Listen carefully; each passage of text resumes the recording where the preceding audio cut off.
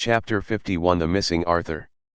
Madam, good morning, I'm looking for Arthur. We have made an appointment to visit my house today. After Christmas, the day before school started, Arthur and Hermione had agreed to visit Hermione's home today. We spent the night at Hermione's house and then headed to Hogwarts together the next day. Therefore, Hermione woke up her father early, drove the car through the early morning mist, and arrived at the orphanage on the edge of the city. Sorry, kid, Arthur went out for something and hasn't been back for several days. Hearing Mammy's words, Hermione's eyes flashed with surprise and disbelief. She frowned and asked, Arthur and I have already made an appointment. How could he not be here?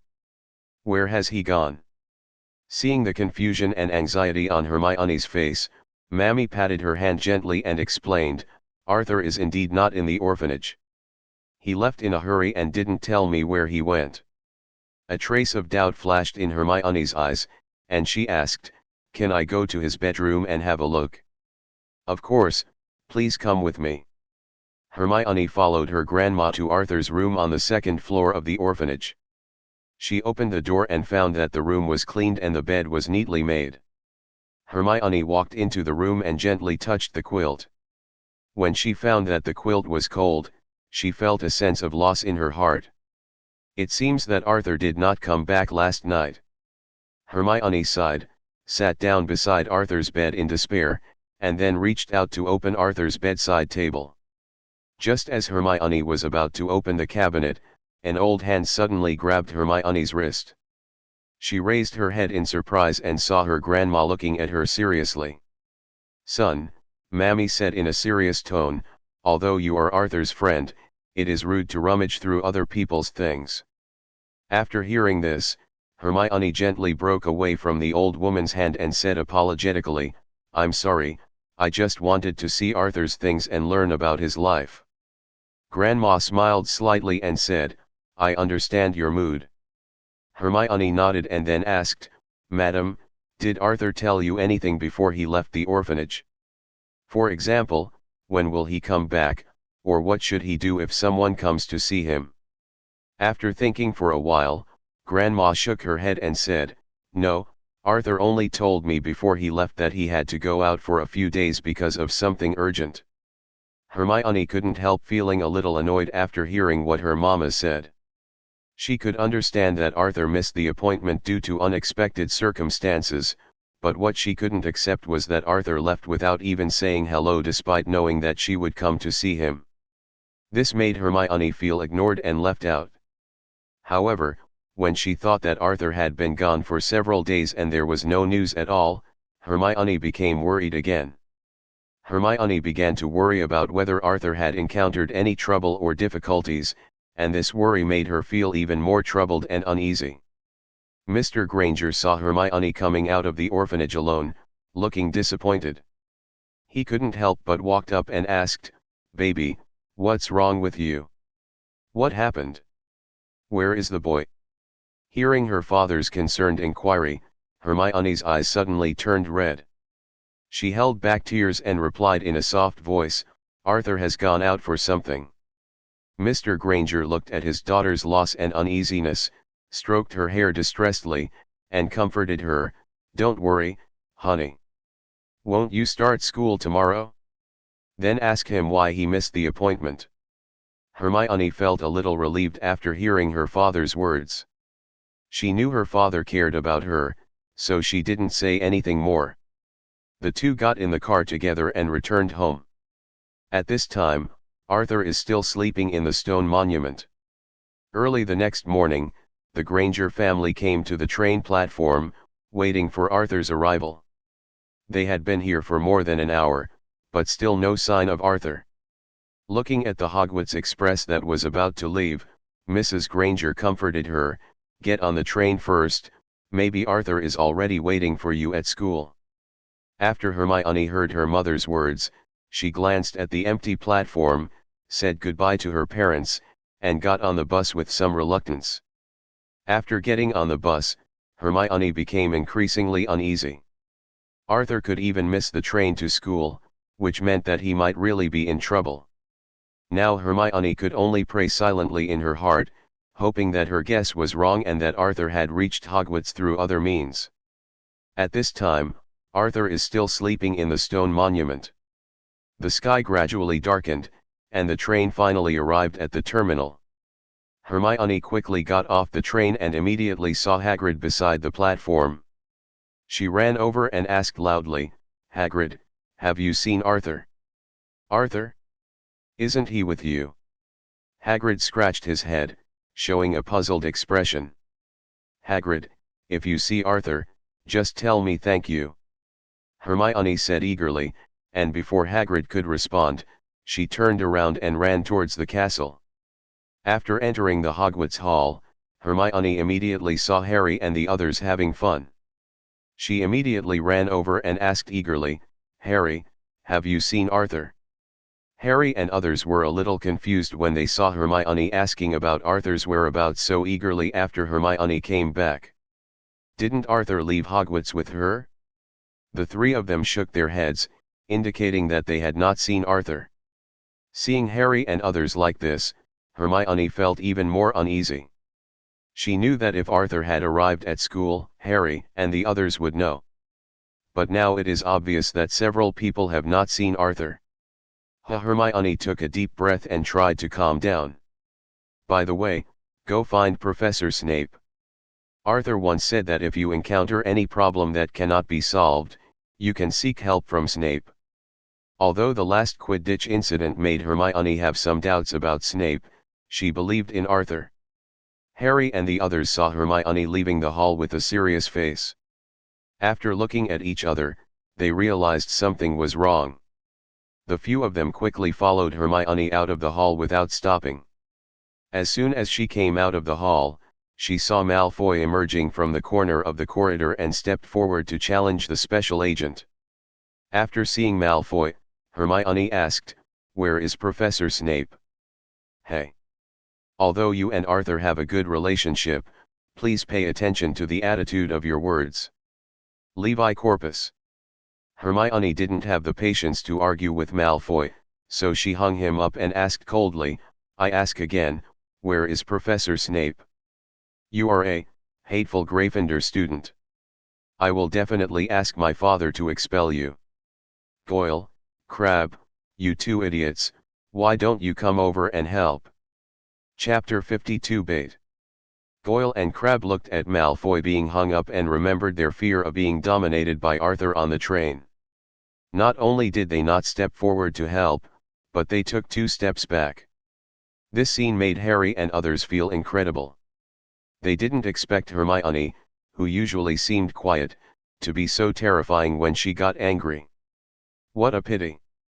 Arthur didn't see this scene, otherwise he would have nodded happily and praised Hermione, beautiful charm. Hearing Malfoy's shout, Snape came over. He looked at Hermione and said in a serious tone, "I must remind you, Miss Granger. Although the upturned golden bell will not cause irreparable harm to people, strictly speaking, it is also a curse. Also, what do you want from me?" "Professor Snape, Arthur is missing," Hermione said anxiously. Snape looked at Hermione's expression and asked, "Are you sure it's not Arthur Green playing some new trick?" Hermione shook her head and replied eagerly, "No, Professor.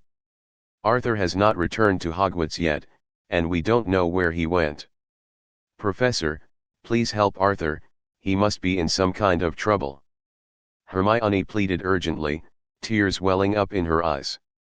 Snape looked at Hermione, who was about to cry, then looked at the 3 Harrys standing next to her, and then said to Hermione, "Follow me." Hearing Snape's words, Hermione finally felt relieved a little bit. After putting Malfoy down with her wand, she quickly followed Snape's footsteps. "Severus, and Miss Granger, I didn't expect you two to come to my office together," Dumbledore said with some surprise as he watched Snape leading Hermione to the principal's office. "Speak to Principal Dumbledore yourself." After Hermione heard Snape's words, she nodded and told Dumbledore what happened during the holiday.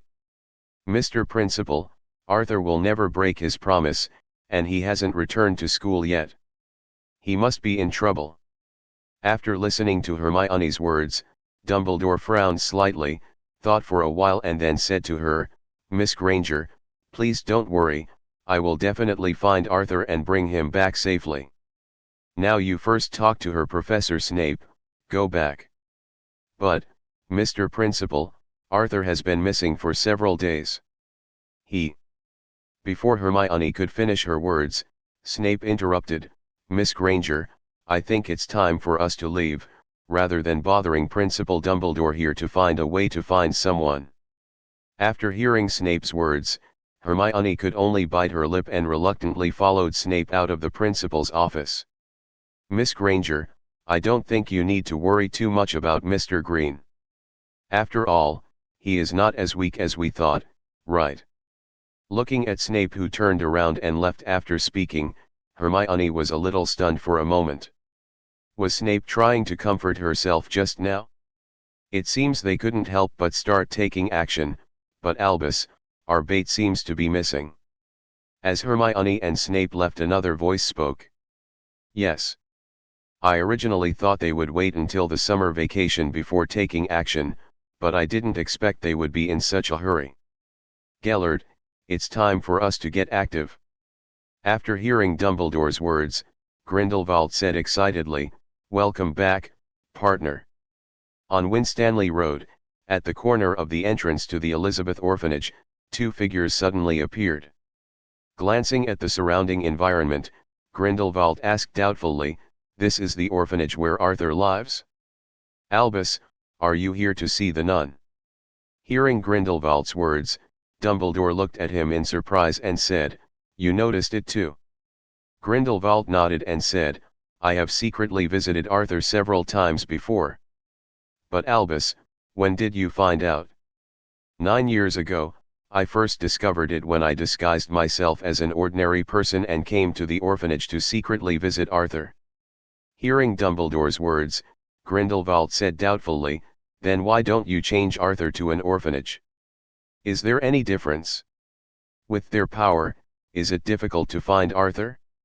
Instead of changing to another orphanage, it is better to use Arthur as a bait. Listen, Gellert, don't do anything yet. They are still useful to us. The main purpose of my coming here today is to find out if Arthur is safe now." After hearing Dumbledore's words, Grindelwald nodded and agreed. In the office of the orphanage director, Dumbledore and the two knocked on the door and entered. When Mammy saw Dumbledore and the others coming in, she said enthusiastically, "Mr. Principal, long time no see, welcome to your arrival." "Long time no see, ma'am. The person next to me would like to introduce to you, Gellert Grindelwald, who is my friend." After entertaining the two people to sit down, the nanny asked, "Mr. Principal, what are you doing here today?" "Nothing, I just happened to pass by here and came in to take a look. There is one more thing I want to ask, madam, when can Arthur return to Hogwarts to go to school?" After hearing Dumbledore's words, Mammy paused her hand in pouring tea, and then said nonchalantly, "It's almost time, it only takes these 2 days. Then I can rest assured. Madam, Gellert, and I won't disturb you any more. Let's take our leave." As Dumbledore left, Mammy's expression changed, and she said respectfully to a dark corner of the room, "We have been exposed." As Mammy finished speaking, an old and hoarse voice appeared, "We have been exposed a long time ago. Dumbledore brought Grindelwald here today just to intimidate us, to remind us that they are not dead yet. Do you need to transfer?" "No, Dumbledore and the others also know that at this stage our goals are the same and we are not enemies, otherwise they would not have allowed you to take care of His Majesty here for so many years." When she heard the mysterious voice mention Arthur, her eyes became fanatical. "It is my highest honor to take care of you. Don't worry, you will no longer be a squib soon. Your Majesty will remember your merits and grant you magic power. You will also officially become one of us by then. It seems like there's nothing wrong with Arthur." As soon as he walked out of the orphanage, Grindelwald said to Dumbledore. Dumbledore nodded. If Arthur was in any danger, the apostle could not be so indifferent. "Albus, why didn't you just let me scare that muggle or squib? It's not time to flip the table, and our goal has been achieved. There are more important things to do at this stage." Hearing Dumbledore's words, Grindelwald said disdainfully, "Are you referring to that bedbug Voldemort?" Dumbledore nodded, then sighed, and said, "Let's wait until Arthur comes back first." Chapter 53 Unknown Bloodline. Nameless Island. The sky gradually became gloomy and covered with dark clouds, as if a huge black curtain hung in the sky, oppressive and dull. The wind began to howl, blowing the dark clouds, causing them to billow and surge even more. Raindrops fell and fell on the isolated island. In this endless rain curtain, Arthur, who was lying on the ground in a coma, was awakened by the raindrops, and his consciousness gradually returned. Who I am? Where am I? These two questions echoed in the mind of Arthur, who had just woken up. Arthur opened his eyes and saw a hazy world. Raindrops hit his face, and the wet feeling made him realize that he was still alive. Before Arthur could recover from his confusion, he heard the system prompt, "Ding. Unknown bloodline awakening, 0.01%. It wasn't until he heard the system's beep that Arthur woke up from a dream and realized his current situation. Arthur looked up and saw that the sky was covered with dark clouds and thunder and lightning, as if they were about to swallow up the whole world. He ignored the pouring rain above his head and immediately got up to look for the mysterious stone tablet. However, what he didn't expect was that the stone tablet that trapped him had disappeared, leaving no trace behind, as if it had never appeared. After searching in the heavy rain to no avail, Arthur, whose vision was somewhat blurred by the rain, could only give up temporarily and reluctantly retreated to the nearby ruins. Arthur found a collapsed stone pillar in the corner of the ruins and sat under it to avoid the storm.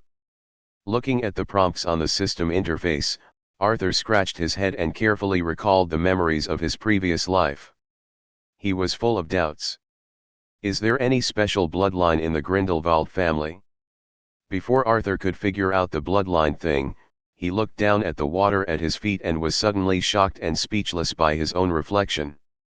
The golden hair that was as bright and lustrous as gold, and the sky blue eyes as clear as the blue sea and sky, have completely disappeared. Instead, there was a head of jet black hair as deep as night, and mysterious dark red eyes like gems. This is not going to change. How can Arthur maintain his considerate, gentle, brave, and righteous sunny boy persona with this darkened image? Your system is a bit too extreme. Arthur was so frightened by the change in appearance that he quickly groped around on his body. Okay. Host, Arthur Green. Occupation, wizard. Bloodline, unknown, 0.01%. Inventory, developing potion, 1 bottle, charged stun gun, Aragog's venom, 3 pints, Abby's golf club. Talents, max 10. Charms, 8, gifted. Potions, 7, regarded as a gift. Transfiguration, 10, chosen 1. Divination, 1, time is good, time is not good. Black magic, 11, Dementors will tremble when they see you. The system interface has no changes except for one more bloodline, and the same goes for the talents. Except for the transformation skill that I added, there is no increase in any talents. In terms of magic spells, there are no changes except that the big melon is thriving and growing steadily. After Arthur finished the inspection, he sighed. Apart from the change in appearance, Arthur didn't feel any other changes. This piece of shit has an unknown bloodline, has awakened into loneliness, and given himself a dark image, and he doesn't even have the talent for black magic. Arthur sensed that the mysterious ring was still hidden on the middle finger of his left hand. After thinking about it, the ring appeared on the middle finger. After taking off the ring and holding it in his hand, Arthur murmured, "Ring. Ring, when can you send me back?" As soon as he finished speaking, there was a whoosh sound, and Arthur's figure disappeared from the island and appeared in the corner of the orphanage. After Arthur glanced at the surrounding environment, he said in shock, "Come back." He didn't expect that the mysterious ring could be used in this way. "Go to Hermione's house." Arthur tried again, but this time there was no response from the mysterious ring. Could it be because he had never been to Hermione's house? Arthur thought to himself. "Go to platform 934. Arthur tried again, but the ring still didn't respond. "Go back to the island." In an instant, Arthur's figure disappeared and reappeared on the top of the island. Arthur understood the function of this ring. Although it was not as he thought, it could go anywhere, but it was not bad. This isolated island can be used as his secret base in the future. Arthur had just returned to the orphanage in London. Although the time was short, Arthur still noticed changes in his body. The temperature in London is now below zero, and I am wet from the rain, but there was no chill just now. Is this full resistance when bloodline is awakened? Arthur, who returned to the orphanage, quickly ran back to his room and saw Grandma feeding Tom. After being stunned for a moment, Arthur immediately recovered and said loudly, "Mammy, I'm back." Hearing Arthur's voice, Grandma turned around and saw Arthur, who had changed his appearance, all wet and looking a little embarrassed, and said distressedly, "Arthur, poor child, where have you been for so many days? Everyone is worried. Died? Quick, drink a cup of hot tea first, then take a hot bath, and I'll get you some clothes." Arthur looked at the skilled and busy Grandma and asked, "Mammy, has anyone come to see me in the past few days when I was away?" "Your principal has come to see you, Arthur, but you are late for the start of school. There was also a little girl who came to see you, but left angrily. Arthur, you have to explain it to her when you see her again." Looking at the extremely familiar scene in front of him, Arthur felt a little dazed for a moment. This is really so interesting. Grandma seemed to notice something strange about Arthur. She looked at Arthur, who was standing still, and asked, "What's wrong, Arthur?" After hearing what Mammy said, Arthur sighed and pretended to be a little regretful and said, "Mammy, I think I broke my appointment." Seeing Arthur's somewhat disappointed look, Grandma comforted him kindly, "Don't worry, kid. You must explain it to him carefully next time you meet him. After you explain the reasons clearly, I believe he will forgive you." Arthur nodded and stopped talking. After finishing Arthur's change of clothes, Grandma put them on Arthur's table, and then said to him, "Arthur, go take a hot bath first, then come down for dinner, and have a good night's rest tonight. Let's find a way to go back to school tomorrow." After saying that, Grandma turned and left the room. Looking at Grandma's back, Arthur's eyes suddenly turned cold and gloomy. After quickly closing the door, Arthur ignored the change of clothes next to him. Instead, he came to the window, looked at Tom, then roughly reached out and grabbed its neck, lifted it up, and inspected it carefully. Chapter 54 Pride. The night before Hogwarts started school, Tom appeared with the mysterious key. This time, the code box and ring should have been sent by this mysterious force. Behind this, what role does the nanny play? Is she still the same nanny she knew when she was a child? Or, has she already been replaced? The other party spends so much thought on themselves. What do they want? The more Arthur thought about it, the more upset he became. After throwing Tom aside, who checked his hands again, he picked up the clothes on the table and went to the bathroom.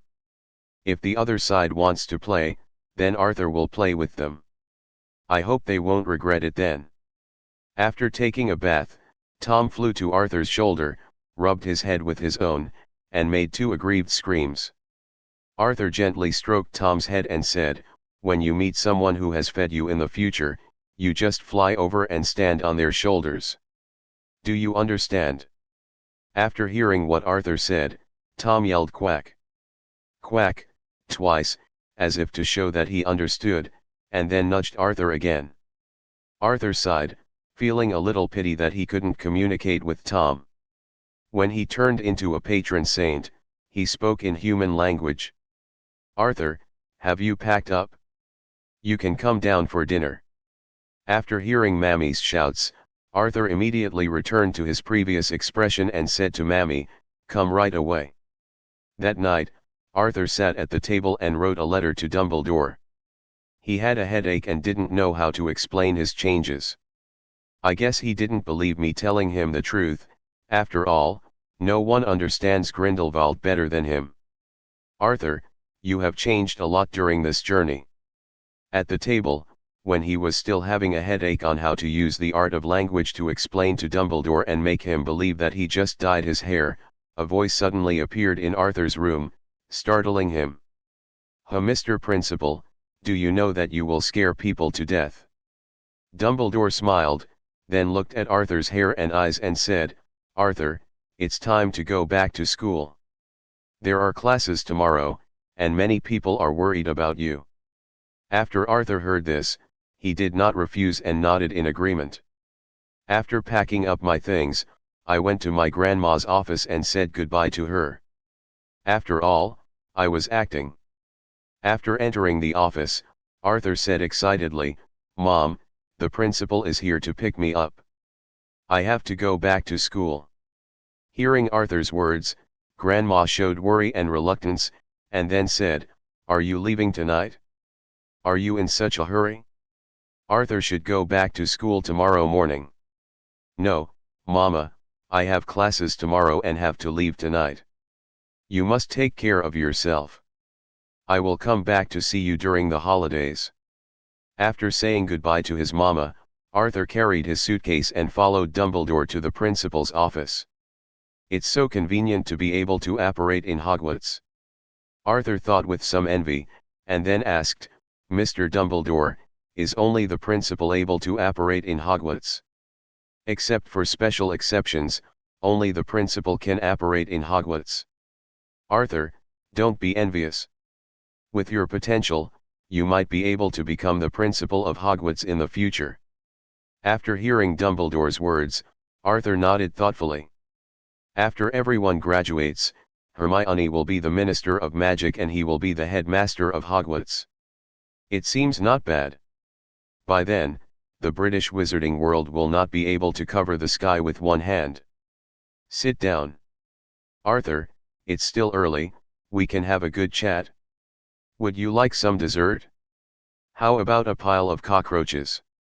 After Arthur put down his luggage, he shook his head at Dumbledore and said, "Mr. Principal, at your age, I think it's better to eat less sweets, especially at night." "Thank you for your concern, Arthur. I also received it as a Christmas gift. I like that brooch very much. It is very beautiful and exquisite." Arthur also gave Dumbledore a brooch for Christmas, which was very similar to Grindelwald's, except in a different color. "Yeah. Couple style." After the two sat down, Arthur was the first to ask, "Professor Dumbledore, how much do you know about them?" Dumbledore didn't expect Arthur to be so straightforward. After sighing, he shook his head and said, "Actually, I don't know much." "What about Grandma?" Hearing Arthur's question, Dumbledore looked at him in surprise and said with disbelief, "Arthur, you actually found her? Okay. She is indeed the person who stayed in the orphanage across the street." Although he already had the answer, Arthur still felt a little uncomfortable after hearing Dumbledore's affirmative answer. Then Arthur asked, "I only have one question about Mammy. When did she come to the orphanage? Or that was false from the beginning?" "Child, the past is not important, what is important is the present." After hearing Dumbledore's chicken soup, Arthur understood everything. "It's not that uncomfortable, I just feel a little angry. I haven't noticed anything unusual for so many years. Can you tell me the name of the other organization? Also, why do they always stare at me?" Dumbledore said, "Apostles, their names are apostles. As for why they are looking for you, we don't know." After hearing Dumbledore's answer, Arthur carefully searched his mind for memories of the apostles, but found nothing. Reluctantly, Arthur asked again, "Mr. Principal, is there any other news?"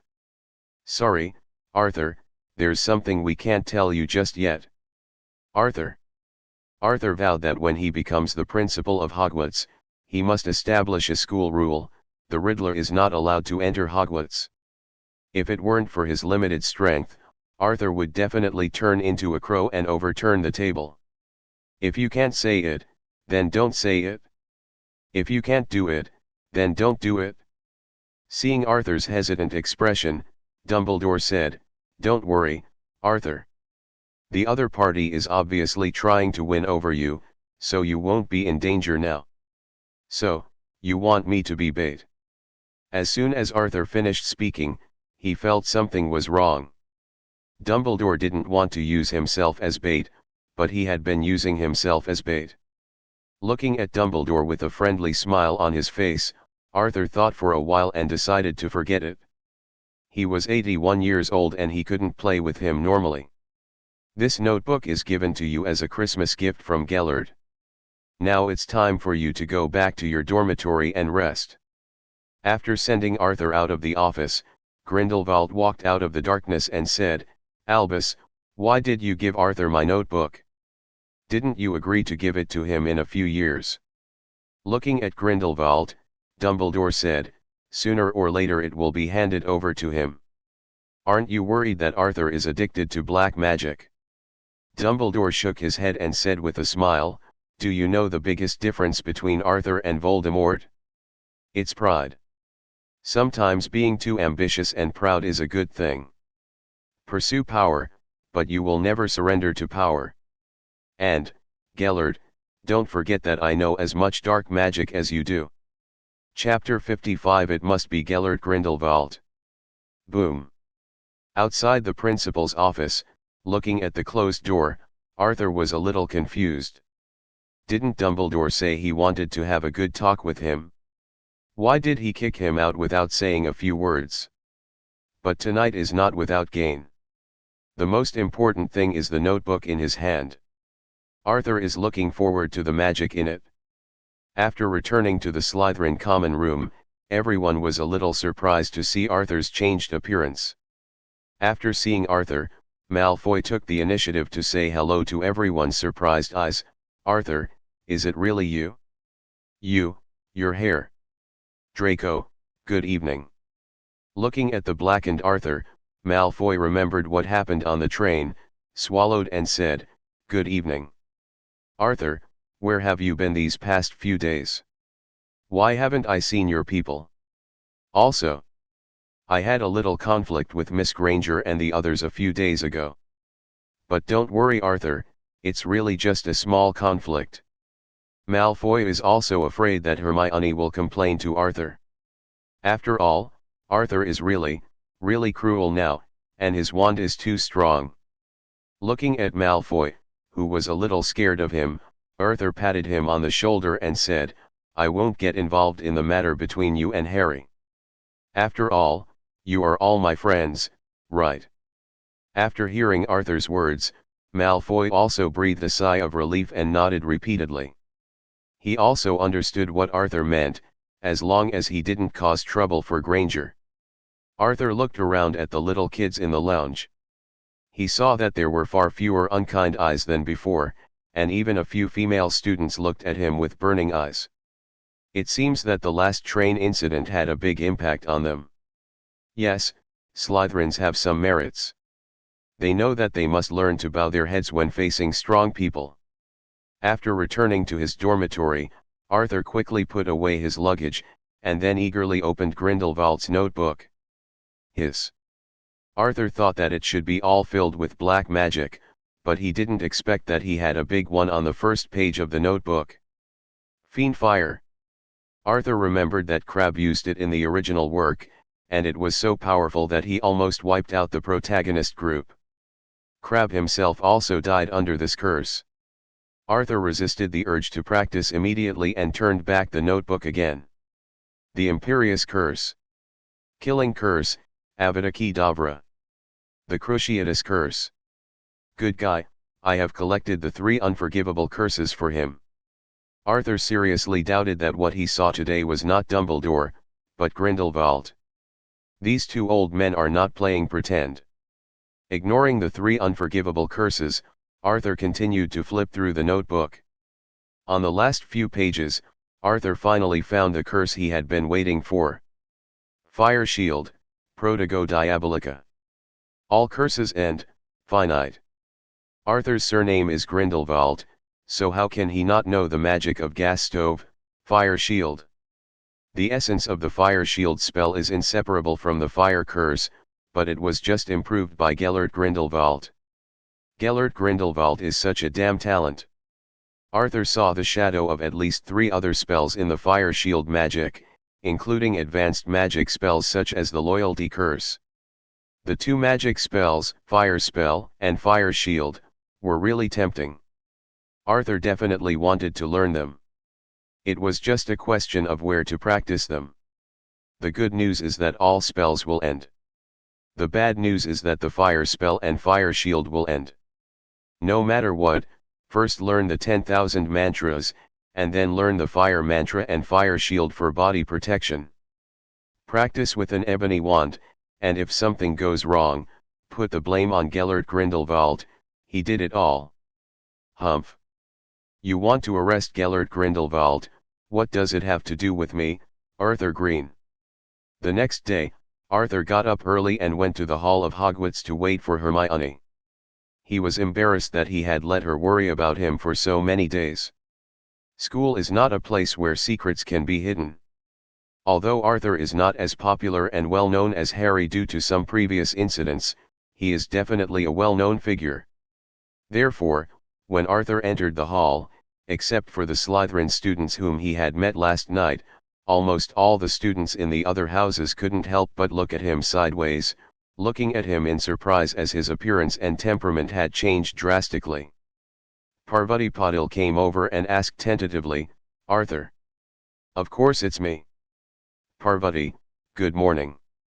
Arthur said hello to Parvati Patil, but when he saw the other party looking at him blankly, Arthur waved his hand in front of her eyes and asked, "Parvati, are you okay?" After noticing that she had lost her composure, Parvati blushed slightly and said, "Arthur, it's really you. Why did your hair turn black?" "It's okay. I dyed my hair with magic." "Does it look ugly?" "No, I just feel a little surprised." Arthur said, "Is Hermione still in the Gryffindor lounge? Can you call her for me?" After hearing what Arthur said, Parvati said, "Wait a minute, I'm going to call Hermione." In the Gryffindor girls' dormitory, the morning sunlight shines into the room through the window. Hermione, who had just gotten up, was sitting at the table, sorting out her books in a depressed mood. Suddenly, the door was pushed open and Parvati ran in from outside. She shouted breathlessly, "Hermione! Hermione! Arthur is back! Arthur is really back! He is in the lobby.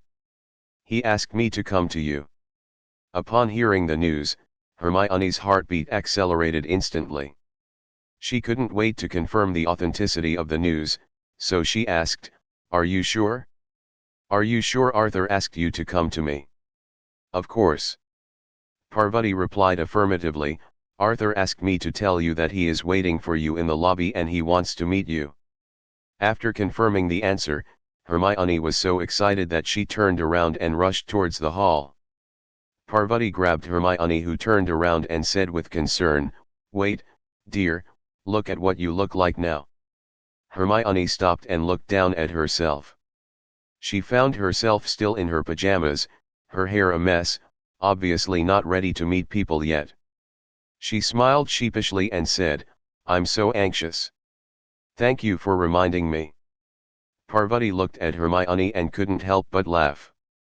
She pulled Hermione back to the dormitory and said, "It's okay, honey, we still have time. You go and wash up first, and I'll help you get ready."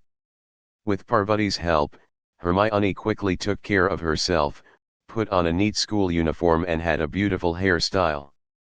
When Hermione just walked out of the Gryffindor lounge, she saw Arthur standing in the corner of the corridor not far away, waiting for her quietly. Chapter 56. Hey, here comes the chicken soup. Arthur! Hermione shouted excitedly, her voice full of joy and excitement. Hermione, you're finally here. Arthur said with a smile, a friendly smile on his face, I've been waiting for you. Hearing Arthur's words, Hermione's eyes turned red with excitement. She quickly ran over and hugged Arthur tightly. Arthur, you are finally back. Gently patting Hermione's back, Arthur comforted in a low voice, sorry, Hermione, for making you worry. When Hermione heard Arthur's words, the excitement and comfort in her heart instantly surged into her heart, and her eyes sparkled with tears. Outside the door of the Gryffindor lounge, at the corner of the corridor. Wow!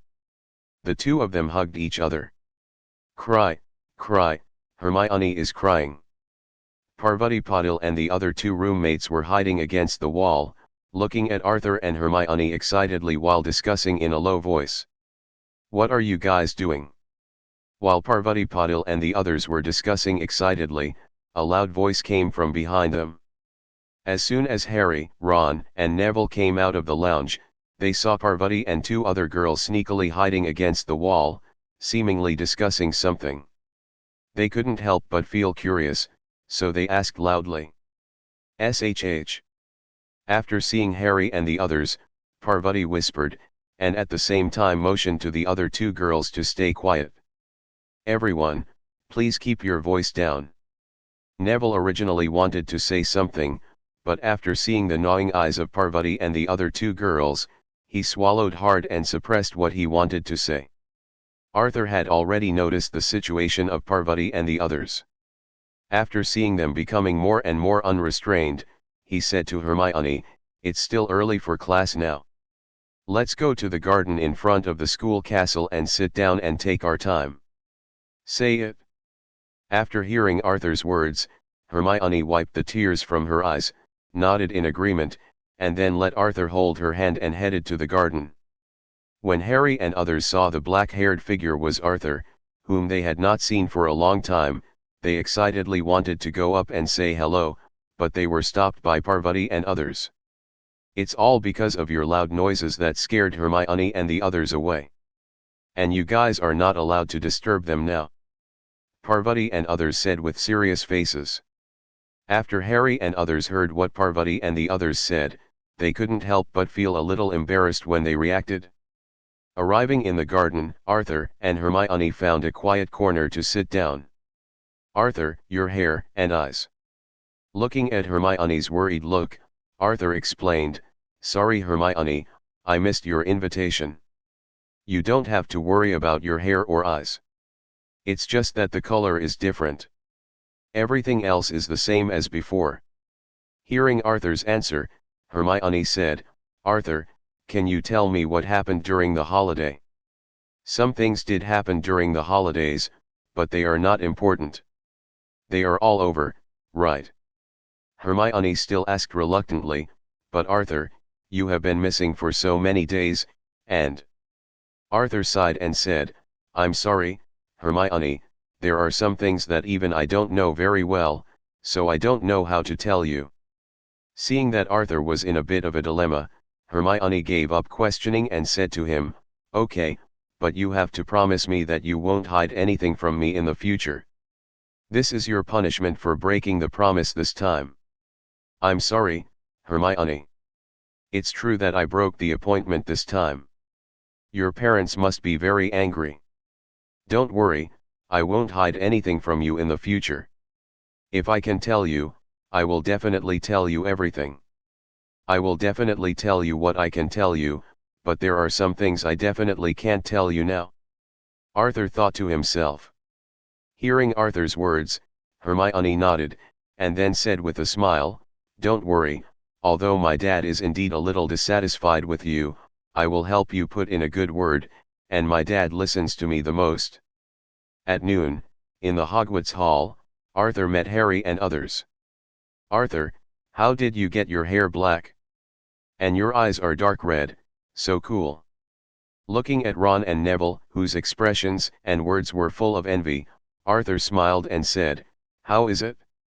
Are you handsome?" The two nodded repeatedly.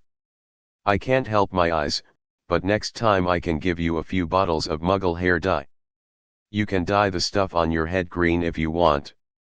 After saying that, Arthur glanced at Ron, then turned to look at Malfoy, who was staring at Harry, and said to himself, "Next time, I'll ask Snape if there is any potion that can cure baldness, and give it to them. A few bottles. Harry, did you get anything out of your holiday?" Harry shook his head and said with a wry smile, "We have searched hundreds of books, but we haven't found any useful information." Arthur glanced at Hermione, who was chatting with her roommate not far away, then turned to Harry and whispered, "I heard Hermione say this morning, didn't you receive an invisibility cloak? In the evening, you can ban more books. Let's take a look. After all, I haven't found it after searching for so long outside the library, so it must be in the restricted area." After hearing Arthur's words, Harry thought about it and felt that what Arthur said made sense. He would go to the restricted book area to look for it tonight. "Arthur, you don't know, Ron and I discovered something interesting during our vacation."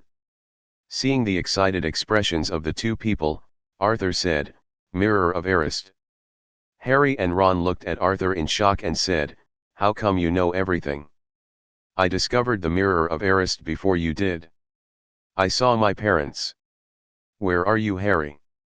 Harry saw Arthur, who was a little depressed, and said empathetically, "Arthur, me too, I also saw my parents." Looking at Harry, who was also a little uncomfortable, Arthur comforted him, "Harry, we have to be strong. Although our parents are gone, we have to know that they will always be in our hearts and their love will always be with us. So Harry, you have to remember that we are not alone, our parents are always by our side, and they will be proud of us. So, no matter what difficulties we encounter in the future, we must go on strong together and let their love always lights our way." After hearing Arthur's words, Harry said with fighting spirit, "Thank you for your comfort, Arthur. But you are right, I will not let them down." Looking at Harry, who looked like he had been injected with chicken blood, Arthur thought to himself, "Tisk. No wonder Dumbledore likes to feed chicken soup to students so much." Arthur patted Harry on the shoulder to express his affirmation and encouragement to him. The friendship between the two became deeper at this moment, right? Chapter 57. Stop pretending. Show your cards. I am the Apostle. At night, there is a room where everything is answered. The disgraced Arthur looked around at the charred surroundings, looked at his right hand holding the ebony wand, and couldn't help but pat it heavily. "Sooner or later I will fall into this fierce fire, why can't I control this hand?" It had been several days since he got Grindelwald's notebook. Except for the fire curse and the fire shield, Arthur had learned all the spells in it. Among them, the 3 unforgivable curses were also practiced 4 or 5 times each. Killing Curse, Avada Kedavra, LV4, 0.23%. The Imperious Curse LV2, 35.87%. The Cruciatus Curse LV2, 41.36%. It is indeed an 11-point black magic talent. Although Arthur was reluctant to admit it, during the practice of practicing the 3 unforgivable curses, he felt that they work surprisingly well. Arthur has no need to be driven by negative emotions and can use it as he pleases, especially the Killing Curse. Arthur doesn't need to recite the magic spell now. When he thinks of it, he raises the wand and a green light appears. This talent can only be said to be terrifying. The practice of black magic in the past few days has given Arthur a new understanding of his terrifying talent, so he couldn't help but think about the fire curse tonight, which led to the current situation. Li Huo's rage far exceeded Arthur's expectations. Fortunately, he was using an ebony wand that was not very handy, otherwise he would have destroyed the Room of Requirement tonight. By then, even if Dumbledore doesn't trouble him, Arthur himself will regret it. Fiend Fire LV1, 85.93%. Looking at the fire spell on the system panel, Arthur was a little confused for a moment. Should he try it again? Maybe he could control the fire spell by himself after reaching level 2. At noon the next day, Hogwarts Great Hall.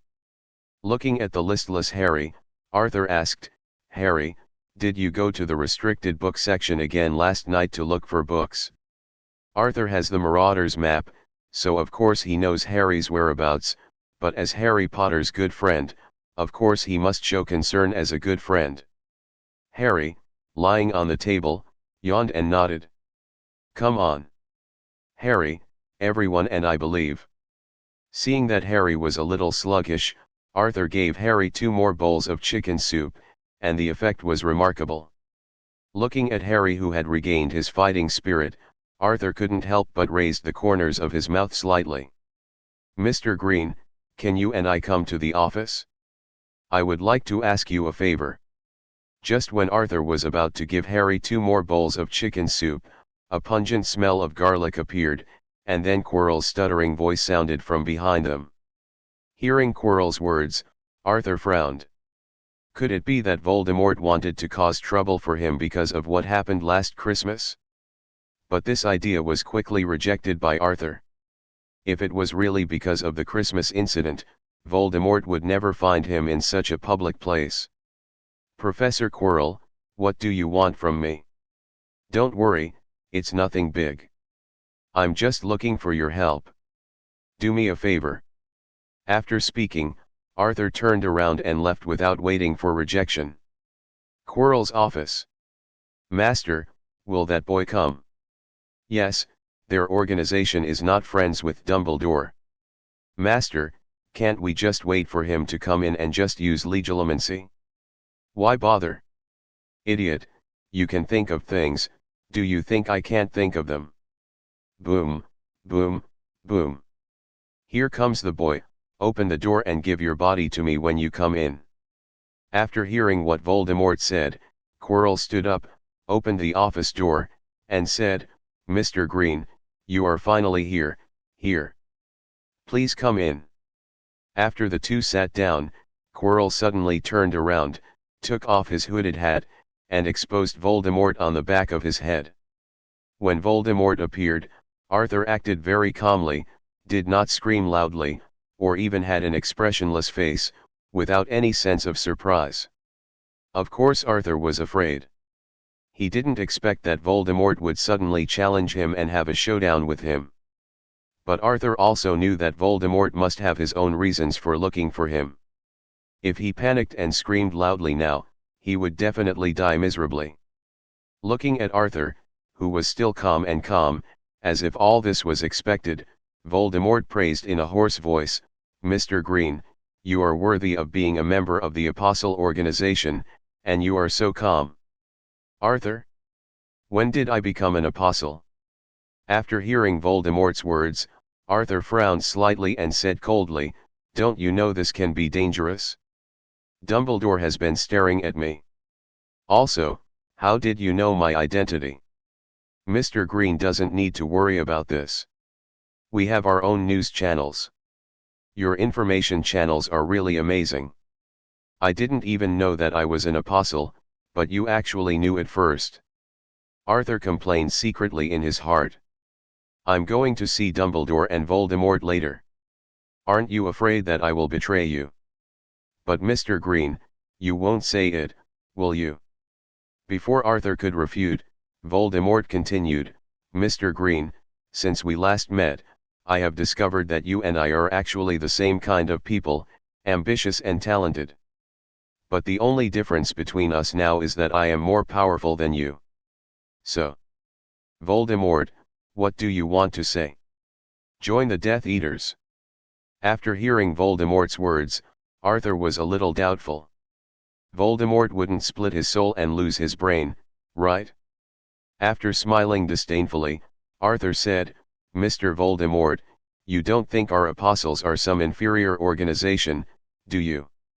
No, no, Mr. Green, of course I know how powerful the apostles are, but with your talent, It won't take long for you to become the strongest, and by then you will be willing to succumb to those old men in your organization. When the time comes, as long as you and I cooperate." After hearing Voldemort's words about lying to children, Arthur fell into deep thought. Of course he was not thinking about the pie painted by Voldemort.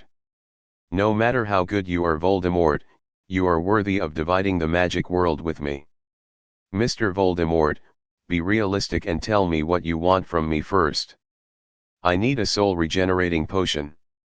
Sure enough, Voldemort had so much foreshadowing, and it turned out he had something to ask for.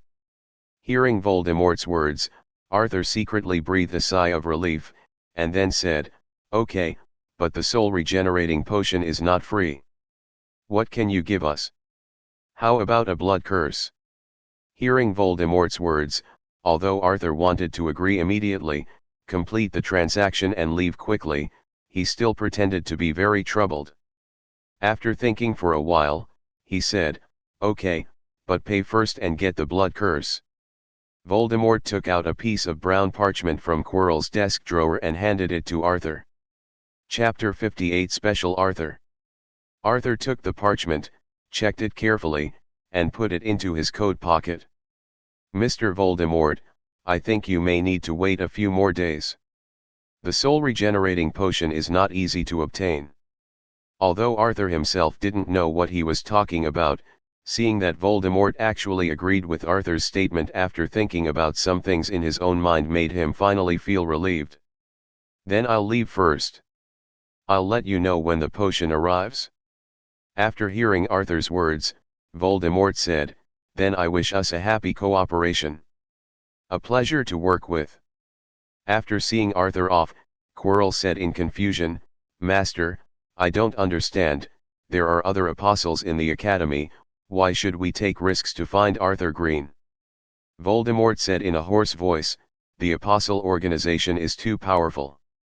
Even if I succeed in resurrecting, I may not be able to defeat them. However, the existence of Arthur Green gives me hope. An apostle who is not loyal to the organization is so useful. In the next few days until the soul regenerating potion arrives, you should go to the Forbidden Forest to hunt unicorns first." "As you command, Master." After coming out of the Defense Against the Dark Arts office, Arthur came to a deserted corner, took off his disguise, and gasped for air. Thanks to the person who told Voldemort that he was an apostle, in order to repay him, Arthur will go to Dumbledore's office and report Voldemort. He took out the Marauder's map, found Dumbledore's location, and quickly walked towards him. "Principal Dumbledore, I have something to ask you." After seeing that the person coming was Arthur, Dumbledore smiled kindly and said, "Child, what do you want from me? I think I should go to your office and talk." After seeing Arthur's serious expression, Dumbledore took him to the office. After inviting Arthur to sit down, Dumbledore asked, "What happened?" "Quirrell just came to me. I met Voldemort too." Arthur did not hide anything and told Dumbledore what had just happened in Quirrell's office. "Arthur, what do you think?" After hearing Dumbledore's words, Arthur was a little stunned for a moment. "What do you mean, what do I think?" "Voldemort. It's on the back of Quirrell's head. Why don't you try to kill him? If you feel that you can't do it alone, isn't there Grindelwald? With the abilities of both of you, if you encounter Voldemort who is still alive, you won't be able to pin him to the ground and hammer him." Seeing Dumbledore smiling kindly at him, Arthur suddenly had a bad feeling. "Could it be that you told Voldemort the news that I am an apostle?" Hearing Arthur's words, Dumbledore shook his head. Arthur was also relieved. He thought it was Dumbledore plotting against him again. Gellert told Voldemort, "Arthur, aren't you too afraid that I'm in danger?" "Don't worry, Arthur, Voldemort won't take action against you now, let alone the apostles. Besides, haven't you been practicing magic spells crazily these days? But be careful next time, Li Huo is not easy to control." "Good guy. Why did Dumbledore give him Grindelwald's notebook?" It turned out to be waiting for him here. "Mr. Dumbledore, what do you two want to do? You don't really want me to be an undercover agent, do you? I'm only in the first year." "Arthur, you are too humble.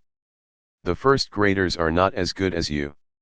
After seeing Arthur's resistance, Dumbledore explained, "Don't worry, Arthur, we are not asking you to work as an undercover Death Eater, but as an undercover agent in the Apostles' organization." Whether it was a Death Eater or an Apostle, Arthur was very resistant. "I came to Hogwarts to learn magic, not to play 007. Mr. Dumbledore, may I refuse?" "Of course, but I hope Arthur you can understand that even if you refuse now, you will not be able to escape in the future. The Apostles will not give up." After hearing Dumbledore's words, Arthur fell into deep thought. He also understood that the Apostle organization was still there and he could not escape at all. "What benefits can you provide me, Mr. Principal?" As if he had expected Arthur to ask this question, Dumbledore said with a smile, "Gellert and I can make you a promise. We will not interfere with your choices in the future, and of course we will not stop you." After saying that, Dumbledore took another book from the bookshelf next to him and placed it in front of Arthur. "You no longer need to trick Harry into looking for it in the restricted book area. The book you want is right here. If you want it, you can take it away at any time." Looking at Dumbledore's series of actions, Arthur asked with some confusion, "Mr. Dumbledore, can you tell me why you all come to me? Am I that special?" "Child, you are very special, not only to me and Gellert, but also to the Apostles. You have been exposed to magic for a while, so you should have noticed that you are different." After hearing Dumbledore's words, Arthur nodded thoughtfully. "Arthur, there is another important reason why Gellert and I chose you.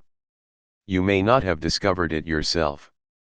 No one can use legilimency on you, not even me." "How is this possible? I have never learned occlumency," Arthur said with some surprise. Arthur also thought that he was special. After all, his talent for black magic exceeded human limits. But he had never heard of anyone being a natural master of occlumency, and the system interface did not show that he knew this magic. "Is it because of the system? Don't be surprised, this is your talent too, isn't it?" "Sorry, Mr. Dumbledore, I need to think about it." After hearing what Arthur said, Dumbledore said, "Don't worry too much. No matter what your final answer is, as long as Gellert and I are here, you will not be harmed. Sir, there are many Apostles in Hogwarts now, including Trevor Shacklebolt. Why don't you arrest them and torture them?" Dumbledore shook his head and said, "It's useless, the Apostles all have special brain protection magic." "Is it the same as mine?" "No, Arthur, Gellert and I have been studying this magic for a long time and have never found any records about this magic, but we see the shadow of this magic in you. The brain protection magic of the Apostles is actually more like a simplified version of your talent. This may be one of the reasons why the Apostles value you."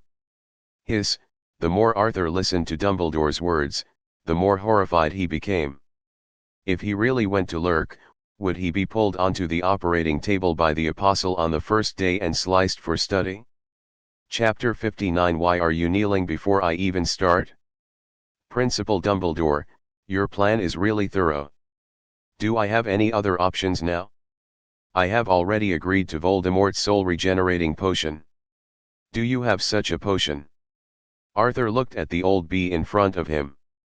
Old Fox Dumbledore, with a hint of anger in his tone. Arthur felt very unhappy with the calculations of these two old men, as if he was being played by them. But Arthur also knew that what Dumbledore said made sense. The Apostles would not let him off easily, so even if Dumbledore didn't say anything, Arthur would take the initiative to contact them soon. In addition to this reason, Arthur also had another important reason for contacting the Apostles, which was to use their power to get rid of Dumbledore's surveillance. Arthur feels like he is a prisoner under surveillance, being controlled by others all the time. This feeling made him very unhappy. He wanted to be free and control his own destiny. Regardless of Dumbledore's reasons, Arthur still couldn't accept the feeling of being watched. Dumbledore also saw Arthur's annoyance, and then said, "Of course there is a choice. As long as you don't agree, Arthur, I will contact Gellert and find a way to deal with Voldemort." Huh. After hearing Dumbledore's words, Arthur snorted coldly, turned around and left the principal's office. After Arthur left, Gellert Grindelwald appeared and said to Dumbledore, "Albus, Arthur seems to be very dissatisfied with your plan. But there is no more suitable candidate than him in this world, is there?" After hearing Dumbledore's words, Gellert sighed and said, "Yes. Gellert, what I'm most worried about now is what if Arthur really joins the Apostles' organization? You and I promised him not to interfere or stop him." Dumbledore's voice revealed a deep feeling. "Deep worry. Don't worry, Albus, the future tells me that Arthur is still the same Arthur we know, and that's enough. Besides, I will never let your tragedy and mine happen to Arthur again." After Gellert Grindelwald finished speaking, both of them fell into silence. After a long time, Gellert was the first to break the silence, and then said, "Roger and the others sent news from France, asking me to find time to go to Paris. What's your plan? Let Arthur go on summer vacation. It's time for them all to meet Arthur Grindelwald." After coming out of the principal's office, Arthur returned to the Hogwarts Hall. When Hermione saw Arthur coming over, she handed the tableware that had been prepared to Arthur, and then said, "Arthur, you are finally back, the meal is almost over. What does Professor Quirrell want from you? Why have you been gone for so long?" "Nothing, Professor Quirrell asked me to help him organize the bookshelf in his office." After finishing speaking, Arthur looked at Harry, who was eating dessert with two big dark circles under his eyes, and said, "Harry, there is no need to go to the forbidden book area tonight. I remembered who Nico Flamel is. He is the maker of the Sorcerer's Stone. Arthur now knows that the forbidden alchemy is in Dumbledore's hands, so he won't trouble Harry, a silly boy." "Philosopher's Stone?" Harry and others asked. Arthur explained, "It's normal that you don't know that ancient alchemy is a mysterious technique involving the refining of magic stones. This magical substance has amazing functions.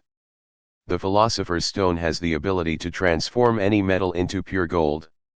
What's even more miraculous is that it can also create an elixir of immortality, freeing the user from the shackles of death forever." Over the years, legends about the Philosopher's Stone have emerged one after another, and many alchemists have pursued its traces.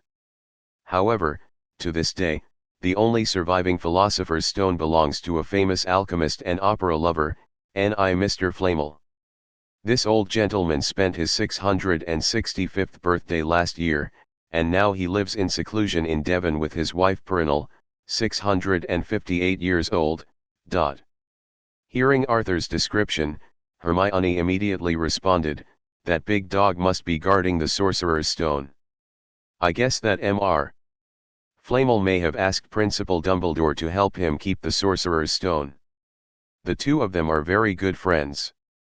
A friend of mine, and Mr. Flamel must have known that someone was trying to steal the Philosopher's Stone, so he moved the Philosopher's Stone out of Gringotts." Harry also said, "Yes, a stone, the Philosopher's Stone, can turn it into gold and save you from death forever. No wonder Snape is also interested in it. Anyone would want it?" After hearing Harry's words, Arthur didn't defend Snape, just let them go. Arthur was so troubled with his own affairs that he had no time to care about them. Anyway, he would understand the truth at the end of the semester, and it was all part of Dumbledore's plan. Harry would not die, and would lie in the school infirmary for a few days at most. Night, Slytherin Common Room. Arthur had already inquired about the whereabouts of Catherine and others, and Trevor would return to the Slytherin lounge from outside at this time every night. "Don't you value me and want to win me over?" Now, I'm going to give you this opportunity," Arthur said secretly in his heart. Taking out the Marauder's map, Arthur made sure there was no one in the lounge. He rolled up his sleeves, revealing the ring on the middle finger of his left hand and the lines on the inside of his wrist. He walked out of his dormitory, went to the common room, and sat in the center. On the sofa, waiting for Trevor. Not long after, the stone door of the Slytherin common room opened, and Trevor Shacklebolt walked in, but the dim light prevented him from noticing Arthur sitting on the sofa. "Stop." After seeing Trevor's figure, Arthur said coldly. "I'm sorry, Mr. Green, Your Majesty, are you awake?" After Trevor heard Arthur's voice, he immediately came over and prepared to bend down and salute Arthur. However, when Trevor's eyes fell on the ring on Arthur's hand and the lines on the inside of his wrist, his eyes instantly became hot and he knelt down on one knee with excitement. "Arthur? What's going on? I've been preparing my speech for a long time for tonight's meeting. Why did you kneel down before I even started? What on earth have you been thinking about?" Arthur originally just wanted to test Trevor tonight and see if he could get some information, but he never expected that the amount of information in Trevor Shacklebolt's first sentence would explode. Looking at Trevor Shacklebolt, who was about to burst into tears with excitement, Arthur now felt like he was a husky among the wolves, but the other party's expression clearly regarded him as the Wolf King. How is this different from what Dumbledore said? Chapter 60. How much? 30,000. Although Arthur didn't understand why Trevor Shacklebolt was so excited, he still tried to stay calm, looked serious, followed Trevor's wishes, and then said, "Stand up. Do you know, Dumbledore, they are spying on me, and such actions will reveal my identity." After hearing Arthur's words, Trevor immediately stood up with a look of horror on his face, and then hurriedly said, "It's all my fault, I almost ruined the big event for you." Seeing Trevor's panic and the odd address he had just addressed, Arthur suddenly realized something. Both he and Dumbledore had made a mistake. The Apostle might not want to win him over to work for them at all. Besides being a member of the Grindelwald family, what other identity does he have? Arthur is now becoming more and more interested in the apostolic organization. "Take me to Catherine Ferris." Hearing Arthur's words, Trevor Shacklebolt nodded quickly and respectfully led him to the private lounge where they last met. "Your Majesty, please come in." Arthur glanced at Trevor standing at the door and said, "Wait here, no one is allowed to come in without my order." "As you command, Your Majesty." Seeing Trevor execute his orders without objection, this kind of loyalty and trust, this kind of absolute obedience to his own power, made Arthur feel extremely satisfied. Well, Arthur must admit that he likes this unprecedented feeling, like this kind of control over other people's destiny. Pushing the door open and entering, Arthur found Catherine Ferris sitting on the sofa. When she saw Arthur, she looked surprised, and then said respectfully, "Mr. Green, I didn't expect you to come here so late." Arthur ignored Catherine Ferris, but just like when he saw Trevor Shacklebolt, he raised his left hand and showed the ring and the lines on his wrist to Catherine. Sure enough, the moment she saw the ring and the pattern, Catherine knelt down on one knee just like Trevor before, and tears filled her eyes with excitement. "Your Majesty, is it really you?" After seeing Catherine's panic, Arthur had a rough idea of his status among the apostles. It seemed that Catherine was suppressed by him and could be manipulated by him. Arthur still ignored Catherine. Now that the information between the two parties was not equal, it was better to talk less and let the other party figure it out. Sure enough, when Catherine saw Arthur looking at her with a serious face and cold eyes, she said even more panicked, "I'm sorry, Your Majesty, please forgive Catherine's ignorance, I just didn't expect you to wake up so early." After hearing Catherine's words, Arthur sat on the sofa in the lounge, frowning, lost in thought. It's wake up again. This is the second time Arthur has heard this word tonight. Is there a second consciousness sleeping in my body? Is it the original suffering owner of this body? Looking at Catherine, who was kneeling aside with sweat dripping from her forehead due to excessive tension, Arthur said coldly, "Stand up first." "Thank you for your kindness, Your Majesty." After saying that, Catherine came to Arthur's side and knelt at his feet. Looking at Arthur, who was frowning, Catherine lay on Arthur's lap, looked at him with blazing eyes, and then whispered, "Your Majesty, you don't have to worry, the bishops have completed the sacrifices. As long as the time is up, just complete the collection." "Sacrifice? What sacrifice? For me?" Although Arthur had 100,000 reasons in his mind, he still pretended to be thoughtful at this time, with eyes that were 3 parts worried, 3 parts sarcastic, and 4 parts careless. Then he nodded to Catherine and said, "Tell me where the sacrifice is now." "Your Majesty, don't worry, Voldemort's evil soul is definitely enough as a sacrifice. Originally, the bishops planned to harvest it 11 years ago, but Your Majesty was still too young at that time, and the bishops felt that Voldemort's soul was too evil at that time.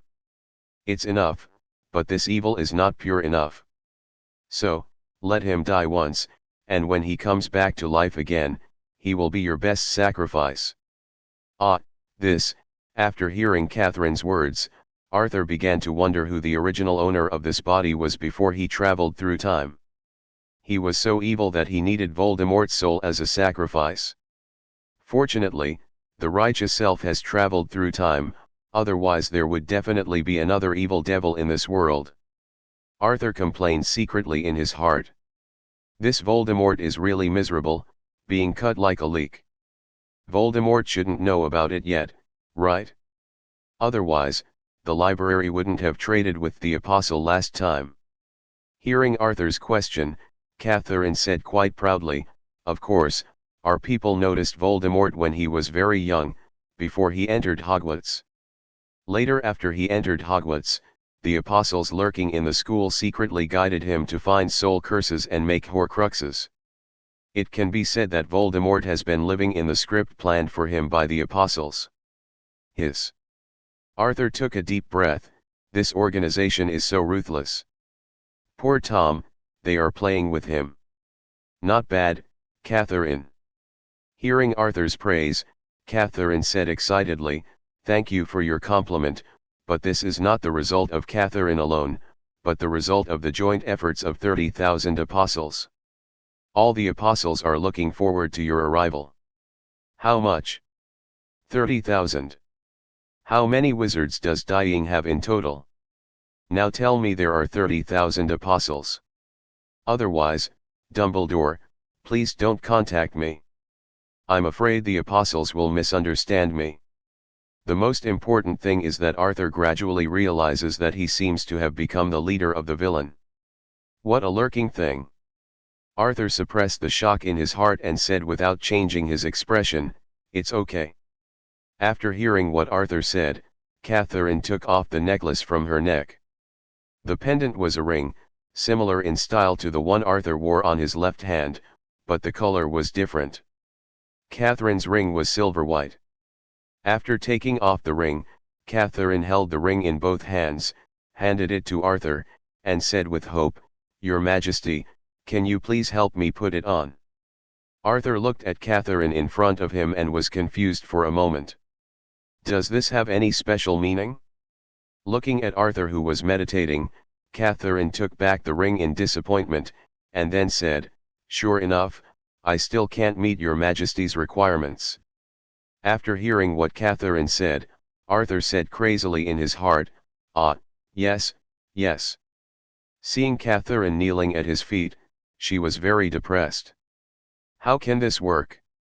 How can he do things for himself in this state? As a leader, Arthur immediately said, "Don't be sad, I am optimistic about you, Catherine. As long as you work hard, you will definitely get my approval." After hearing Arthur's words, Catherine's eyes became even crazier and she said excitedly, "Don't worry, Your Majesty, Catherine Fairs, as your most loyal servant, will definitely gain your approval." Arthur. Chapter 61 Double Agent. Night. Arthur was lying on the soft bed in his dormitory, immersed in thinking about tonight's events. Since returning from Catherine's private lounge, Arthur has been thinking about whether Dumbledore knew his identity among the Apostles. However, Arthur felt that Dumbledore should not know, otherwise he would never allow him to sneak into the Apostle organization. As for whether Grindelwald knew Arthur's identity among the Apostles, this left him a little confused. If Grindelwald doesn't know, then there's no problem. But it would be interesting if he knew. 30,000 Apostles not only overthrew the British Ministry of Magic, but also had the ability to unify the European magic world. When the time comes, it will really be time to restore the glory of Grindelwald, and we are duty-bound. Now Arthur's identity on Dumbledore's side is that of one of his own who has infiltrated the Apostle organization, while on the Apostles' side, Arthur is the devil who has just woken up and is temporarily dormant beside Dumbledore. Alas! Although Arthur admitted that his acting skills were okay, it was really difficult to change his character back and forth. Thinking of this, Arthur himself couldn't help but sigh. His life has just begun. Why is he walking on thin ice? Early the next morning, Arthur came to the Hogwarts Hall and saw Harry, who was still a little out of sorts. "Harry, you actually got up so early today. Looking like this, you went to the Forbidden Book area again last night? Didn't I tell you about the Sorcerer's Stone yesterday?" Hearing Arthur's words, Harry shook his head and said, "I just found out last night that Snape will be the referee for the next Quidditch match." "Really? Congratulations." Ignoring Arthur's teasing, Harry sat on the chair and continued emo. Looking at Harry, Arthur suddenly remembered what Catherine said yesterday. He was still responsible for the death of Harry's parents, right? After all, the Apostle now seemed to be his BD. Alas! What a sin! After a while, Hermione, the biggest bookmaster in Hogwarts, came over with Hatcher in her arms. There are still more than 10 weeks until the semester ends, and Hermione is already preparing for the final exam. "Arthur, please lend me your Transfiguration and Charms notes later. I want to compare them with my own notes in case I miss anything." Everyone. After defense against the dark arts class, Arthur and Hermione had just walked out of the classroom when they saw Trevor standing outside the classroom door. Arthur didn't say hello to him, made an excuse, and returned to Slytherin's private lounge. "Catherine, did I tell you last night not to let anyone come to me? If anything happens, I will come to you." Looking at Arthur's serious expression, Catherine said in a panic, "Sorry, Your Majesty, we didn't think carefully, but the soul regenerating potion you ordered last night has arrived." After speaking, Catherine picked up an exquisite small wooden box from the table and handed it to Arthur. Arthur was also a little surprised. He didn't expect them to be so efficient. After taking the wooden box, Arthur opened it and took a look. It was a glass bottle the size of a test tube, containing a silver white liquid. "This is the soul regenerating potion?" Arthur thought to himself. Although he didn't understand, Arthur still nodded pretendingly, and then said in a cold voice, "It's just this once and it won't be the same next time. Also, I tell everyone that from now on, they are not allowed to call me Your Majesty, just call me Blackwing. The title Your Majesty is too ostentatious. From now on, I will be called Blackwing in the Apostle's vest. And when the time comes, Dumbledore will also have to think of a name for the vest." The next afternoon, the Quidditch match. Almost everyone came to the scene, and Arthur was also pulled over by Hermione. However, the two of them did not go to the stands, but went to the top of the hillside where they watched the game last time. Hermione, who was watching the Quidditch match with binoculars, asked, "Arthur's referee today is Professor Snape. Will Harry be in danger? Can Snape be trusted?" Of course, and if Snape really wanted to hex Harry, wouldn't it be better to do it secretly in the stands? Why bother being the referee? After hearing Arthur's analysis, Hermione couldn't help but nodded, feeling that it made sense. Then, Hermione remembered the last time Arthur disappeared, so she said, "Arthur, you know that the last time you disappeared, I was looking for Professor Snape, and he took me to find Principal Dumbledore. Of. And afterwards, what I didn't expect was that Professor Snape, who always had a sharp tongue, actually comforted me." Hermione recalled the scene at that time, with a look of surprise on her face. "So Hermione, what kind of person do you think Professor Snape is?" Arthur asked curiously. Hearing Arthur's question, Hermione thought for a while and then complained, strange person. Weird person." Arthur asked with some confusion. "Yes, Professor Snape always gives people a mysterious feeling, and his thoughts and actions are unpredictable," Hermione said, "and the tone and expression of his words always make people feel a little uncomfortable." "Oh? Can you give an example?" Arthur asked curiously.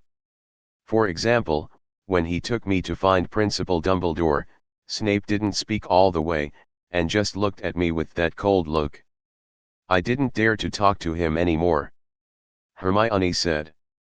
"And that time when Professor Snape comforted me, his tone was gentler, but his expression was still so cold, which made me feel a little uncomfortable."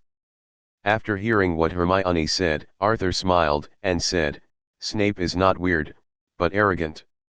Looking at Hermione's confused expression, Arthur smiled and explained, "You may not understand it yet, but you will understand what I mean in the future." Hermione was a little speechless.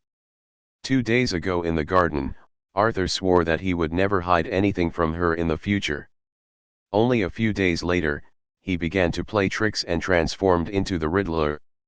Looking at Hermione's cute face that was bulging like a bun because of anger, Arthur couldn't help but stretched out his hand and squeezed it gently. It was soft and felt very good. However, as soon as Arthur's hand touched Hermione's face, Hermione jumped up as if she had been electrocuted, her face turned red like a ripe apple. Hermione angrily slapped Arthur's hand that was pinching her face away, glared at Arthur, and said dissatisfiedly, "Arthur, you are not allowed to pinch my face." "Sorry, Hermione, it's all my fault." Seeing Hermione's angry look, Arthur realized that she was really angry and quickly apologized to her. Fortunately, the little witch's rage is like a summer thunderstorm, swift but short-lived. Under Arthur's sweet words, her dissatisfaction disappeared into the air instantly like a flame extinguished by the spring rain.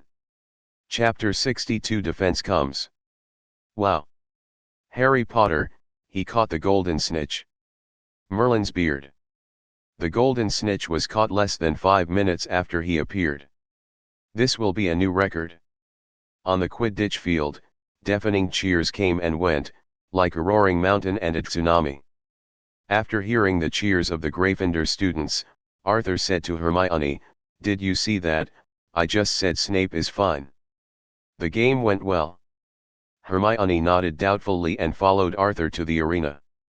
Professor Dumbledore came to Harry early, and the two seemed to be talking in a low voice. Arthur didn't even have to guess, he was definitely feeding Harry chicken soup. As Arthur and Hermione approached, Professor Dumbledore raised his head and glanced at them. His eyes were full of warmth and kindness, with a mysterious smile. He winked at Arthur quietly, as if hinting at something. Arthur ignored this old naughty boy and old bee who didn't know what he was planning. The arena was already packed with Gryffindor students, waving their arms excitedly and cheering loudly.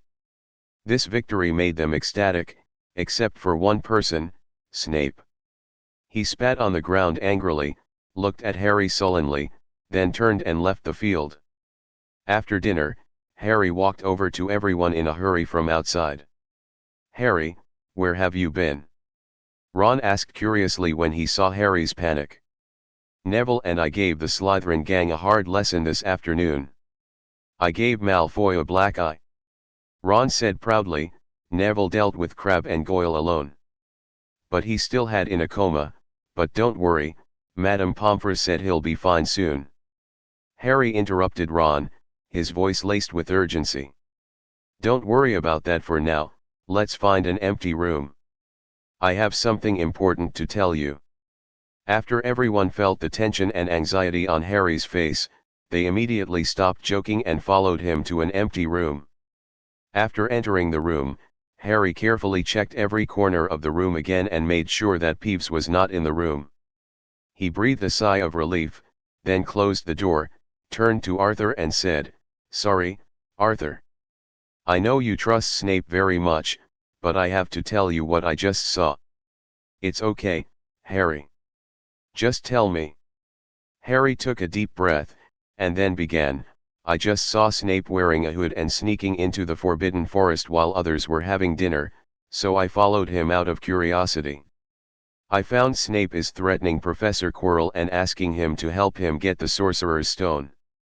After hearing Harry's words, Hermione quickly asked, "Are you sure? Did you read that correctly?"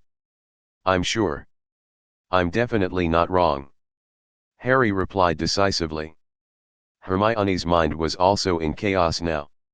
On one side was Arthur's deep trust in Professor Snape, and on the other side was what Harry had seen with his own eyes. In the end, Hermione, who really couldn't figure it out, could only look at Arthur for help and wanted to hear his opinion. However, what she never expected was that Arthur did not defend Snape. Instead, he urged Harry to hurry up. This move surprised Hermione. She looked at Arthur with some confusion, wondering why he behaved like this. "As far as I know, the Philosopher's Stone will be transferred soon, so Harry, you have to hurry up." Harry was also a little surprised by Arthur's words. However, Harry didn't think much about it. He thought Arthur believed what he just said and changed his mind about Snape. After Harry left, Hermione finally couldn't help but asked, "Arthur, don't try to lie to me. You didn't believe what Harry said just now. Why didn't you explain? Why go to all this trouble? Won't everything be clear before long?" But Hermione wanted to say something more, but was interrupted by Arthur. "Okay, Hermione, forget about these worries and let's go to the library. Don't forget your final review plan." Seeing Arthur's impatient look, Hermione sighed, swallowed her words, and then followed Arthur to the library. Late at night, everything is silent. After Arthur came out of the room of requirement, he did not return to his dormitory immediately, but walked under the moonlight to Catherine's private lounge. He gently opened the door and walked into this mysterious room. The room is elegantly and comfortably decorated, full of Catherine's unique taste. Arthur sat down on the sofa in the room, then looked up at Catherine standing in front of him.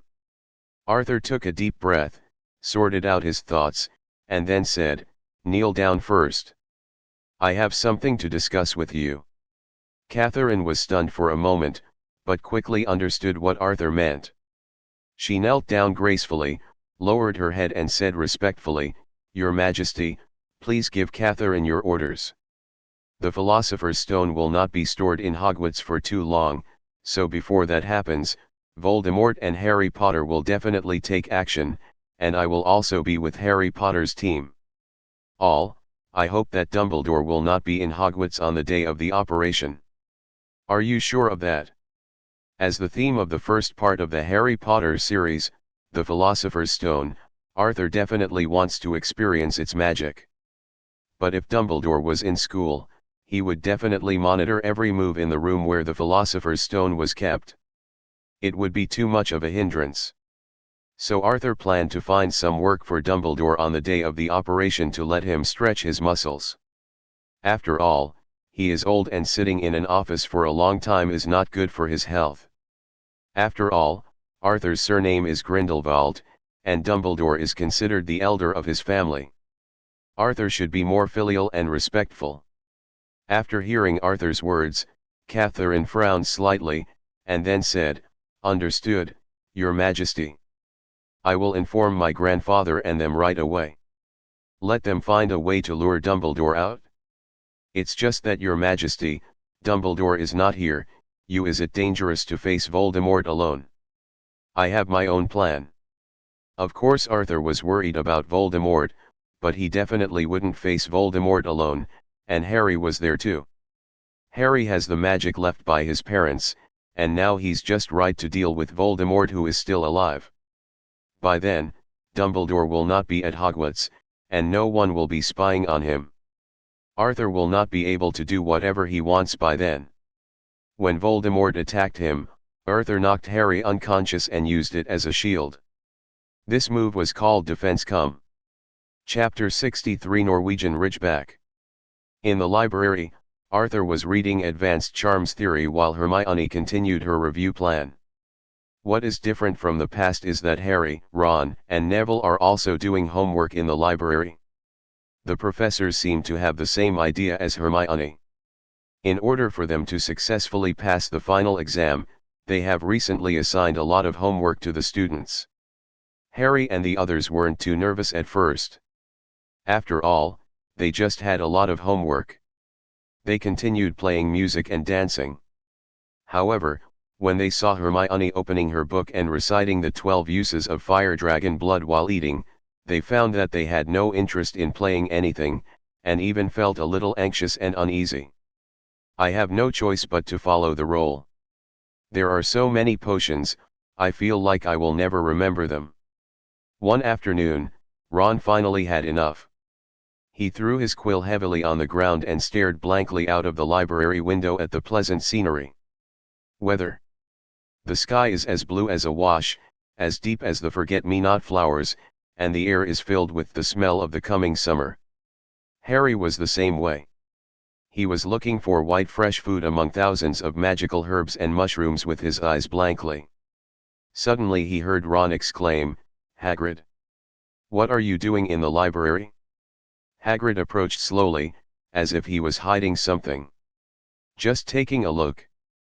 Hagrid's voice was a little evasive, arousing everyone's curiosity. Looking at everyone, Hagrid suddenly looked a little alert. "What are you doing here? Are you still looking for Nico Flamel?" "Oh, we already know who Nico Flamel is," Ron said proudly. "We also know that the three-headed dog is guarding the Philosopher's Stone, right?" SHH. Hagrid scanned the surroundings alertly to make sure no one heard their conversation, and then lowered his voice and said, "Don't shout so loudly, what on earth do you want to do?" "Okay, Hagrid, we do have a few things to ask you," Harry said. "It's about the Philosopher's Stone. Who designed those mechanisms?" "Professor Dumbledore." Hagrid hissed again, interrupting their conversation. "Listen, come to my cabin later. Remember, don't talk nonsense here, you are not supposed to know these things as students." After Hagrid finished speaking, he took the books he just found in the library and turned around to leave. Unlike others, Arthur already knew that Hagrid wanted to raise a dragon, so he did not show too much surprise or curiosity. Harry and the others were completely opposite to Arthur, and they were very curious that Hagrid would come to the library to borrow books.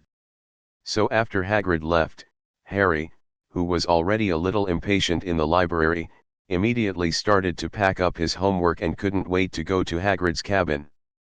"Arthur, should we go to Hagrid's cabin with Harry and the others? Do you want to go?" "If you're interested, Hermione, I can go with you."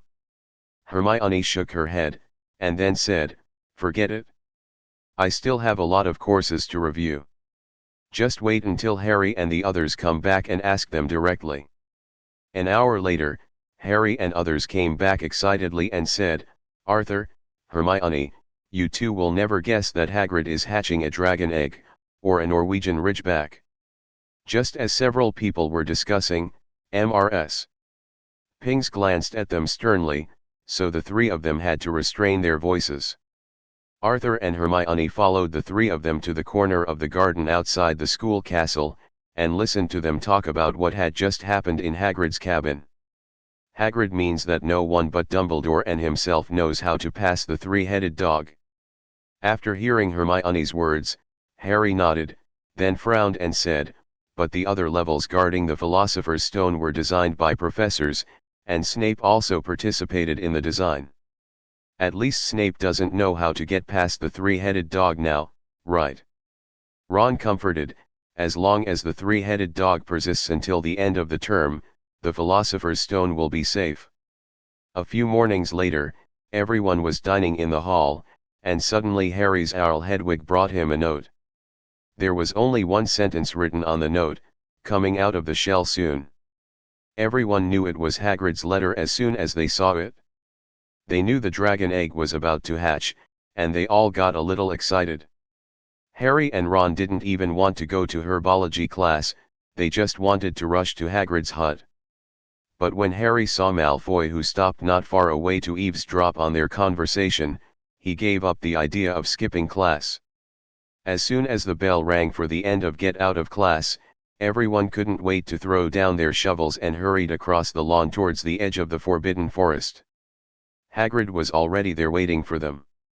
The same is true for Arthur, but unlike others, Arthur is not interested in dragons, but he is interested in the dragon's heart, liver, spleen, lungs, kidneys, and dragon's blood. These are all good potions and alchemy materials. As soon as the few people walked into Hagrid's hut, they saw a dragon egg on the table, shaking with a harsh scratching sound. Soon, the eggshell cracked, and a small fire dragon fluttered out from the egg. The appearance of Charmander is really impressive, like a crumpled black umbrella. The spiny wings contrast sharply with its thin, jet-black body, making it look unusually large. The long nose is white, there are horns on the head, and the eyes are orange-red and protrude outward. And it's so ugly. Looking at the young dragon's appearance, Arthur thought to himself, "It's really beautiful, right? Norbert, how about we call it Norbert from now on?" Hagrid looked at the young dragon excitedly, and then said to everyone. Arthur looked at the baby dragon that was holding Hagrid and biting his fingers, and said thoughtfully, "Hagrid, you have to take good care of this baby dragon, otherwise if it is stolen by others, it may be bled first and then disemboweled. It will break your belly and rip out your heart and liver." Hearing Arthur's words, Hagrid's smile suddenly froze. Everyone. Arthur also noticed the expressions of other people in the room and explained, seriously, fire dragon's organs are not only potion materials, they are also commonly used materials in alchemy. Well, thank you Arthur for the reminder. Hagrid, Hermione asked, how big could a Norwegian ridgeback get? Hagrid was about to answer when his expression suddenly changed, then he jumped up and rushed to the window. What happened? Someone just peeked through the cracks in the curtains. Harry immediately rushed to the door, looked out, then turned to everyone and said, "It's Malfoy." In the following weeks, Harry and the others were on tenterhooks and felt uneasy when faced with Malfoy's evil smile. After dinner, Arthur just returned to the Slytherin common room when he met Malfoy. "What's the matter?" Arthur asked, looking at Malfoy. Arthur, Harry, and the gamekeeper raised a fire dragon. They will definitely be expelled from Hogwarts. I know. Didn't you already see it that day? I was there too. Arthur said nonchalantly, "Don't worry, I know what you mean, don't worry, and do it." After speaking, he patted Malfoy on the shoulder, turned around and returned to his dormitory. Malfoy didn't want to report Harry for raising a fire dragon. After all, he didn't want Harry Potter to be expelled. It's just that it took a lot of effort to catch Harry. How could Malfoy let it go so easily? Chapter 64 Sending Norbert Away, Make Up for Yesterday. After getting Arthur's affirmative answer, Malfoy became even more unscrupulous and began to appear around Harry with high intensity. "Harry Potter, last time I saw a black figure at the edge of the Forbidden Forest. I wonder if you know what magical animal it is. Harry Potter, did you know that in the history of Hogwarts, someone was expelled for raising dangerous magical creatures? Ah Potter, I really can't imagine you being homeless after being expelled. My family is still short of a servant, why don't you come to my house? My house is quite big." A week later, Harry finally couldn't stand Malfoy's harassment and took the initiative to find Hagrid. "Hagrid, just let Norbert go to the Forbidden Forest." "No." Hagrid said, "Harry, Norbert is still too young. He will definitely be bullied by other animals in the Forbidden Forest." Arthur ignored the quarrels of others, but squatted down and carefully looked at Norbert, who was 3 times as long as a week ago. He thought to himself, "Dragon heart. It's still the heart of a Norwegian ridgeback. Use it as a wand. The core must be very good. Dragon liver is also good. It can be used to make foxtail killer. Fire dragon blood is a good thing. It can be used as oven cleaner, spot remover, wart treatment, etc. Dragon skin. Dragon meat." After noticing Arthur's malicious gaze, Fire Dragon Norbert seemed to want to secretly teach Arthur a lesson with dragon breath. However, how could it hide this little thought from Arthur? At the moment when Norbert's flame dragon breath was about to explode, Arthur quickly hugged Norbert's head and forced his mouth to shut. Only a muffled groan was heard coming from Noble's mouth, and tears instantly flowed from his eyes. Nob struggled violently and managed to get out of Arthur's arms with all his strength. Then he ran to Hagrid's feet and sought shelter. "What's wrong?" Hagrid, who was arguing with Harry and others, also noticed Norbert running back to his feet. "It's okay, it was just a joke with Norbert, right, Norbert?" With that, Arthur waved to Norbert, which frightened him and hid behind Hagrid. "This naughty kid is so rude, he actually dares to spray me with dragon breath." Arthur thought to himself. The injury is definitely not injured. No dragon would be injured by his own dragon breath, but the taste of the dragon breath exploding in his mouth is definitely not pleasant. "Listen, Hagrid," Harry said firmly, "Norbert has to be sent away. One of Ron's brothers, Charlie, is studying dragons in Romania. I think we can send Norbert to his care." "Great." Ron said excitedly, "What do you think, Hagrid?" Hagrid was silent for a moment, then nodded. "Okay, I'll think about it." He finally said, "Let's send an owl to ask Charlie's opinion first." Hearing Hagrid finally let go, Harry and the others also breathed a sigh of relief. A week later, Harry finally received a letter from Charlie. The letter states that at midnight next Saturday, the Norwegian Ridgeback will be taken to the highest astronomical tower. The 2 parties will meet at the tower and take away Noble while it is dark. Harry and everyone else breathed a sigh of relief when they received Charlie's reply. Especially Harry, who has been teased by Malfoy in all kinds of ways in the past few weeks, and he doesn't even dare to dream when he goes to bed at night. Because Malfoy always appears in his dreams. Saturday night, dark clouds gathered. When everyone came to Hagrid's cabin under the cover of night, Hagrid had already put Norbert into a large crate, and everything was ready. Hagrid prepared many mice and some brandy for Norbert to ensure that he had enough food along the way. He also put Norbert's teddy bear in the crate in case he got lonely. "Goodbye, Norbert. Mom will never forget you," Hagrid said with tears in his eyes as he looked at the box. When several people carried Nobel to the corridor on the lower floor of the astronomy tower, they suddenly heard a stern voice. It was Professor McGonagall.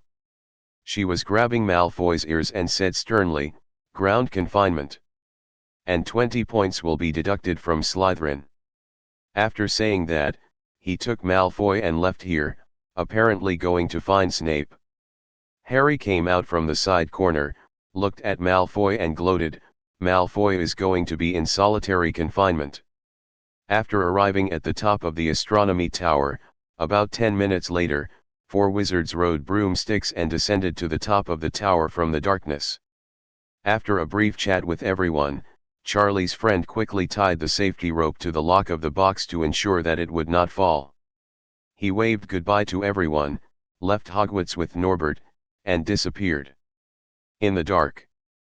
After sending Norbert away, a big stone finally fell from everyone's heart, and on the way back, my mood was as light as my hands.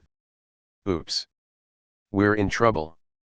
As soon as Arthur and the others stepped into the corridor, they heard footsteps. Arthur couldn't control Harry anymore, so he took Hermione's hand and ran away. I heard your voice, you can't run away.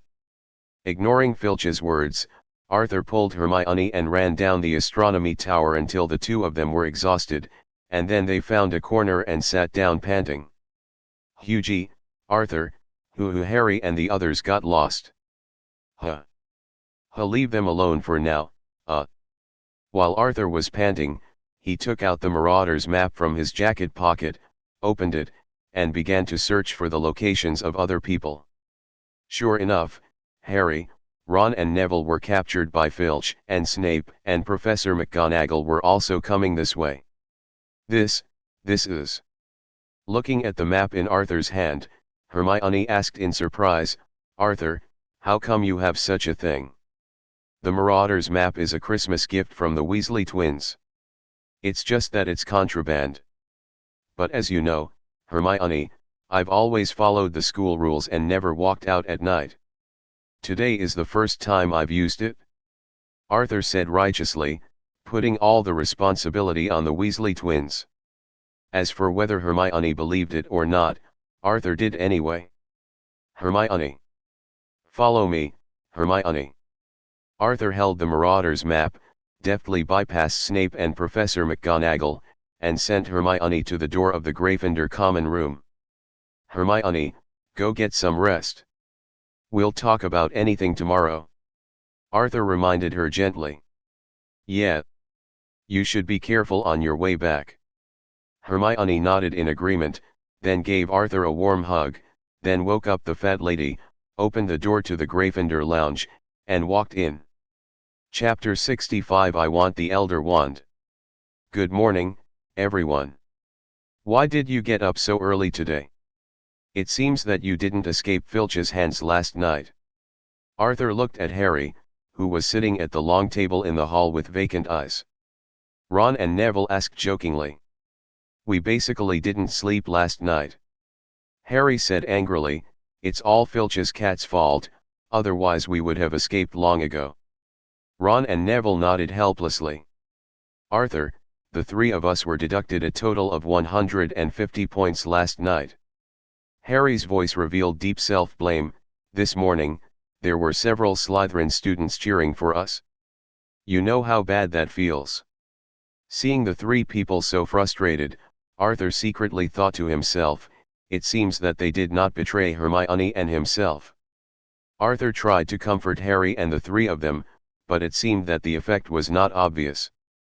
They were still immersed in the sadness of self-blame. Arthur also realized that he might not really be good at comforting others, especially about things like this. Perhaps, he is better suited to comfort girls. Then, things spread like wildfire, and Harry Potter, the widely known and respected Harry Potter, the hero of 2 Quidditch matches, became the culprit for their loss of scores of points. He, along with 2 other stupid first-year students, became everyone's target. Harry was once one of the most popular and admired people in school, but now he suddenly became the laughingstock of everyone. Even the students of Ravenclaw and Hufflepuff had a cold attitude towards him because they had been looking forward to seeing Slytherin lose the House Cup. No matter where Harry went, people would point fingers at him, and those insulting voices would not get lower as he approached. On the other hand, whenever he passed by the Slytherin students, they always clapped loudly, whistled, and cheered, "You did us a big favor. Potter, thank you so much." These sounds were like it pierced Harry's heart like a knife. Harry, stop blaming yourself. In a few weeks, they will have forgotten all about this. Hermione looked at Harry, who was looking down, and comforted. Looking at Harry, who blamed himself, Hermione could actually understand his painful mood. She tightly held the right hand of Arthur, who was sitting next to her, and looked at Arthur with gratitude in her eyes. Hermione couldn't imagine how she would face other Gryffindor students if she was also caught and deducted 50 points. The time quickly came to the week before the exam. During this time, Harry and the others immersed themselves in review, allowing them to temporarily forget their worries. It's not like Arthur didn't gain anything during this time. The number of draws has almost reached 50. Arthur plans to accumulate 50 times before drawing again after the semester is over. Not only that, Arthur also went crazy in the room of requirement every night, and finally reached level 5, 0.51%, of Fiend Fire. Far ahead. Higher than the Killing Curse, Avada Kedavra, level 4, 87.53%. At the third level of the Fire Curse, Arthur was able to control the fire, and now he can do whatever he wants. Of course, the price is that the curse practice area in the room of requirement is almost burned to the ground by his fire. I'll steal it in a few days. It shouldn't be the time to protect the Philosopher's Stone. I'll give Voldemort a surprise. I hope he won't mess with Fawkes by then. Humph. Voldemort, can you stop the fierce fire I have been burning for months? During dinner, Harry walked up to several people with a pale face and a hint of uneasiness. I just met Professor Quirrell again. Harry whispered, with a hint of trembling in his voice. He is crying, and it seems that he has agreed to Snape's threat. So, Snape finally succeeded. Ron said in surprise, looking at Harry. Then what should we do, Harry? Ron's eyes flashed with adventure, as if expecting Harry to give some exciting answers. However, Hermione answered before Harry could. We should go find Professor Dumbledore. You can no longer act alone. If you are caught again, you will definitely be expelled from Hogwarts. And don't forget, there is also a three-headed dog. While several people were arguing, 3 notes appeared in front of Harry, Ron, and Neville. They were surprised to open the note, which said the confinement of the 3 of them. The content was the same, and they were to go to the foyer to find Filch at 11 o'clock tomorrow night. Okay. I forgot, we can't even protect ourselves now. Ron said with a wry smile. Night. As soon as Arthur came out of the room of requirement, he saw Dumbledore looking at him affectionately. Arthur, you are wandering at night again, which is against school rules. Arthur. What do you want from me? Mr. Principal. Arthur sighed and said, I don't believe you will wait for me here if you have nothing to do. Come with me, let's go to the principal's office to talk. After following Dumbledore to the principal's office and sitting down, Arthur complained, Mr. Dumbledore, I think you should give me permission to enter the principal's office. I feel like I come to the principal's office as often as I do. It's in the dormitory. Dumbledore smiled, and then said, Arthur, this semester is almost over, the Sorcerer's Stone is about to be moved, and all forces are starting to take action. So, I hope you can help Harry in the end. After hearing Dumbledore's words, Arthur frowned slightly and fell into deep thought. Of course he would help Harry. After all, he also wanted the Philosopher's Stone. Dumbledore should have guessed this. So, the Philosopher's Stone in Hogwarts is fake? Arthur asked tentatively. You are really smart. You can think of the key points so quickly. Dumbledore sighed and said, the Philosopher's Stone in Hogwarts is indeed a fake. Regarding Dumbledore's empty-handed behavior, Arthur felt a little speechless. Without the Sorcerer's Stone, it was nothing to talk about. Arthur originally planned to cut off Harry's Philosopher's Stone. Anyway, Dumbledore promised Arthur not to interfere or stop it. In order to prevent Dumbledore from going back on his word, Arthur even asked the Apostles to find a way to lure Dumbledore away. After spending so much effort, I only got a fake magic stone in the end. Old dang. You are so awesome. Don't worry Arthur, Nico Flamel gave me an imitation of the Philosopher's Stone. It has the same effect as the Philosopher's Stone, but the number of uses is limited. The Philosopher's Stone cannot be given to you, but this imitation can be given to you. Of course, if you have any other needs, you can tell me. I want the Elder Wand. Dumbledore. Chapter 66 Li Huo clears the way.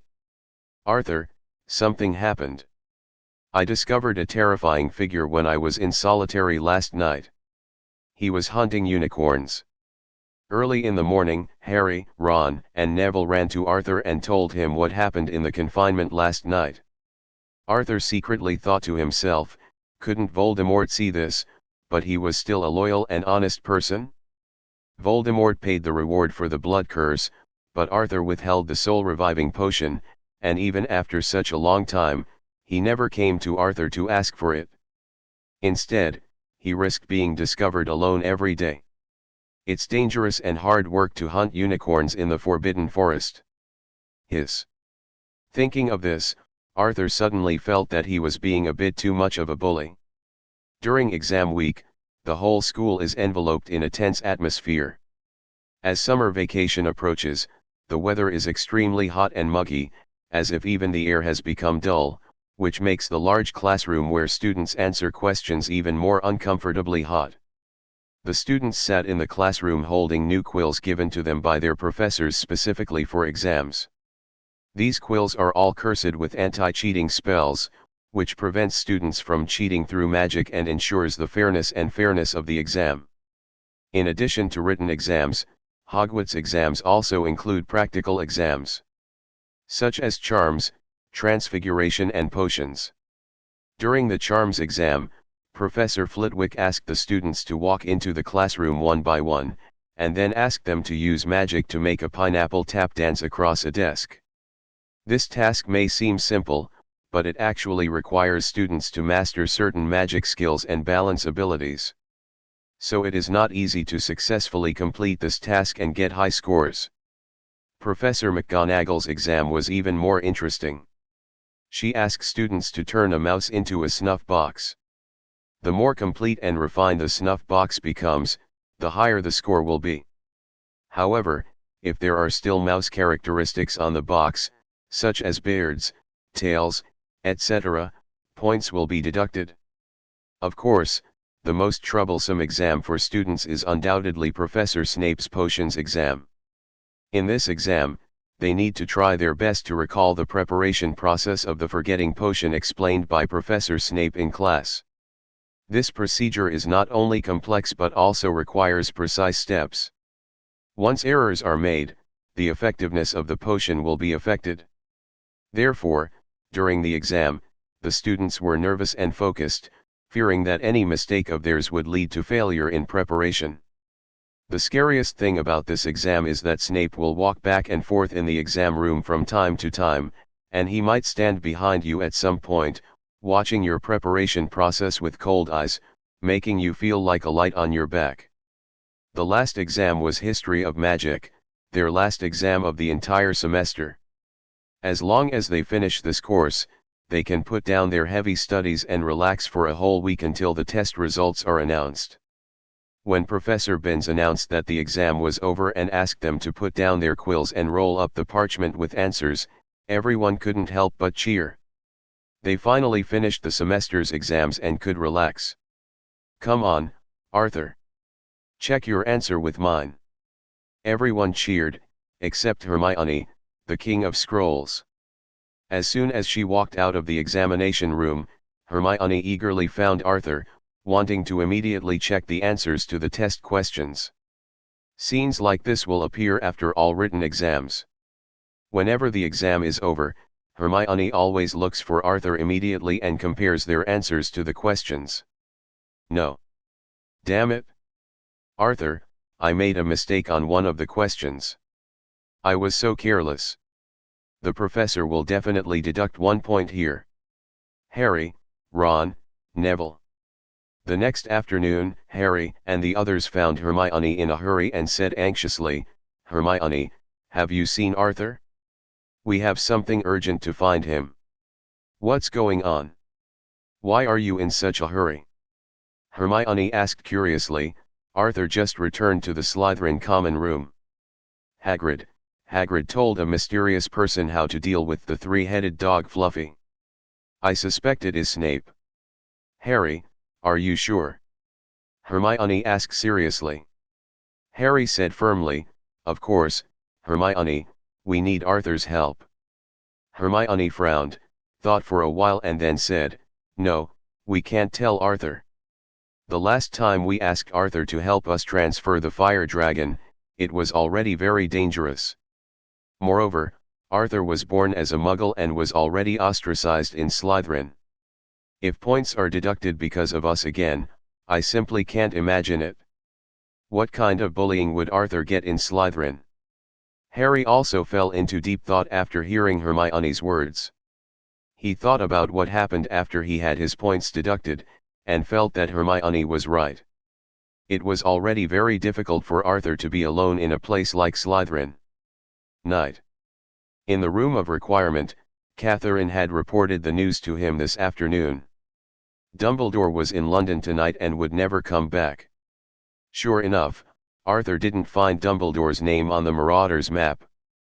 Looking at the actions of Harry and others on the Marauders map, Arthur couldn't help but sigh, Harry. Harry, why are you so worthless? I just asked Dumbledore for the Elder Wand. They didn't even give it. After speaking, Arthur couldn't help but murmur to himself, if Dumbledore is not here, then he must be here. After seeing Harry and the others taking action, Arthur did not immediately follow them. There were just some levels in front of them, and Dumbledore even thoughtfully arranged a devil's net under the three-headed dog to prevent them from falling. In the level room decorated by Snape, Harry, Snape, and even Voldemort may be inside. You definitely can't handle it alone? Let's go back to find Professor McGonagall and the others. I got away with it once before, remember? I might be able to turn it into something lucky this time. After saying that, Harry drank the potion and passed through the black magic flames, entering the room where the Philosopher's Stone was stored. When Harry entered, Hermione fell into a state of endless anxiety. She was pacing back and forth, not knowing whether to go out or stay. Hey! There is a little witch here who doesn't sleep in the middle of the night and runs around.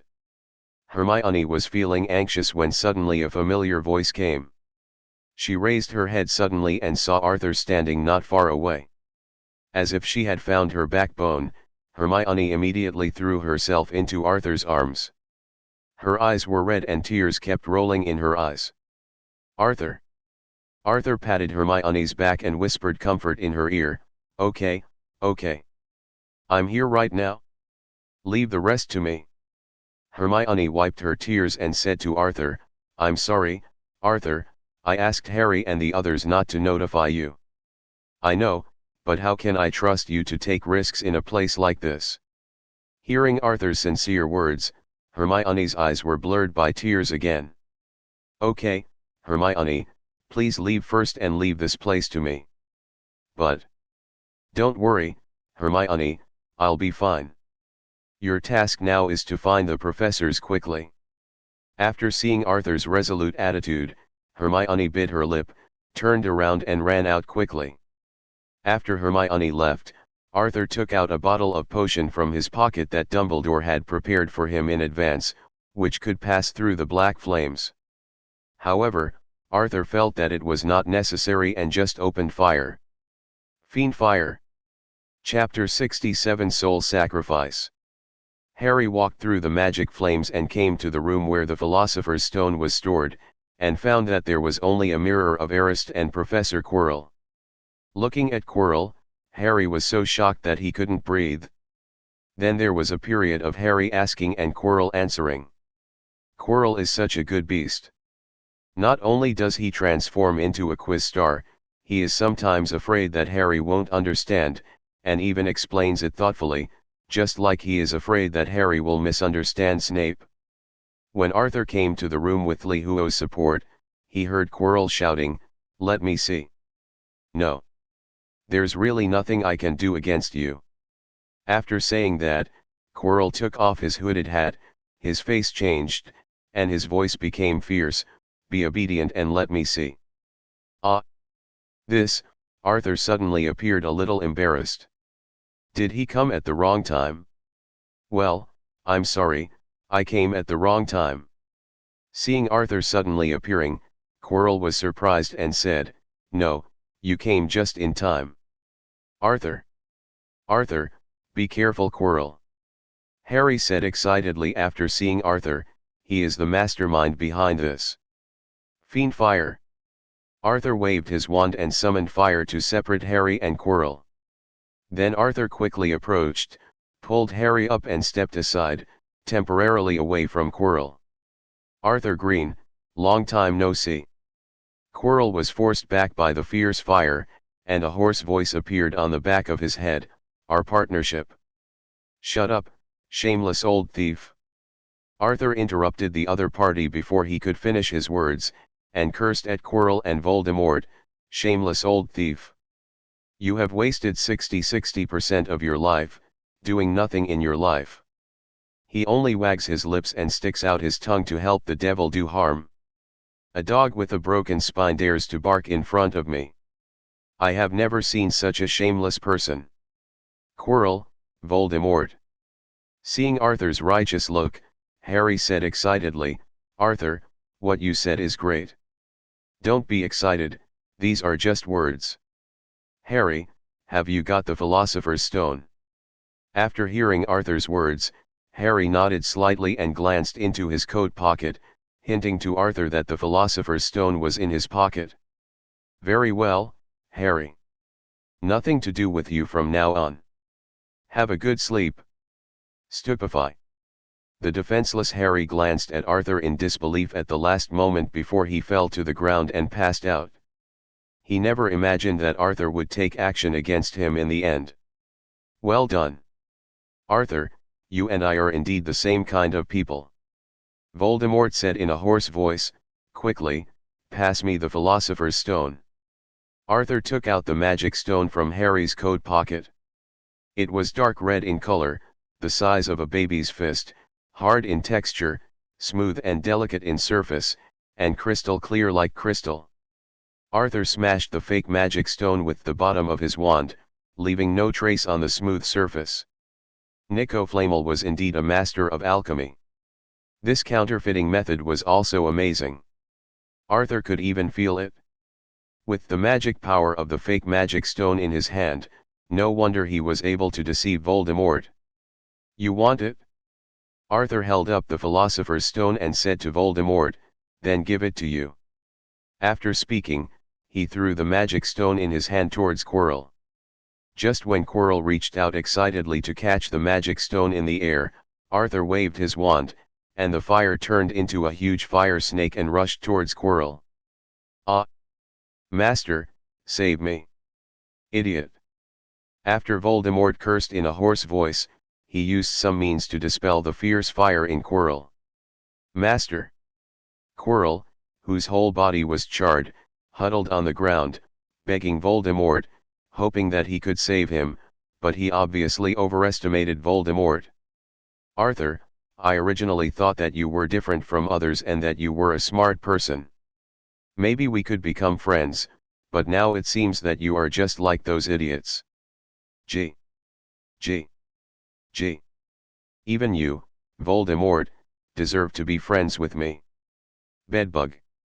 Arthur said disdainfully after hearing Voldemort's words, and dark red light flashed crazily in his eyes. If Harry was still conscious at this time, looking at Quirrell who was lying on the ground pitifully begging and Arthur who was turning black and crazy on the other side, he would definitely not be able to tell who is the villain. "Quirrell, you idiot, drink the soul-eating potion quickly."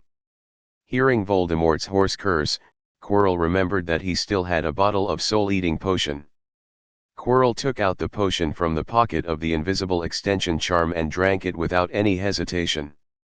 Arthur did not stop Quirrell's actions, but stood aside and waited for him to drink the soul-eating potion, even with some anticipation. Arthur thought to himself, "This Voldemort is really out of his mind. Has he forgotten his identity? Using the Apostle's potion to deal with the Apostle is really a smart idea." After Quirrell drank the potion, his physical condition did not improve, and his screams of pain became louder. "Master, how could this happen?"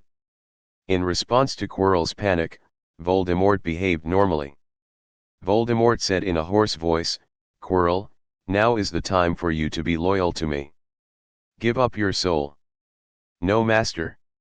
As Quirrell's wailing gradually disappeared, the oppressive and terrifying black mist began to crazily emerge from the space around his body. Finally here. Arthur murmured to himself. This black mist Arthur had seen before was exactly the black mist in his dream. Ha! Ha! Ha! Arthur Green, thank you, apostles. Seeing Voldemort's grey shadow shrouded in thick black fog, Arthur said calmly, come on. Mr. Voldemort, let me see the Dark Lord's strength. After speaking, Arthur took out the silver-white soul-regenerating potion from his pocket and waved it in front of Voldemort. Mr. Voldemort, you still have a bottle of potion with me. In fact, this bottle of potion will arrive the next day. But I just won't give it to you. You think it's irritating or not? Arthur Green, you will pay for your arrogance and stupidity. After saying that, Voldemort wrapped the black mist around him and rushed towards Arthur. Waiting for you. Arthur removed all his defenses, even worried that the fierce fire would affect Voldemort's performance, and disperse the fierce fire that surrounded him and protected him. The moment he was shrouded in black mist, Arthur screamed, but it was not a scream, but a comfortable moan. The terrifying and oppressive black mist is gradually absorbed by Arthur. Is this the soul sacrifice that Catherine is talking about? Arthur, who was in the center of the black mist, could clearly feel that he was getting stronger from the inside out. The magic power, magic perception, and magic control abilities in his body were increasing at an incredible speed. Come on, Voldemort. Show me your limits. Chapter 68 Grandfather? Or both? As Arthur continued to absorb the surrounding black fog, the thick black fog began to rotate and gather, gradually forming a huge vortex. The rotation speed of this vortex is getting faster and faster, and the air around it seems to be pulled, making a low roar. At the same time, Voldemort also noticed this strange aura. He felt that the power in the black mist was rapidly draining away, and an uneasy feeling arose in his heart. What's going on? Voldemort whispered coldly, his tone revealing unprecedented anxiety and vigilance. How is this possible? Why isn't your soul devoured by assimilation? As Arthur continued to absorb it, the originally thick black mist became thinner and thinner, as if it was being peeled away bit by invisible hands. But what no one expected was that although the black mist was dissipating, the power of the vortex not only did not weaken, but became stronger and stronger, and its scope was also expanding. This fluctuation in power gradually made Voldemort feel uneasy. He felt that his soul seemed to be pulled by this force, and cracks began to appear. Voldemort was horrified to discover that if this power was allowed to develop further, his incomplete soul might be completely devoured. Damn it! Voldemort roared, and had to give up part of his soul fragments to keep his body. Finally, with doubts and unwillingness, he fled Hogwarts with the fake Sorcerer's Stone. After Voldemort left, the thick black mist seemed to have lost its backbone and began to be quickly absorbed by Arthur. The originally huge vortex also began to weaken slowly because it lost the blessing of soul fragments. Ding. Unknown bloodline, 0.03%. As the black fog dissipated, Arthur gradually woke up from the pleasure of devouring his soul. Then he rolled up the sleeve of his left hand and examined the lines on the inside of his wrist. Although the surface of the pattern looked the same as before, Arthur could clearly feel its inner changes. Originally, this pattern was like a tattoo on his body. If you didn't observe it carefully, it would be easy to ignore its existence. But now, even with his eyes closed, Arthur could clearly sense its presence. After carefully checking the patterns to no avail, Arthur came to the mirror of Eris to see what he could see now. Sure enough, the scene in the mirror has changed a lot compared to before. Although the mirror was still filled with black fog, it was a little thinner than before. Arthur could now vaguely see some outlines not far away. Arthur looked carefully, and what surprised him was that he seemed to be in a building. What surprised Arthur even more was that the terrifying and depressing feeling that once enveloped him in black fog had completely disappeared. On the contrary, the current black mist gave him a kind and familiar feeling. Just when Arthur was about to get closer to the mirror, trying to see more clearly, an extremely weak magic wave came from the corner. Arthur was able to detect this fluctuation, thanks to Voldemort's selfless gift. "Come out." Arthur turned to the corner and said, "There is no one else here except the two of us. Harry lying unconscious on the ground does not count. How did you find me?" As the words fell, Dumbledore's figure appeared. "Fiendfire." After seeing Dumbledore, Arthur waved his wand, cast the fire spell, and attacked him. What was unexpected was that Dumbledore just waved his hand, and all Arthur's anger dissipated. "Beautiful spell," Dumbledore said. "I didn't expect that in such a short period of time, you have mastered the fire curse to such an extent." Hearing the compliment, Arthur smiled and said, "Let me see how powerful you are." Dumbledore was slightly surprised and did not use his wand, but just waved it with his right hand.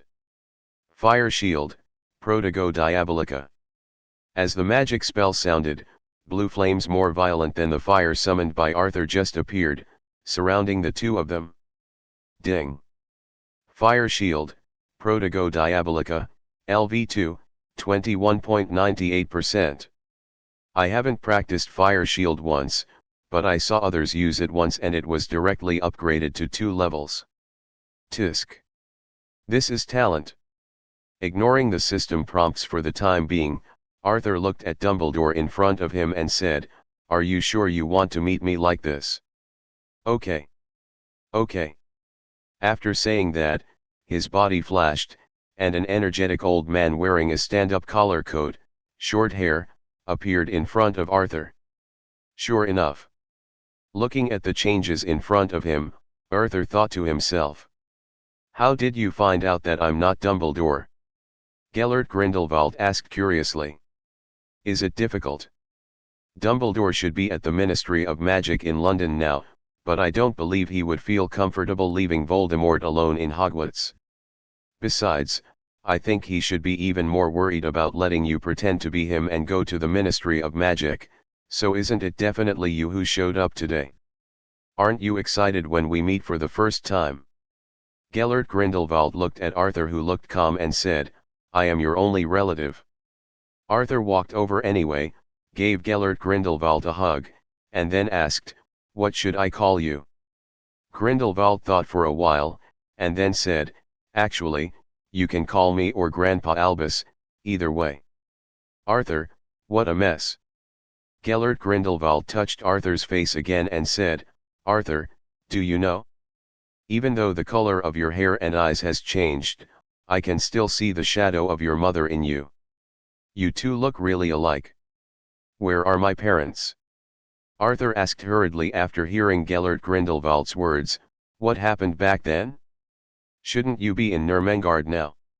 "Arthur, I swear to you, your parents love you very much, but there are just some things you need to discover on your own." "Arthur? What's going on? Why did you imitate Dumbledore's trick of playing the Riddler? Did you guess wrong? The person in front of you is not Gellert Grindelwald, but Dumbledore pretending to be? How did you two spend your time? You are doing well in the apostolic organization." Gellert Grind said after seeing Arthur's speechless expression, trying to change the subject. "I have a question for you. What is my status among the apostles? You should know it. Does Dumbledore know about this?" Gellert Grindelwald did not answer this question, but just looked at Arthur with a smile. "Okay. Arthur got it? Arthur, I have a task for you. Go to Paris, France during the summer vacation. Many people are waiting for you there." Chapter 69 Parents. Paris. Arthur was full of doubts. Could it be that because Grindelwald had failed in his previous attempt to blow up Paris, He had always been worried about it and now decided to send himself to take action? Besides these, don't you have anything else to tell me? For example, the question I just asked you about my relationship with the apostle, or talk to me about my parents. Arthur, there are some things that you need to find the answers for yourself. Although sometimes I don't completely agree with some of Dumbledore's views, there is one sentence I think he is right about: don't interfere with your growth. Guy let Grindelwald said lightly, and then shook his head. The only thing Dumbledore and I can do now is probably to ensure your life is safe before you grow up. But I believe that with your talent, within a few years, you will no longer need the protection of us two old guys. After speaking, Gellert Grindelwald hesitated for a moment, his eyes shining with a certain light of decision. He slowly took out a photo from his pocket and handed it to Arthur solemnly. His voice was so soft that only the two of them could hear it. Arthur, this is a little secret between you and me, but please don't tell Dumbledore. Arthur took the photo gently, his hands trembling slightly. His eyes fell on the photo, which showed an enviable couple holding a baby tightly, their smiles filled with happiness. This scene made Arthur's eyes moisten instantly, and the emotions in his heart surged like a tide. The man in the photo has auburn hair, and the woman has blonde Germanic hair, which is beautiful. The two of them held the baby, and that little life was their common hope and future. All this is too familiar, as if it is a destined reunion. Are these my parents? Arthur's voice trembled in disbelief. Gellert Grindelwald nodded silently, his eyes full of complicated emotions. Arthur turned the photo over, and it read clearly on the back: David Garrett Dumbledore. Mandy Albus Grindelwald. Put the photos away. Although I also want to tell you their stories. The two were silent for a long time, and finally it was Gellert Grindelwald who spoke first and changed the subject. What should I do with this child? He is your friend. Cast a forgetting spell on him. Arthur waved his hand impatiently and said, before he could recover from the emotion just now, I thought you would wait for this little guy to wake up and explain to him slowly. Gellert Grindelwald said appreciatively, Albus always told me that you look like him, haha. He has no idea that, in fact, your personality is more like mine. Neither you nor I like to follow rules. Arthur, where are you? Hermione's voice came from outside, anxious with a hint of worry. It seems that your little girlfriend is here. Gellert Grindelwald joked, with a hint of joy on his face. In that case, let's talk about Paris, France at another time. Goodbye, Arthur.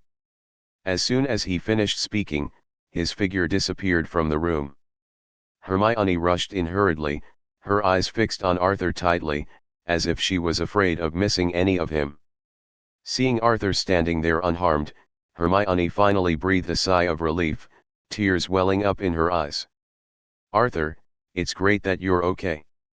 She hugged him excitedly, with deep touch and joy in her voice. Oh my God. Mr. Green, you must explain it to us carefully this time. Professors McGonagall, Snape, and Flitwick also walked in quickly following Hermione. In the chaos, Professor Snape ignored the other noise and commotion as he quickly scanned the room, looking for Harry. When Snape found Harry lying on the ground, he quickly and decisively walked to his side, squatted down and carefully inspected Harry's injuries. Everyone around him was busy dealing with their own affairs, but Harry seemed to be the only one left in Professor Snape's world at this moment. When Snape was sure that Harry was just unconscious and his life was not in danger, he secretly breathed a sigh of relief. And then Snape walked away as if nothing had happened, leaving Harry lying on the cold ground. Hogwarts headmaster's office. Gellert Grindelwald sat in Dumbledore's usual seat, playing with the quill on the table boredly. Not long after, there was a whoosh sound, and Dumbledore's figure appeared in the room. Welcome back, Albus. Dumbledore put down the items in his hands and looked at Gellert Grindelwald with a hint of questioning in his eyes. What on earth did you two talk about? Arthur needs to spend so much effort to lure me away. Did you also realize that Arthur deliberately lured you away? Gellert Grindelwald asked. Although he said he wanted the Sorcerer's Stone, in fact this was just an excuse to hide his true purpose. Dumbledore said. Tell me about the situation over there. The Ministry of Magic called you over in such a hurry. What happened? The Apostles attacked the Ministry of Magic. Dumbledore said seriously, Arthur asked them to lure me out, but he didn't expect that they directly attacked the Ministry of Magic. It seems that the Apostles are gradually unable to bear the loneliness. How many people have come? Gellert Grindelwald asked. There is only one person. But his strength is definitely not inferior to you and me. Gellert, we have to re-evaluate each other's strength. Moreover, Arthur may be more important to the Apostles than I thought. Dumbledore, he said, frowning. After speaking, Dumbledore glanced at Gellert Grindelwald thoughtfully. Gellert, are you hiding something from me? Don't worry, Albus, I have told you the exact information I got. Gellert Grindelwald replied firmly. Dumbledore frowned slightly, looking at Gellert Grindelwald with a hint of doubt in his eyes, but he did not continue to ask, only hoping that Gellert Grindelwald was telling the truth. By the way, Albus, there is one more thing I want to ask you. Gellert Grindelwald said, Arthur is going to France during the summer vacation, so I hope you can lend him the Elder Wand. Dumbledore frowned when he heard this. Gellert, are you crazy? Although the Elder Wand will be handed over to Arthur sooner or later, it is too early now. Stop. Stop. Stop. Gellert Grindelwald interrupted Dumbledore, listen to me, I only meant to temporarily lend it to him to go to Paris. After hearing this, Dumbledore fell into deep thought.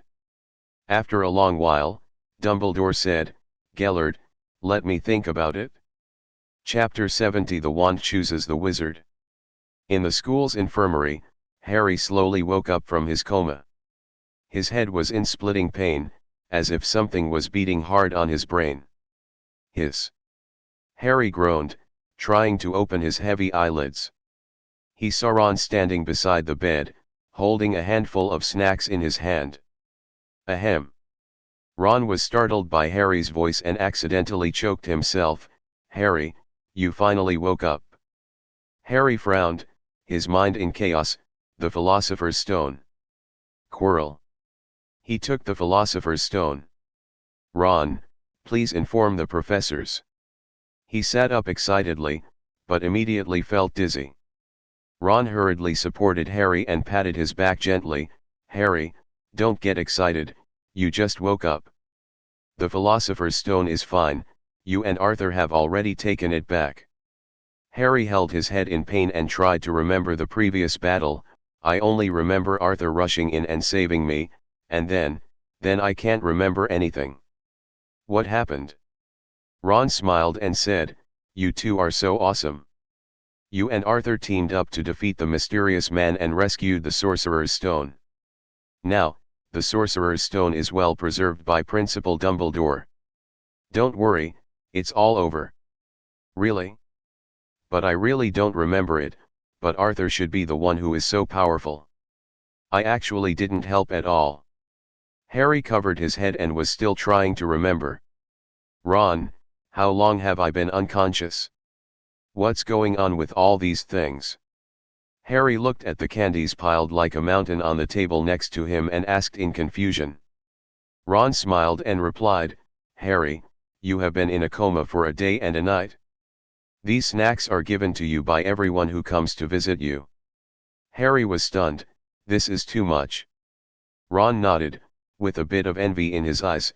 Compared to Arthur, you are still young. You don't even know that those girls, especially the Slytherin girls, are so crazy. Now Arthur's bedroom is filled with all kinds of gifts. Actually, I also want to thank Arthur. Harry scratched his head, his eyes full of gratitude. Thanks to Arthur for saving me from Quirrell. The two were chatting happily when they heard footsteps approaching outside the door. After a while, Arthur, Hermione, and Neville walked in. "Harry, you wake up." After seeing Arthur come in, Harry said emotionally, "Thank you, Arthur. If you hadn't arrived in time, I might have died."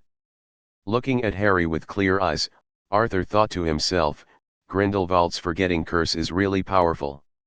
"It's nothing, Harry, we are good friends, how could I ignore death?" Arthur smiled heartily, then glanced at the people present, and said in a more firm tone, "Besides, as a Hogwarts students, it is our unshirkable responsibility to protect the Philosopher's Stone and uphold justice." Arthur delivered an impassioned speech, which deeply inspired Harry and several people present. After successfully establishing a brave and righteous image in the hearts of several people, Arthur left the school infirmary with satisfaction. In the afternoon, Arthur and Hermione were lying quietly on the green lawn on the hillside by the Black Lake. The sun shines on the two of them through the gaps in the leaves, making them warm and comfortable. Ever since Arthur successfully prevented Voldemort's conspiracy and protected the Sorcerer's Stone that night, he suddenly became a celebrity at Hogwarts. What followed was a steady stream of attention and admiration. In the past few days, Arthur has truly experienced the troubles of being a celebrity. No matter where he goes, people will greet him enthusiastically. Some senior students are even more enthusiastic. They often hold Arthur's hand as soon as they see him. "I didn't expect that becoming a celebrity would have so many troubles," Arthur said with a wry smile, a hint of helplessness in his eyes. Hermione lay on the grass, looked at Arthur and chuckled, "Then do you still want to continue enjoying this light? Actually, this feeling of being recognized is really good, but too much attention also makes people a little uncomfortable." Arthur scratched his head and told the truth. "Arthur, you promised me to visit my house during the summer vacation. You can't keep your promise this time. I have already written to my parents and asked them to clear out the guest room in advance. Then you can just stay in the guest room." Hearing Hermione's words, Arthur blinked and then remembered what he had promised her. Looking at Hermione, who looked expectantly, Arthur smiled awkwardly, and then said, "Hermione, I am going to Paris as soon as the summer vacation ends, and I don't know when I will come back, so." "Arthur, what are you doing in Paris?" After hearing Arthur's words, Hermione sat up from the lawn angrily and said loudly, "You promised me. It's all Principal Dumbledore's fault. He asked me to go to Paris to help him."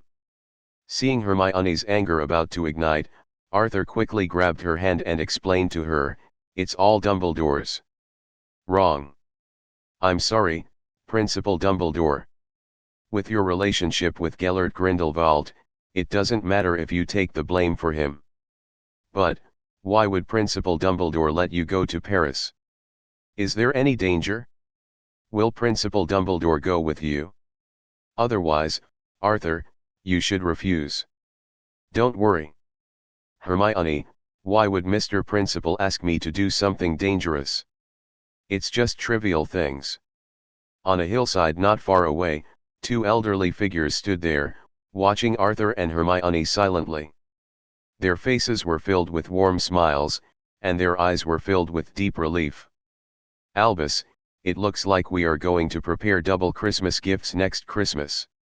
When Dumbledore heard this, his eyes flashed with meaning, he nodded slightly, and then said with some concern, "Gellert, no matter what, you must protect Arthur's safety in Paris."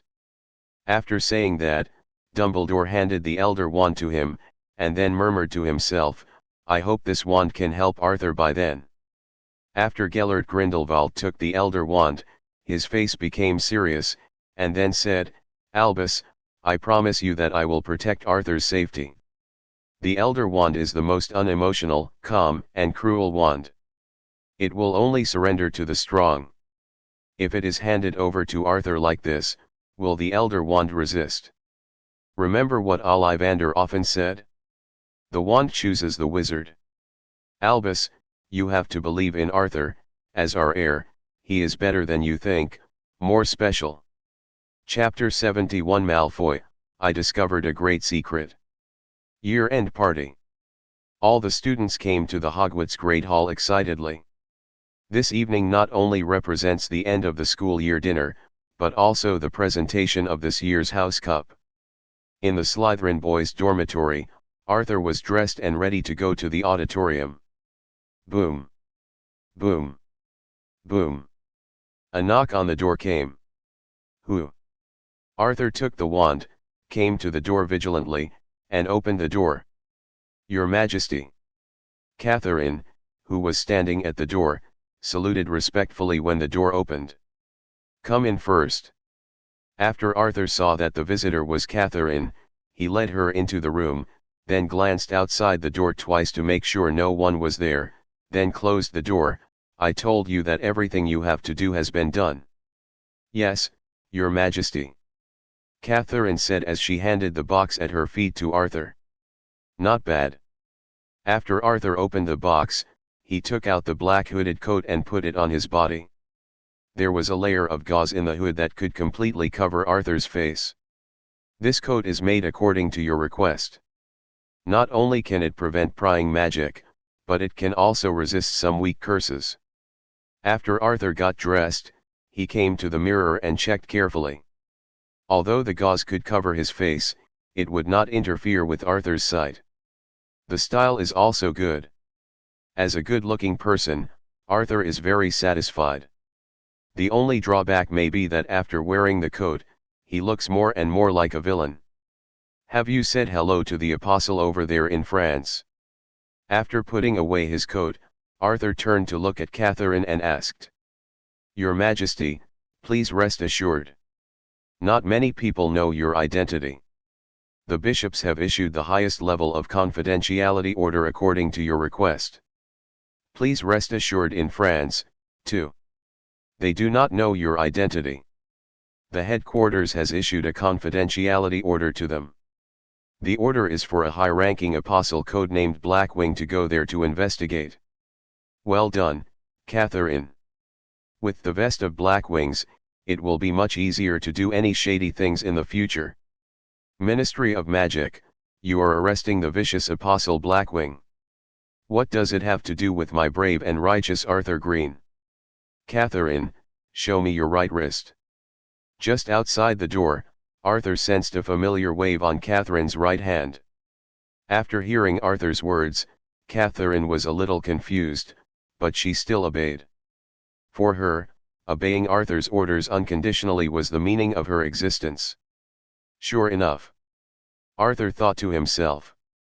When Catherine stretched out her slender wrist in front of him, he was surprised to find that it had the same pattern as the one on his left wrist, but the color was different. Arthur's pattern is deep black, while Catherine's pattern is bright red, which makes it particularly conspicuous on Catherine's jade-white skin. Arthur held her right hand tightly, which was as soft as a bone, and observed the mysterious pattern with concentration. Although it may seem like a difference in color, Arthur knows there's more to it than meets the eye. He could clearly feel Catherine's presence through the pattern on his wrist, and even had a strange feeling, as if he could sense or even interfere with the magic in her body. This is terrible. Interfering with the magic power in a wizard who is casting a spell is absolutely fatal in battle. Why haven't you sensed it before? Arthur was full of doubts. Is it the ability brought by the awakening of the bloodline? Arthur's fingertips lightly touched Catherine's skin and fumbled around her wrist. Hearing the sound, Arthur immediately looked up and saw Catherine's ears were slightly red, and there was a blush on her face. You blush like a teapot with bubbles. After finding no other abnormalities, Arthur let go of the other party's hand. Your Majesty, you are going to Paris soon, do you need me? Catherine, you are now my confidant. If you have anything to say, just say it directly without hesitating. Seeing that the other party was hesitant to speak, Arthur started to say pooh. Sure enough, after hearing Arthur's words, Catherine's eyes became even more intense, and she said excitedly, Catherine will always belong to your Majesty. Looking at Catherine's fanatical eyes, Arthur swallowed, felt frightened, and said to himself, Isn't this apostle some kind of MLM organization in the magical world? Is his brainwashing ability so strong? If you have anything to say, just say it. There's no need to be secretive. Your Majesty, you are going to France soon. Do you need Catherine to accompany you? The Wiccan party is a group of unruly people. Even if you are a member of the Grindelwald family. So that's it? Arthur thought it was some big deal. After hearing Catherine's words, Arthur pretended to be mysterious and fell into deep thought, showing a worried expression from time to time. After a long time, Arthur suddenly said arrogantly and confidently, "You don't need to be there, I have my own plan. When I go to France this time, I will find a way to make them mine." Arthur didn't lie, he wanted the Wiccan party to be Arthur's people, not the Apostles' people. As for why the Umbrella Party is in France, well, maybe they speak German. After hearing Arthur's words, Catherine was a little disappointed, but she looked at Arthur with more admiration. Then she kicked the gifts given by others in the room with her feet and said disdainfully, "Your Majesty, these rubbish need me. Do you want to throw it away for you? How about you move to a private lounge? From now on, I will take care of your private life." "Ha ha. Are you here to take care of me? I'm embarrassed to point you out. Goyle, Crabbe, you two idiots, hurry up." Malfoy urged impatiently at the door of the dormitory. "Goyle, let me first."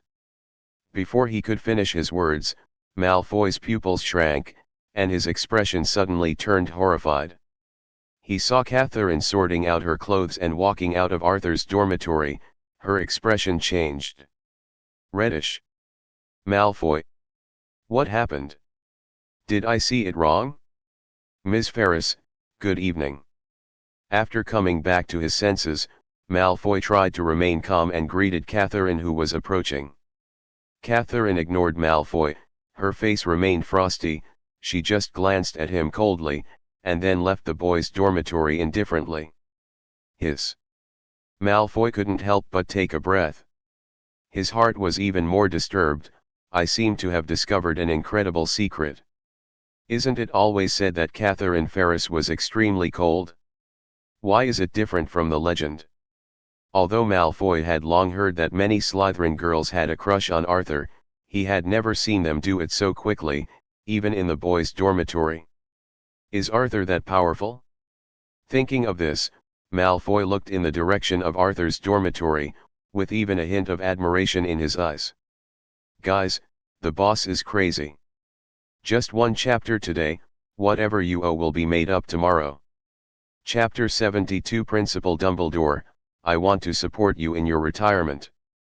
When Arthur walked into the auditorium, students from all colleges had already taken their seats. The auditorium is decorated with Slytherin's green and silver colors, symbolizing their honor of sitting on the House Cup for 7 consecutive years. Behind the professors' seats, a huge banner hung on the wall, depicting Slytherin's house emblem, proudly showing the glory of Slytherin to everyone. It was completely different from the first time he was sorted. When Arthur stepped into the long table area of Slytherin again, he felt an almost warm welcome from the little snakes. This is the spirit of Slytherin. They admire pure blood, but are even more attracted by the presence of the stronger. Before the dinner began, Dumbledore tapped the wine glass on his table with a spoon and made a sound of ding. Ding. Ding, to signal everyone to be quiet. After a while, the noise in the auditorium subsided. Time flies so fast, another school year has passed. Dumbledore stood in front and announced happily, "Before you enjoy these delicacies, I would like to trouble you all to listen to me, an old man, talk a few words. This year has been really fruitful. Your little heads must be full of knowledge. Summer vacation is just around the corner. You have enough time to digest this new knowledge and prepare for the next semester. Now, let us announce the winner of the House Cup.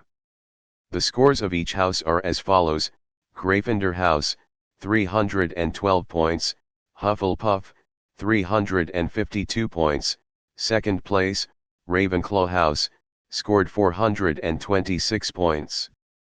First place, Slytherin House, scored 472 points. As Dumbledore finished speaking, the Slytherin area instantly erupted into enthusiastic cheers and applause. Malfoy even deliberately pointed his wine glass at Harry and banged the table to make an unpleasant sound. After noticing Malfoy's movements, Harry frowned involuntarily, then turned to Ron and others beside him and said, "It would be great if all Slytherin students were like Arthur." Ron and Neville heard this and nodded in agreement.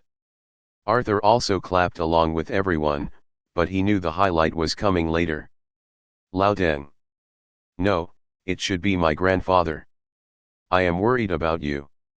Although I don't care about the Academy Cup, if you don't give it to me, it won't make sense. I can refuse to accept it, but you cannot refuse to give it. However, before calculating the final score, there are several things that need to be taken into consideration. I still have some points that need to be allocated," Dumbledore said. "Mr. Ronald Weasley," Dumbledore announced, "has played the best game of chess that Hogwarts has seen in years, and I give Gryffindor 50 points for that. Miss Hermione Granger," Dumbledore continued, "coolly reasoned logically under fire, and I give 50 points to Gryffindor House for her courage and wisdom. Third, Harry Potter," Dumbledore said solemnly, "showed fearless courage and superhuman courage. I especially give 60 points to Gryffindor House for his behavior." "There are many kinds of courage," Dumbledore said with a smile. "To contend with the enemy on the battlefield, we need bravery beyond ordinary people. However, facing danger and not abandoning your friends also requires great courage. For that reason, I also give 50 points to Mr. Neville Longbottom." As Dumbledore finished speaking, the auditorium instantly began to boil, and the noise was deafening. The Gryffindor classmates cheered loudly, their voices hoarse, while silently calculating the house points in their hearts. At this moment, Gryffindor's house points have surpassed Slytherin. Dumbledore gently raised a hand, his movements gentle but full of power, instantly attracting everyone's attention. The noise in the auditorium gradually subsided and tranquility returned. In the end, Arthur Green, with his calm thinking and strong strength, defeated the powerful enemy, so he added 80 points to Slytherin House. After Dumbledore's words fell, the originally unwilling Slytherin students burst into enthusiastic cheers and applause. They shouted the slogan Slytherin, and were proud of the honor of their house. Arthur looked at the cheering students around him and thought to himself, "Dumbledore is really awesome, he provides a lot of emotional value." The mood of everyone in Gryffindor went up and down like a roller coaster. They were originally full of expectations, but after learning that the House Cup was won by Slytherin, their emotions plummeted. Even the Weasley twins, who were usually optimistic and cheerful, couldn't help but sigh, with disappointment written on their faces. Slytherin won the House Cup all because of Arthur. Someone in the crowd said this. After everyone heard it, they thought it was right. Slytherin won the Academy Cup because of Arthur, so that's okay. Then he turned around and shouted loudly, "Arthur Green! Arthur Green!" Looking at more and more students in the hall shouting his name, Arthur scratched his head and hesitated. "What do you mean? Will I have to give a speech by myself later?" After the dinner, Arthur declined the private invitations of several senior students in the Slytherin common room and returned to his dormitory. As soon as he stepped into the dormitory, Arthur immediately noticed something strange. Someone came to his dormitory quietly while he was away. Arthur was wary and slowly walked to the table and found a rectangular wooden box left on the table. Arthur always speculated on people's hearts with the greatest malice, so he immediately took out his wand, took a defensive posture, cautiously approached the wooden box, and then slowly opened it. The Elder Wand? When Arthur opened the box, he was surprised to find Dumbledore's Elder Wand inside. Is Dumbledore suffering from Alzheimer's disease? I was just joking with him last time. Arthur never expected that Dumbledore would actually hand over the Elder Wand to him. This is his biological grandfather. From now on, Arthur no longer cares about his life experience. Dumbledore will be his biological grandfather from now on. There is no other meaning. Arthur just saw that Dumbledore was getting older and wanted to support him in his old age. Arthur slowly picked up the Elder Wand, and in an instant, he felt a strong and deep power surge in the wand. This force is like an ancient river, calm and powerful. Arthur originally thought that he had not defeated Dumbledore, so when he used the Elder Wand, the wand would feel resistance. However, contrary to Arthur's expectation, he did not feel the slightest discomfort. Instead, he felt that there seemed to be a wonderful tacit understanding between the wand and him. Arthur even noticed a hint of excitement from this magic wand. Chapter 73 I'm Still a Child. In the afternoon of the next day, the test results of each subject were announced as scheduled. As expected, Arthur came out on top with his outstanding performance and received the highest score. Hermione also performed well and was a close second. Harry, Ron, and Neville also passed their exams with flying colors. During dinner, the atmosphere around the Gryffindor table was particularly lively. Arthur sat around with Harry, Ron, and Neville, discussing plans for the upcoming summer. Arthur, when are you going to France with Dumbledore? Do you need to prepare in advance? Hermione asked curiously in a low voice. I heard that they also have a magic school there. I wonder how it is different from Hogwarts. The two were chatting, and suddenly, Arthur felt someone tapping his shoulder. He turned around and saw that it was Professor Snape. Although Harry and others had learned about the misunderstanding with Professor Snape and uncovered the truth, when they faced Snape's gloomy face again, they still couldn't help but feel a little fear in their hearts. After they looked at each other, the atmosphere suddenly became a little tense. Professor Snape, what do you want from me? Professor Snape's expression was slightly serious. Principal Dumbledore wants you to go to the principal's office now. The password is, Lemon Olaf. What was Dumbledore doing with him at this time? Did he regret it? Want to get the Elder Wand back? Arthur thought to himself. Despite his doubts, Arthur responded politely to Snape, who looked gloomy. Okay, Professor Snape. I'll go to the principal's office right away. After bidding farewell to Harry and others, Arthur got up and headed to the principal's office. At the door of the principal's office, Arthur knocked lightly, and then heard a voice from inside, Come in. Why is it you? Isn't it Principal Dumbledore who is looking for me?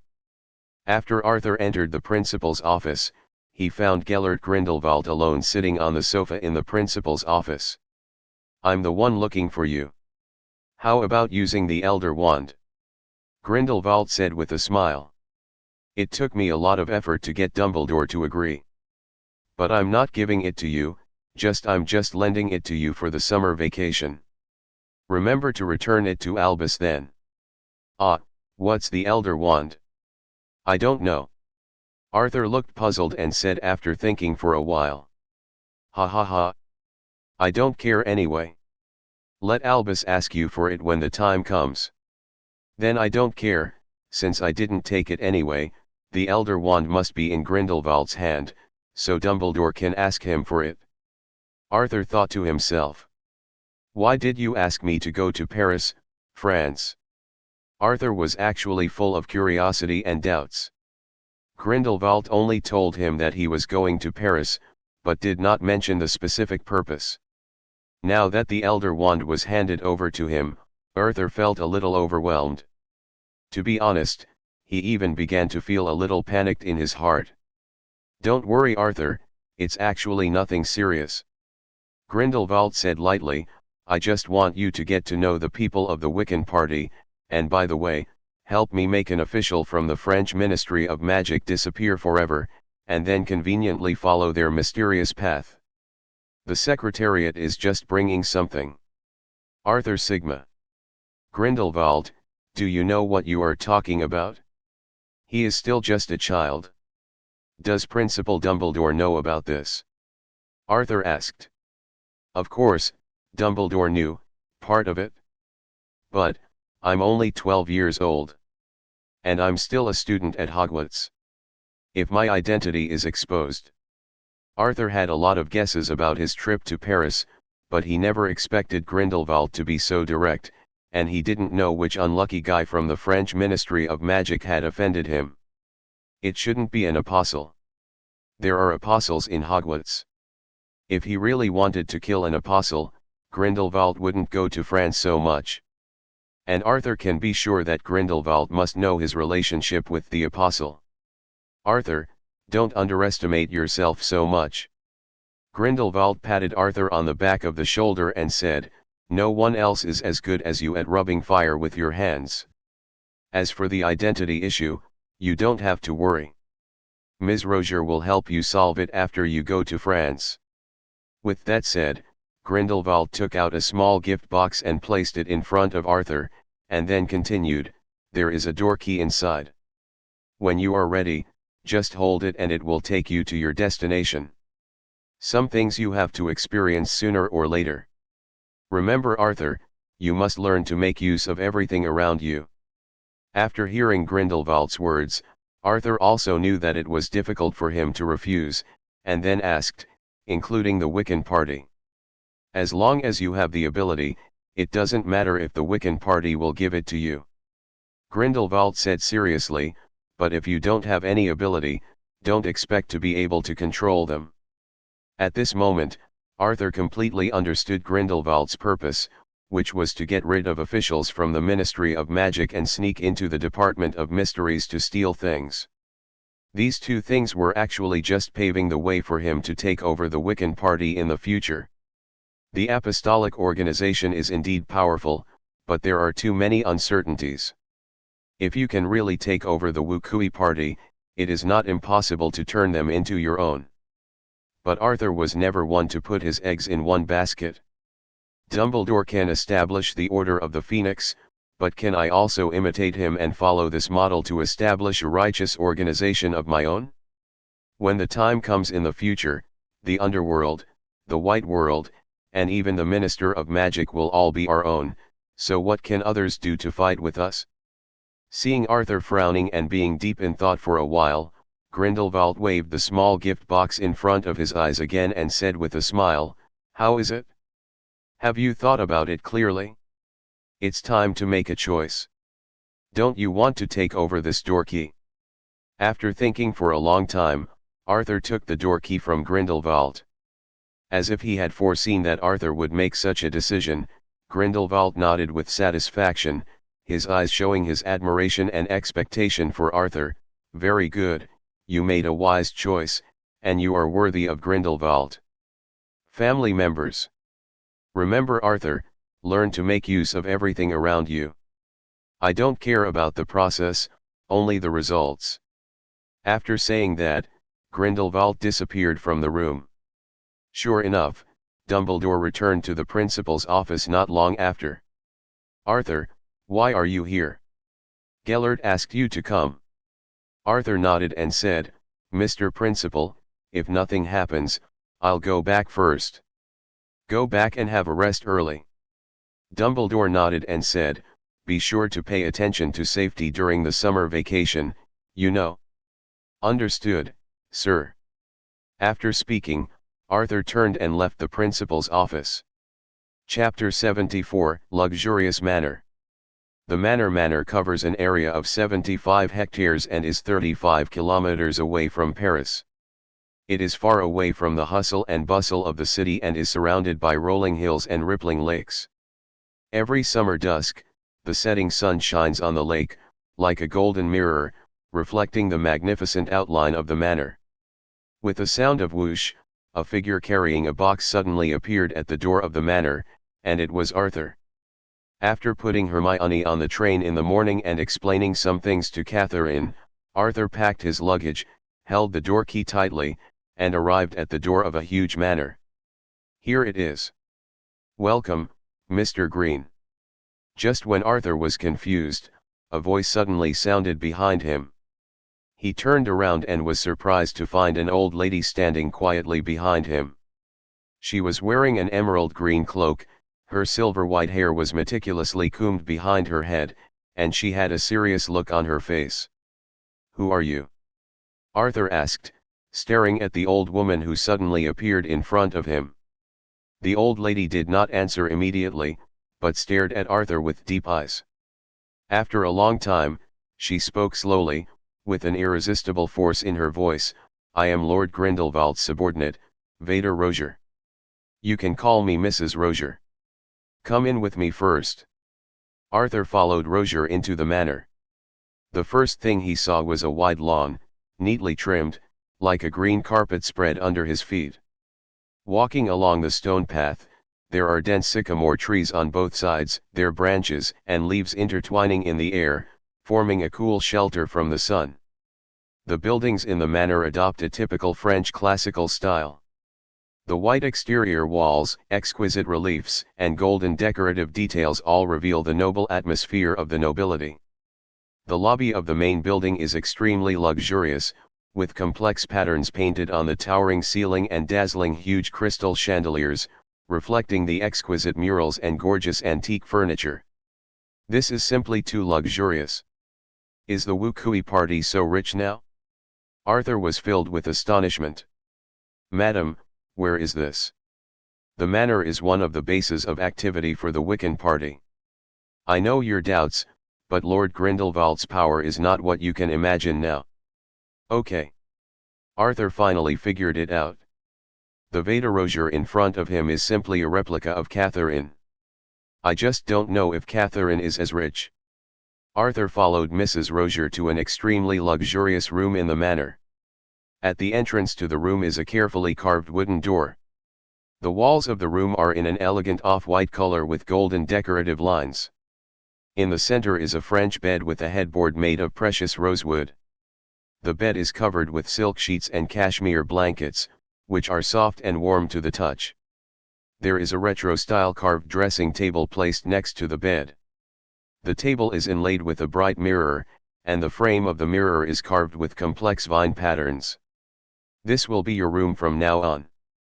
After you pack your things, go to the living room on the left corridor on the first floor. There are some things that Mr. Grindelwald has told you that I want to talk to you about." After hearing Mrs. Rozier's words, Arthur nodded, quickly packed his luggage, and went to the living room on the first floor. When Arthur came to the living room, he found that in addition to Rozier, there were 4 old men with white hair. "Introducing to you, Abernathy, Nagel, Macduff, Kraft." Hello." The 4 members of the witch cult party said nothing. They all looked at Arthur up and down, and then kept staring at Arthur's black hair. Unfortunately, Arthur could only say hello to them awkwardly. "Are you really a descendant of Lord Grindelwald?" Kraft stared at Arthur and asked, "What happened to your hair?" "My surname should be Grindelwald. The last time Gellert Grindelwald met me, he said he was my grandfather. As for the hair, it used to be blonde, but an accident happened not long ago and it turned black." "You mean Lord Grindelwald is your grandfather? Your biological grandfather? But how is this possible?" After hearing Arthur's words, the 4 of them showed expressions of disbelief, and then turned their attention to Vader Rozier. "Lord Grindelwald is indeed Arthur Green's biological grandfather," Vader Rozier said. "As for other things, if you want to know, you can ask Lord Grindelwald in person." Then Nagel still wanted to ask, but was forced back by Mrs. Rozier's cold gaze. "Mr. Arthur Green, I believe you already know the purpose of your trip." Arthur nodded and asked, "Tell me who the unlucky guy is."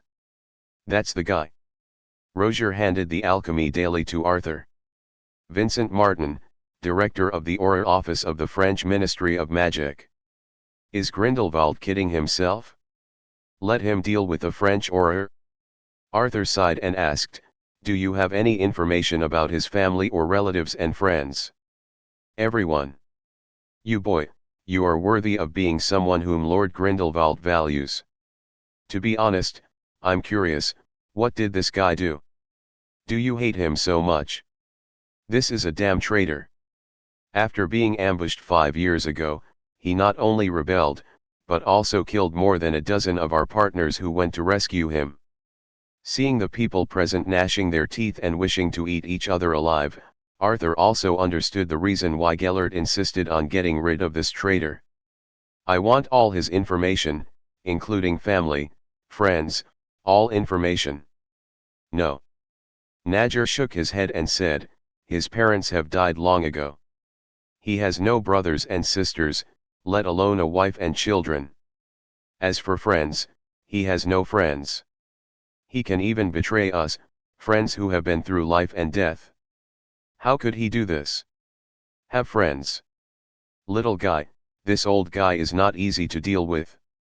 If you give up now, it's still too late. How can you help me? Arthur asked with a frown. Lord Grindelwald said that it will be based on our wishes, Roger said with a serious face, so what kind of help you can get depends on your own ability. There is another task to obtain Merlin's alchemy stone.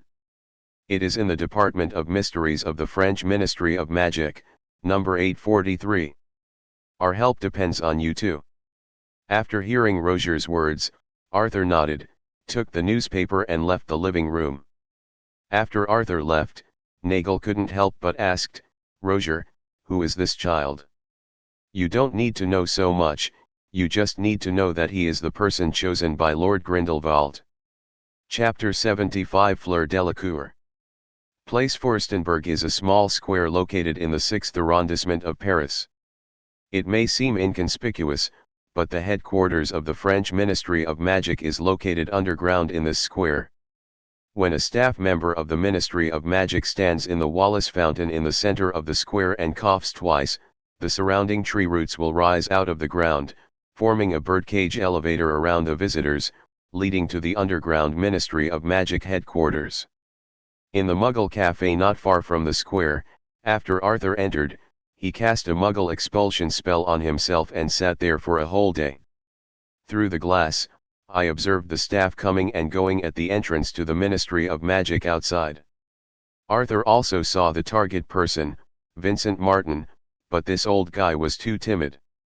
As long as he left the Ministry of Magic, he would be followed by 3 or 4 Aurors. Arthur has been secretly observing him here for 3 days, but he has never noticed that he is alone. Every time he appears, there must be a group of people behind him. Arthur has no chance of making a sneak attack. Are you going to sneak into the Ministry of Magic and take action? The idea flashed through Arthur's mind, but was quickly rejected by him. Even if he could successfully deal with the old guy Vincent Martin, he would have nowhere to escape. The French Ministry of Magic prohibits the use of the dissiparation spell, and Arthur doesn't want to put himself in danger for a Vincent Martin. In the past 3 days, Arthur also thought of other crooked ideas, such as poisoning, but he rejected them all.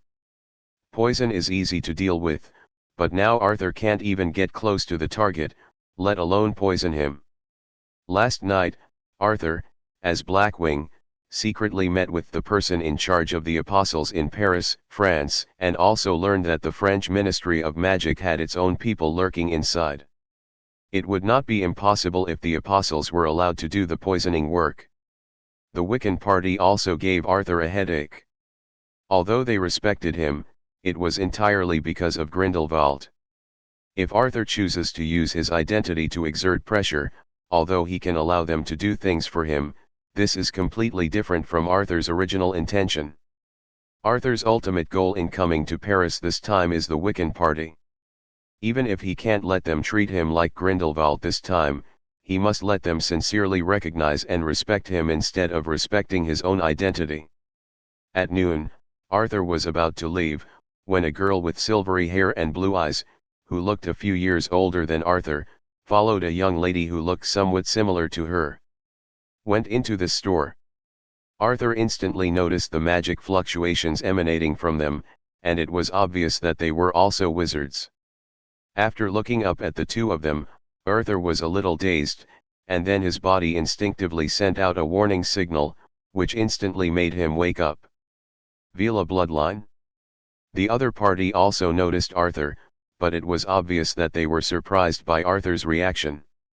"Hello, little brother, let me introduce myself, Fleur Delacour. This is my aunt next to me." Fleur Delacour came over and introduced herself. "Are you a wizard too? Little brother? What is this title?" This is the first time someone has called Arthur that. At Hogwarts, even the senior female hooligans from Slytherin had to respectfully call Arthur Mr. Green when they saw him. After saying that, Fleur actually wanted to reach out and pinch Arthur's cheek. Arthur hates such a boundless witch. "Arthur Green, Hogwarts student," Arthur said after dodging the opponent's sturdy hands. Originally he was going to use Neville's name, but Arthur recognized the other person, Fleur Delacour, the representative of the Beaux Batons Academy of Magic in the Triwizard Tournament. Fleur Delacour, Beaux Batons Academy of Witchcraft and Wizardry. "Are you a young wizard from England? Why did you come to France?" "Just visiting France with my grandfather." "Interesting, how did you do it just now?" Fleur asked curiously. "I have Vila blood, but you were not affected." When Furong was in school, all the male classmates would be influenced by her bloodline, and then they would look at her and smile like idiots. This was the first time she met peers who were not influenced by her bloodline. "Arthur. Of course, it's because I am an ambitious young man with ideals and ambitions. How could I be addicted to beauty?" The two hadn't chatted for a while when a young man came in from outside and started chatting with Furong's aunt with a smile on his face. "Looks familiar, but not sure, let's take another look." Arthur looked at the other party's flattering look and thought to himself, "My aunt and I are going to visit the Ministry of Magic later. Do you want to go with us? It's so hard to meet such a person of the opposite *X who is not affected by her blood. How could she let it go so easily?" Hearing Fleur's words, Arthur was a little surprised. The French Ministry of Magic still has this kind of service? Does it charge an admission fee? "Did you see the man talking next to my aunt?" Fleur pointed to the young man who had just come in and said, "He is an Auror from the Ministry of Magic, and he is chasing my aunt. We will follow him to visit the Ministry of Magic later." This is really a gift of giving pillows when sleepy comes. No wonder Arthur looks familiar to the other party. It turns out that he is the big brother of Fei Yanjiang. Seeing Fleur staring at his face, expecting and even eager to try, Arthur sighed secretly. It seemed that he had to sacrifice something today. "I'm doing this all to complete the mission. Can I go in and visit too?" Arthur said with an innocent look. "Of course, I'll go talk to my aunt." After saying that, she pulled Arthur towards her aunt. "Auntie, this is my friend. Can he join us later? Can this be done, Rose?" Aunt Furong asked the young man. "Of course."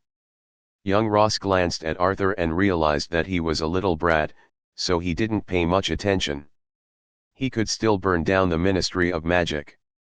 Then he patted his chest and agreed. "My own goddess has spoken, so of course I can't let her down. Even if you tell him now that the other person is the child of his goddess, he can do it." Sure enough. Looking at Ross's appearance, Arthur was secretly happy. "Sir, are you really an Auror? That's amazing." Arthur looked at Ross, and then said in a deliberately admiring tone, "My dream when I was a child was to become an Auror who fights evil and eliminates dark wizards when I grow up. The righteous Auror."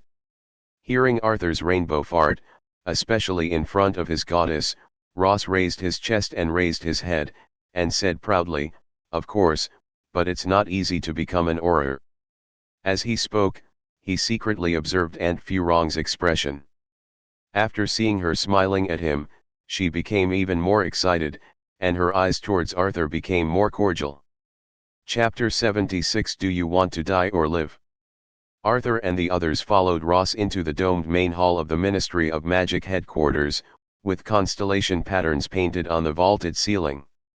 The constellation patterns on the ceiling of the main hall are all in the shape of magical animals, including the horned beast, the invisible beast, the moon gazer, the bird snake, the fire dragon, the mottler rat, the sniffer, the hippogriff, and the color-changing giant conch. The walls here are made of Art Nouveau glass and green steel frames. Behind one of the walls is a heavy bronze reception desk, while in the middle of the room are rows of gold and green file cabinets, each drawer individually numbered. As soon as a few people came in, the receptionist in the main hall came over and asked them the purpose of their visit. After Ross chatted with the receptionist, the few people were released and entered the internal work area. The Wiccan party and the apostles had actually handed over the internal structure diagram of the French Ministry of Magic to Arthur a long time ago, so he knew the division of labor on each floor, but now that he had the opportunity to come in and visit in person, he would not let it go. The Department of Mysteries is at the bottom of the basement of the Ministry of Magic, and above it are the offices of the Aurors. There are portraits hanging in the corridors here. When someone breaks in, they will turn into the intruder's avatar, and an alarm will sound in the corridor. It's not easy to do. Arthur sighed secretly. This is where our Aurors usually work. Arthur followed Ross to the Auror office and carefully observed the surroundings, with an expression of yearning, admiration, and adoration on his face. Ross, who are these? Let me introduce to you, this is Vincent Martin, director of the Auror office of our Ministry of Magic. After seeing the pot-bellied Vincent Martin, Ross quickly said, he is the pride of our French Ministry of Magic Aurors. After meeting the target person, Arthur felt a little pity. It would be better if he was not in the Ministry of Magic at this time. Sir, I saw you in the newspaper a few days ago. Although he wanted to bite the other person, Arthur still pretended to admire him and said, the newspaper said you are a hero. Seeing the admiration in Arthur's eyes, Vincent Martin burst out laughing without any precautions. Maybe he felt that he was in the Ministry of Magic or that he was too young and would not be any threat to him. Sir, is it really difficult to become an Auror? Being an Auror, especially an excellent Auror, is not easy. It requires not only strong strength, but also loyalty and fearless courage, especially the courage to sacrifice. Vincent Martin talked to everyone. While talking about various kinds of chicken soup. Having said that, no wonder you took the position of Director Auror just 5 years after your surrender. Of course, while Arthur was listening to the other person's chicken soup, he would also say a few words of praise from time to time. Even later, Arthur and Vincent Martin cooperated more and more tacitly. Arthur, I am very optimistic about you. I believe you will become an excellent Auror in the future. Vincent Martin patted Arthur on the shoulder, his eyes filled with admiration. After you graduate, don't go to the British Ministry of Magic. Come directly to France and find me. I will take you there myself. Thank you so much, Mr. Martin. You will be my idol from now on, and I will be inspired to become an Auror like you. In the evening, Arthur and the others returned to the hall after visiting the French Ministry of Magic. Arthur, when I get back, I will write to you via email. Remember to reply when the time comes. Looking at Arthur's leaving figure, Fleur said loudly. What's wrong? Baby, have you fallen in love with this little wizard? Aunt Furong stood aside and said teasingly. No, I'm just a little curious. Fleur shook her head and said, Auntie, do I always think he is weird? And he is not affected by the Vila bloodline at all. What's so strange about this? You can tell by looking at his eyes that that little guy must have some special bloodline. As night falls, the stars in the sky shine with faint light, and the moon hangs high in the sky, casting a silvery glow.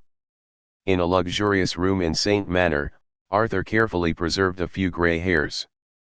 This is Vincent Martin's hair, and it is also Arthur's biggest gain today. Boom. Boom. Boom. There was a knock on the door. Arthur stood up and opened the door. Ms. Rozier was standing at the door holding a package. Here are the materials you asked for, Roger said after handing the items to Arthur. There is a room for alchemy and potion preparation at the back of the manor. If you need it, you can go there to work. I know Mrs. Rosier, and there is one more thing. Please help me ask other people, Vincent Martin, whether you are going to die or live. Arthur said with a smile, as if he was saying something. Easy, nothing important. Roger glanced at Arthur in surprise. It doesn't matter, as long as you can complete the task. After saying that, he turned around and left. In the living room on the first floor, Abernathy and others saw Roger walking in and asked, "That little guy has been sitting in front of the magic department for 3 days. Did he say anything? He asked you if Vincent Martin wanted to die or live. Did this little guy really say that? Is he so loud?" Roger nodded. He should already have a plan. Let's just wait and see. After all, if you want to lead the Wukui party, you can't do it without some strength and means. But Roger, he is only one person after all, why don't we help him secretly? No need, Lord Grindelwald has given instructions, just protect his life. If that little guy really finds you for something, just do it yourself. After hearing Roger's words, everyone couldn't help but sigh. In fact, everyone knows that no matter how unwilling to face it, they have entered old age. Even Lord Grindelwald, whom they are loyal to, is no exception. Therefore, they are in urgent need of a new leader who is young, energetic, powerful, and capable, and can lead the party to continue on its path. I hope Lord Grindelwald chooses the right person. Apostolic Organization Paris Base. Arthur came to the base wearing the black hooded coat Catherine prepared for him. Lord Blackwing, what are your orders? Let André Albert come to see me, I have important instructions. Not long after, André Albert, the head of the French Apostolic Organization, came to Arthur. Lord Blackwing, I wonder if you have anything to do with me. Inform your apostles and ask them to pretend to be members of the Wiccan party in the past few days, and then pretend to attack Vincent Martin. Remember, the noise must be louder, you know. Sir, it's easy to get rid of Vincent Martin. We have someone lurking inside the Ministry of Magic. You just need to do what I ask. This is also what the headquarters means. Arthur said, remember, what I want is to make a big noise, not to actually attack Vincent Martin. Chapter 77 Grindelwald, you are still too conservative. Shocking. Shocking. The director of the Auror office of the Ministry of Magic was suddenly attacked by a mysterious dark wizard. It is reported that Vincent Martin, director of the Auror office of the Ministry of Magic, was suddenly attacked on the streets of the city center last night while handling a case of prohibited magical items. The Aurors have launched a comprehensive investigation. Alchemy Daily. Vincent Martin, director of the Auror office of the Ministry of Magic, was attacked by a dark wizard last night. Fortunately, he was not injured. Daily Prophet. Vincent Martin, director of the Auror office of the Ministry of Magic, was attacked by a black man last night. His life and death are currently unknown. According to reliable information, the reason why Vincent Martin was attacked by a black man is because he is a blood discrimination. Merlin Times. Ministry of Magic official Vincent Martin was attacked and killed last night. According to reliable information, Vincent Martin was attacked because of a conflict with a black wizard born into a Muggle family. Boom. In the Auror office of the French Ministry of Magic, Vincent Martin was holding today's newspaper. After reading the various false reports about himself, his uncontrollable anger made him slam the teacup in his hand. On the ground. The crisp cracking sound echoed in the empty office, and the fat on his body trembled with his movements.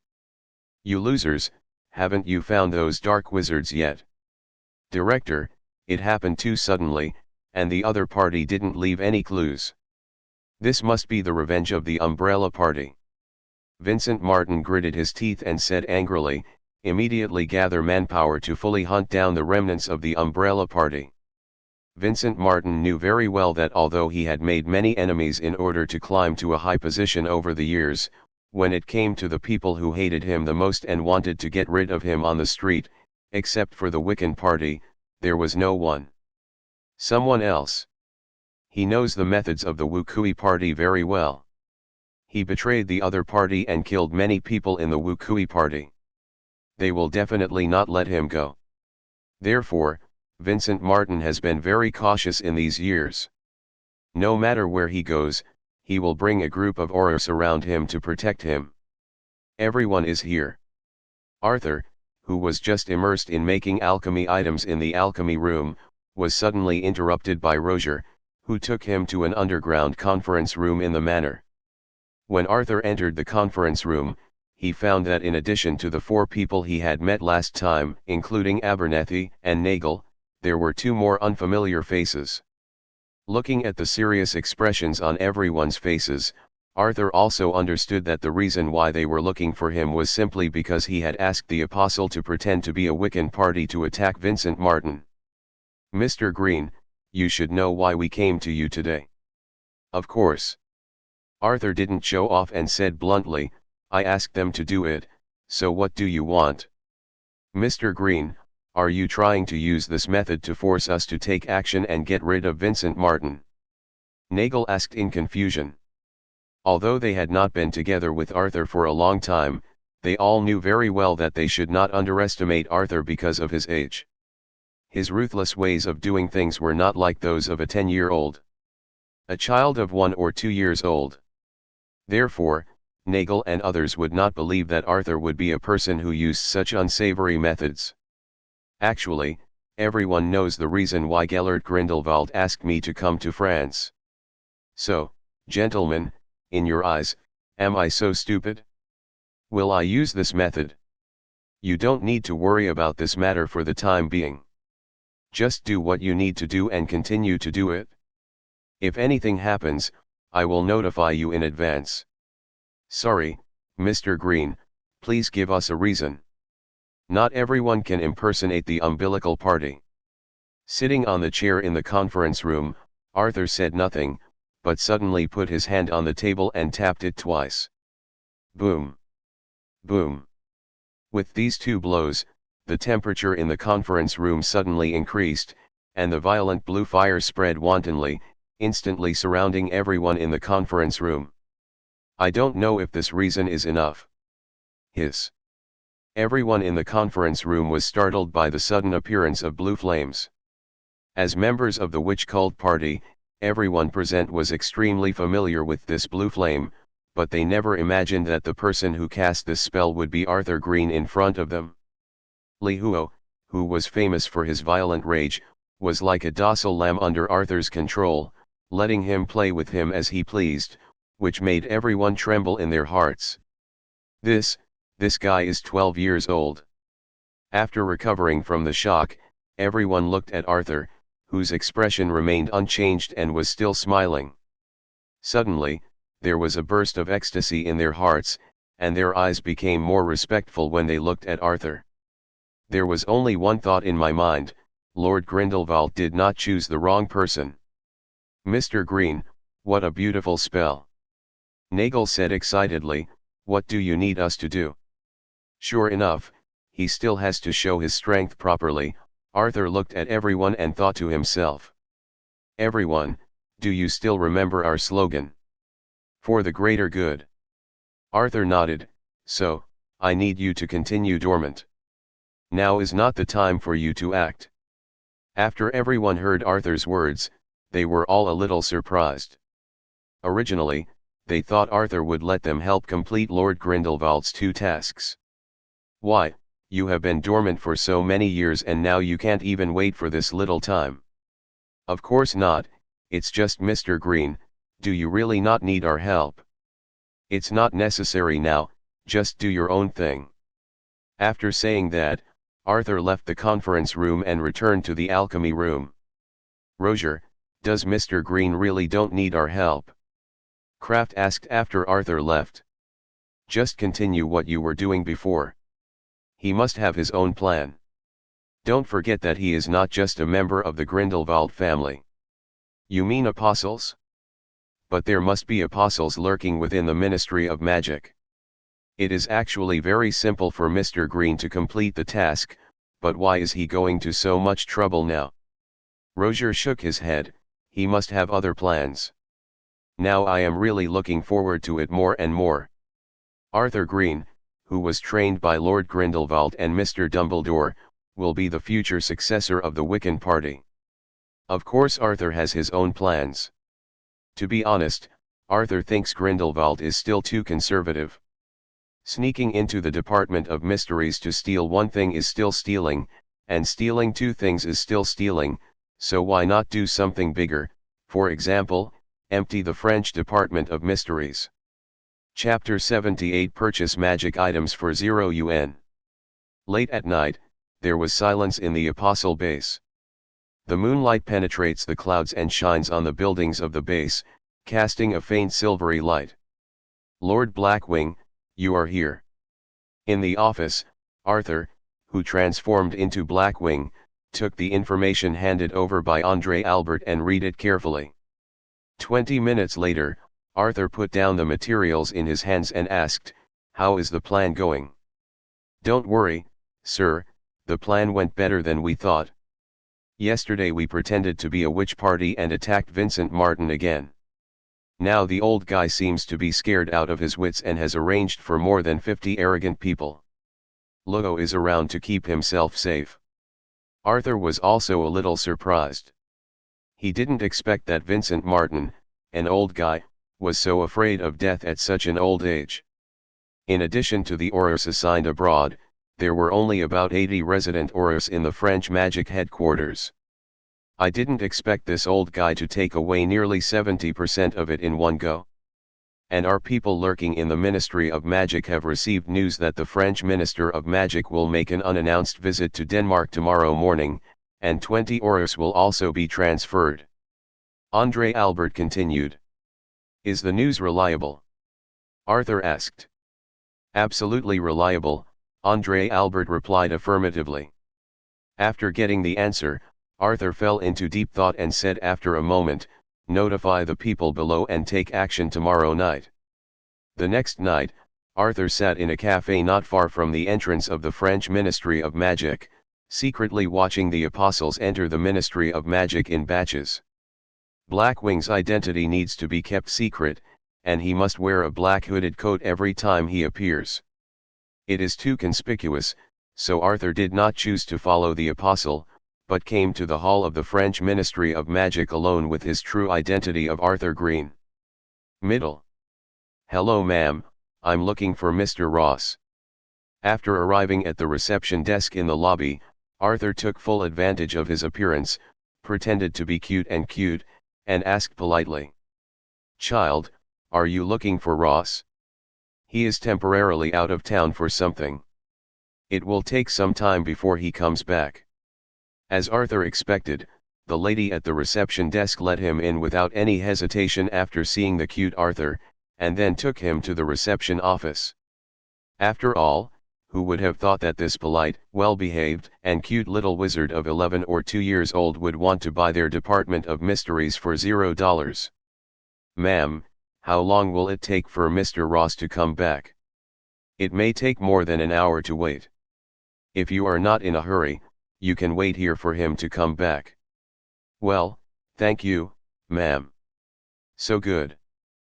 But you can't run around. Lord Blackwing, you are here." In the Auror office, when Arthur came in, the apostles had already taken control of the situation. Several Aurors stood against the wall with their hands raised and their faces frightened. The air was filled with tension and chill. What surprised Arthur was that there were no signs of a fight at all. "How is it going?" "Master Blackwing, everything is going well. Our lurking personnel have controlled all alarm devices in advance. But we must hurry up." Arthur nodded, glanced sharply across the room, then raised the ebony wand in his hand, pointed it at the subdued Aurors, and whispered the incantation, "Imperio." With the wave of the wand, the fearful look on the faces of the cursed Oros disappeared instantly, and their eyes became hollow and dull. After Arthur saw the effect of the spell, he nodded with satisfaction and ordered in a low voice, "Take us to the Department of Mysteries." The few Oros controlled by the imperious curse were like puppets, leading everyone through the gate and into the most secretive bottom of the Ministry of Magic. After successfully entering the Department of Mysteries, Arthur said, "Andre, hurry up and get the box with the traceless extension spell, and take away as many items as possible." "Yes, Lord Blackwing." Andre Albert responded excitedly. The apostles immediately took action, their busy figures shuttled in the dim light. The items were carefully taken out and placed in the box next to them. Time seemed to slow down, and every time the box lid was opened, there was a slight creaking sound that echoed in the empty bottom floor. The air was filled with tension and expectation, and every breath was accompanied by a faint silver light, which reflected on the excited and nervous faces of the apostles. Arthur didn't care about them anymore. According to the number, he quickly found his mission target, Merlin's alchemy stone. The alchemy stone is silver-white in color, round in shape, and only about the size of a table tennis ball. After putting Merlin's alchemy stone into his pocket, Arthur stood aside and quietly observed the busy figures of Andre and the other apostles. Not long after, Andre ran over panting, with a hint of anxiety on his face, "Lord Blackwing, there are too many things, we can't hold them all." Hearing this, Arthur's eyes narrowed slightly, he pondered for a moment, and then said decisively, "Since it can't be packed, then pack up the items that have been packed and prepare to leave." After hearing Arthur's order, although the apostles were reluctant, they immediately took action and quickly organized the packed items to ensure that there were no omissions. "Okay, everyone is ready to evacuate." Arthur gave the order, and the apostles quickly organized the scene and followed closely behind. After Andre and the others left with the receptionist, Arthur took out the Elder Wand. Fiend fire! It can only be said that it is indeed the Elder Wand. Along with the reverberation of the magic spell, a violent and powerful magic power spurts out from the tip of the wand. In an instant, the air was filled with fiery aura, and a huge fire snake formed in the air, sweeping towards the huge room where the mysterious items were stored. The fire was blazing, reflecting Arthur's stern face. How much of these things can be left behind depends on the fate of the French Ministry of Magic. Arthur took out a golden Deathly Hallows-style badge from his pocket and threw it into the flames. This badge was specially customized for Vincent Martin after Arthur worked hard in the alchemy room for so many days. After finishing everything, Arthur quickly left the scene and returned to the reception office. Not long after, the alarm sound spread throughout the Ministry of Magic. "Hurry up and inform the minister that the Ministry of Magic has been invaded. The Department of Mysteries has been stolen. Please notify Director Martin and ask him to bring the Oros to the Ministry of Magic immediately." Fierce fire! There is fierce fire! Through the glass window of the reception room, he looked at the chaotic crowd outside, running and screaming, with faces full of fear and despair. Arthur's deep dark red eyes narrowed slightly, and the corners of his mouth unconsciously turned up slightly. "Get up!" Chapter 79 Gift. Farki! Farki! Farki! Do you know that the French Ministry of Magic has now become a laughing stock in the wizarding world? In the office of the Minister of Magic, Victor was furious, and his roar could be heard downstairs.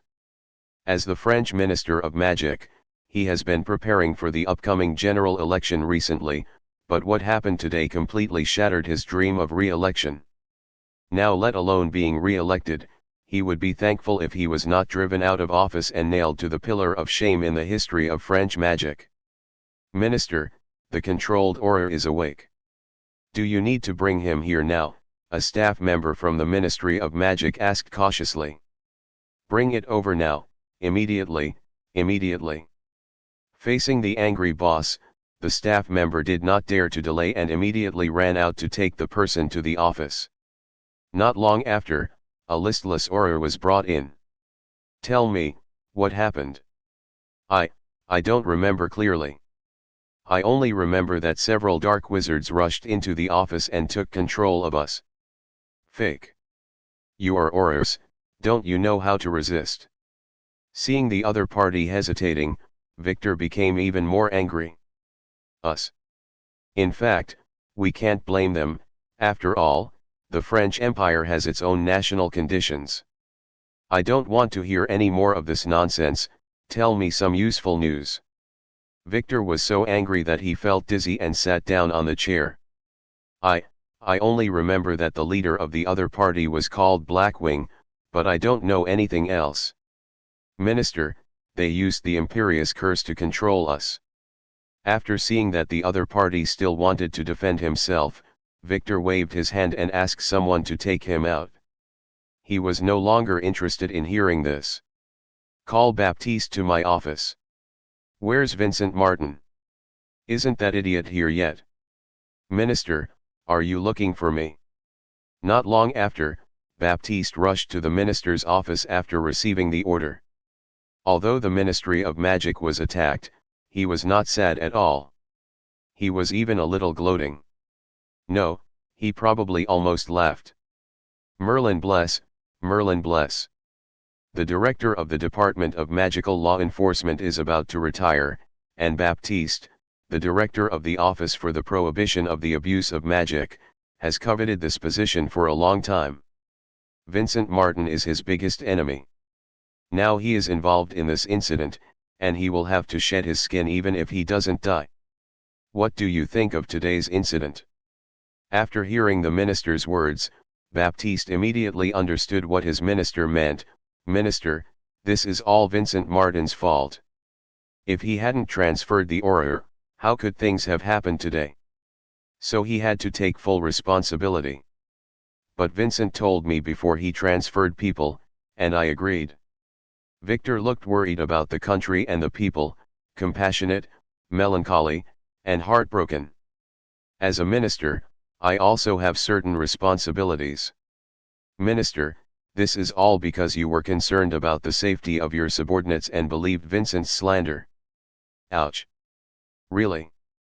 Tell me quickly." After seeing Victor looking like he wanted to pass the blame, Baptiste was secretly happy. "Minister, the other party took advantage of Vincent's weakness of fear of death, so he pretended to be a member of the Wiccan party and attacked him.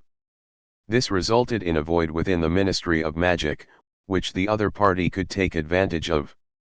Moreover, the other party waited for you to attack when you were not around, Minister." "What does this mean?" "It means that the other party is obviously afraid of your existence. If you had been at the Ministry of Magic, this would never have happened." "Victor, hey. You are really a talent." "Minister, Vincent Martin is here and he wants to see you." "I don't want to see him, so I asked him to go to the Department of Mysteries." "Baptiste, I leave this matter to you. You should understand what I mean." "Don't worry, Mr. Minister." Baptiste patted his chest and assured Victor. In the Department of Mysteries, the original luxurious decoration was completely lost. Under the raging fire, everything around was scorched black. Not to mention the stored items, the Ministry of Magic has sent so many people to find them, but they haven't found a single complete item yet. After being rejected in the minister's office, Vincent realized that something was wrong, and the old guy Victor would definitely take the blame on himself. "Although the fact is that I transferred people by myself, this was done with your consent, Victor. Putting aside the fact, aren't you, Victor, and others in the Ministry of Magic right? Hey. Isn't this Director Vincent Martin? Why are you here in person? Aren't you afraid of being attacked?" As soon as Baptiste entered, he saw that the other party's face was as dark as the surrounding charcoal, and he couldn't help but taunt him. "Gentlemen, there is a new discovery here." Just when Baptiste was about to seize the opportunity to taunt Vincent again, an investigator came over with a medal. This is the Deathly Hallows medal that Arthur deliberately dropped before leaving. After taking it, Baptiste checked it carefully. Look, Vincent, the other party is well prepared, and there is an inscription on the metal to protect against severe fire. By the way, you probably thought it was the Wiccan party that did it. Shut up, Baptiste. Vincent angrily stopped him. Forget being fooled by others, now he still has to endure Baptiste's cynicism. Don't be angry. Let me show you the medal. After all, it is the symbol of your old club. Take it back and remember it well. After saying that, he threw the medal to Vincent. To everyone's surprise, the medal just in Baptiste's hands was no different from an ordinary metal medal. However, as soon as it reached Vincent's hands, the medal began to shake violently. Immediately afterwards, there was a swish sound in everyone's ears, and the medal disappeared from everyone's sight together with Vincent. Special door key. Hurry, find someone. At this time, Baptiste, who was still gloating about the misfortune, also panicked and shouted to the people around him, then turned and ran towards the minister's office. In the empty alchemy room of Saint Manor, a figure suddenly appeared. This is. Vincent looked around in a panic, looking at the alchemy items around him, and immediately understood why he was here. Then he turned around in a panic and wanted to run out of the door. In a dark corner where no one noticed, Arthur held a charged stun gun and aimed at Vincent Martin's back. Boom! As the sound appeared, Vincent's plump figure fell to the ground, unable to twitch. Hello, Mr. Vincent Martin. I didn't expect us to meet so soon. With a charming smile, Arthur came to the other party and kicked him with his foot. Arthur, help me. As he said this, he hugged Arthur's feet tremblingly, with a lot of tears and runny nose, and his saliva flowed out uncontrollably, even getting on Arthur's shoes. How disgusting! Arthur looked at him with disgust, then kicked him away. After rubbing the shoes clean on Vincent's coat, Arthur said, "Do you know what happened to the last person who soiled my shoes? But you are lucky. Who told you to be my gift to them?" "Mr. Vincent Martin, Grindelwald asked me to say hello to you on his behalf." No, please, Arthur, let me go. Help." Upon hearing Arthur's words, Vincent's pupils shrank and he begged loudly for mercy. "Keep your voice down, it's so noisy." Imperio. Arthur directly controlled Vincent with the Imperious Curse. After a trip to France, not to mention other things, the Imperious Curse becomes easier and easier for Arthur to use. Manor basement meeting room. "Roger, why did you call us here?" "I didn't ask you to come here, it was Mr. Green who asked me to summon you. He said he had a gift for us." After hearing Roger's words, everyone looked puzzled. Why would Arthur give them gifts? "Hey! You're all here.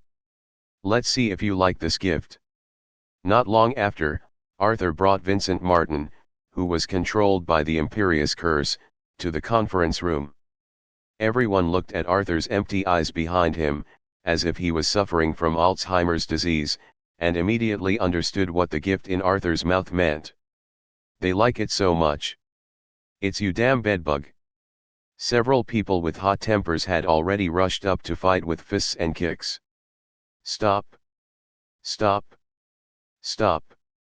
Upon seeing this, Arthur immediately stopped them, then stretched out his finger and said to Vincent Martin's right leg, "We are wizards, we should use magic spells, just like this, we will be broken into pieces."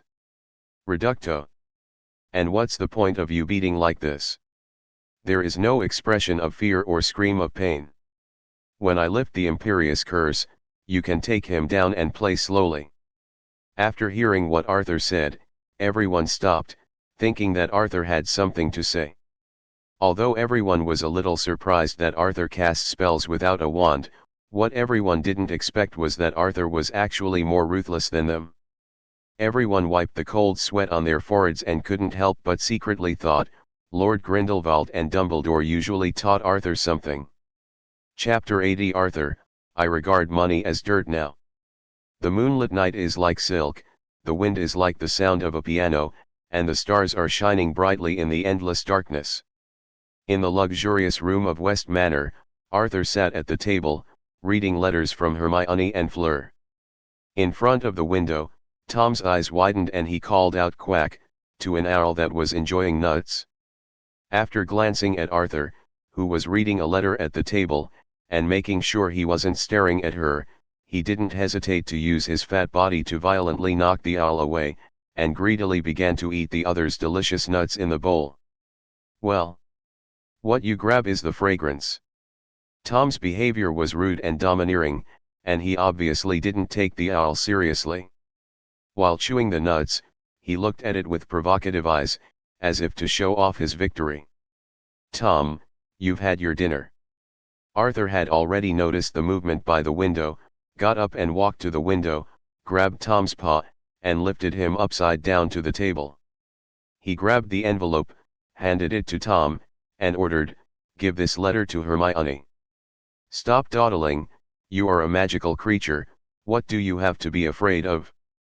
France is not far from the UK, so I would like to take this opportunity to lose weight again." Tom's cry was extremely loud, and his smart little eyes stared at Arthur, as if telling him his dissatisfaction. "Tom, what are you doing?" "Ouch." Seeing that Arthur didn't look like he was joking with him, Tom had no choice but to hold the envelope in his mouth and prepare to fly to England. The owl by the window saw the scene and shook his head provocatively at Tom. This Tom could bear it. Before leaving, he sat the other person down on his back, and then he stood up and flew away leisurely. The bullied owl, after seeing Tom leave, flew to Arthur and began to cry, accusing Tom of his crimes. Arthur touched the owl's feathers and calmed it down. "Why do you think you are messing with Tom? Your small body is just hairy and fat, but Tom is really strong." After replying to Hermione's letter, Arthur opened Fleur's letter and wrote on several pieces of parchment. In summary, he just said, "Come to my house as a guest." "Are you kidding me? I haven't even been to Hermione's house yet." After Arthur read it, he only replied no and handed the envelope to the owl. "Here you go, this is your master's letter, send it quickly." The owl is Fleur's pet. Since the last time they met, the other person has often written letters to Arthur. At the beginning, the two of them didn't communicate much. Arthur was even a little cold, and his replies were perfunctory, and there were even some. I was too lazy to reply to the letter at all times. After feeding the owl some food, I sent it back. But what Arthur didn't expect was that the more Arthur was perfunctory, the more serious the other party became, and there were more and more letters. From one letter every 2 days at the beginning, to one every day, and now it's like a bombardment of text messages. Yes, I get several letters a day. Arthur didn't like her either, so he didn't reply even if he should. More than half a month has passed since the $0 purchase of the French Ministry of Magic. The plan went much smoother than Arthur imagined, and both tasks have been completed. Arthur originally planned to return to England early, but after looking at the alchemy room in the manor, it smells so good. Now Arthur only needs to open a newspaper in the wizarding world and he will see himself. No, it should be a wanted order for the evil and cruel dark wizard Blackwing. It seems that I have to be more careful when using the Blackwing vest in the future, especially in France. The apostles have sorted out all the gifts from the French Ministry of Magic, okay. It can only be said that it is France, and they are all things whose collection value is greater than their use value. After Arthur selected a few pieces of alchemy materials, André let André handle the rest. Then within 2 days, I saw André secretly handing him a small package containing the invisible extension spell, and then winking at Arthur. Sure enough, Arthur opened it and saw that it was full of gold galleons. Arthur couldn't count the exact number, but looking at the galleons piled up like mountains, he was sure that he would have nothing to worry about in his life. The more Arthur looks at André, the more satisfied he is. he is a talented person. Go back and talk to Catherine. Let her check Andre's accounts first, and then give him a promotion. Just, let's give him the title of Chief Internal Manager. It seems that you are living well in France. In the room, a figure suddenly appeared behind Arthur, startling Arthur. When he turned around and found out it was Grindelwald, Arthur was speechless. How come you, like Mr. Dumbledore, like to suddenly appear behind others? We do have a lot in common. Grindelwald shrugged and said, after completing the mission, I thought you would return to England. I didn't expect you to stay in France. As he spoke, Grindelwald came to Arthur's desk, took the envelope and looked at the name on it, and then continued in a joking tone, it turns out that I also made a little girlfriend in France. Arthur. Don't be shy, Arthur, Dumbledore and I will support you. Remember when Dumbledore and I were teenagers? Stop. Stop. Stop. Seeing that Grindelwald's words were getting more and more out of tune, Arthur quickly stopped him. I have completed the mission. This is the alchemy stone, here it is for you. Grindelwald did not take the item from Arthur's hand, but shook his head and said, put it away yourself. It was originally given to you. Arthur was not pretentious. After hearing Grindelwald's words, he put the alchemy stone into his pocket. Anyway, everything he and Dumbledore had from now on would be their own, it was just a matter of sooner or later. Are you here to take me back to England? No, it's up to you to decide when to return to England. Tell Rozier when you want to go back, and she will make arrangements for you. If you still want to come to this manor next time, the door key will still be valid. Grindelwald took out a key from his pocket and handed it to Arthur. This is the key to Gringotts. It contains some collections of Dumbledore and I when we were young. I give it to you. Arthur was a little excited after taking the key. This is the collection of the two devils. Seemingly reading Arthur's thoughts, Grindelwald said, Boy, don't think about it, Dumbledore and I have squandered most of it. Except for some useless materials, there are only some galleons left. Ah! Arthur was a little disappointed. Then why did you give it to me?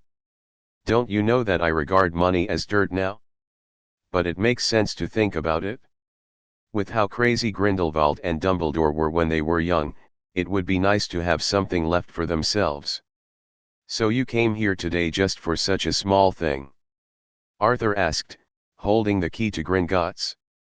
Okay, Arthur, to tell you the truth, it was Dumbledore who was worried about your safety and insisted on letting me come over and take a look.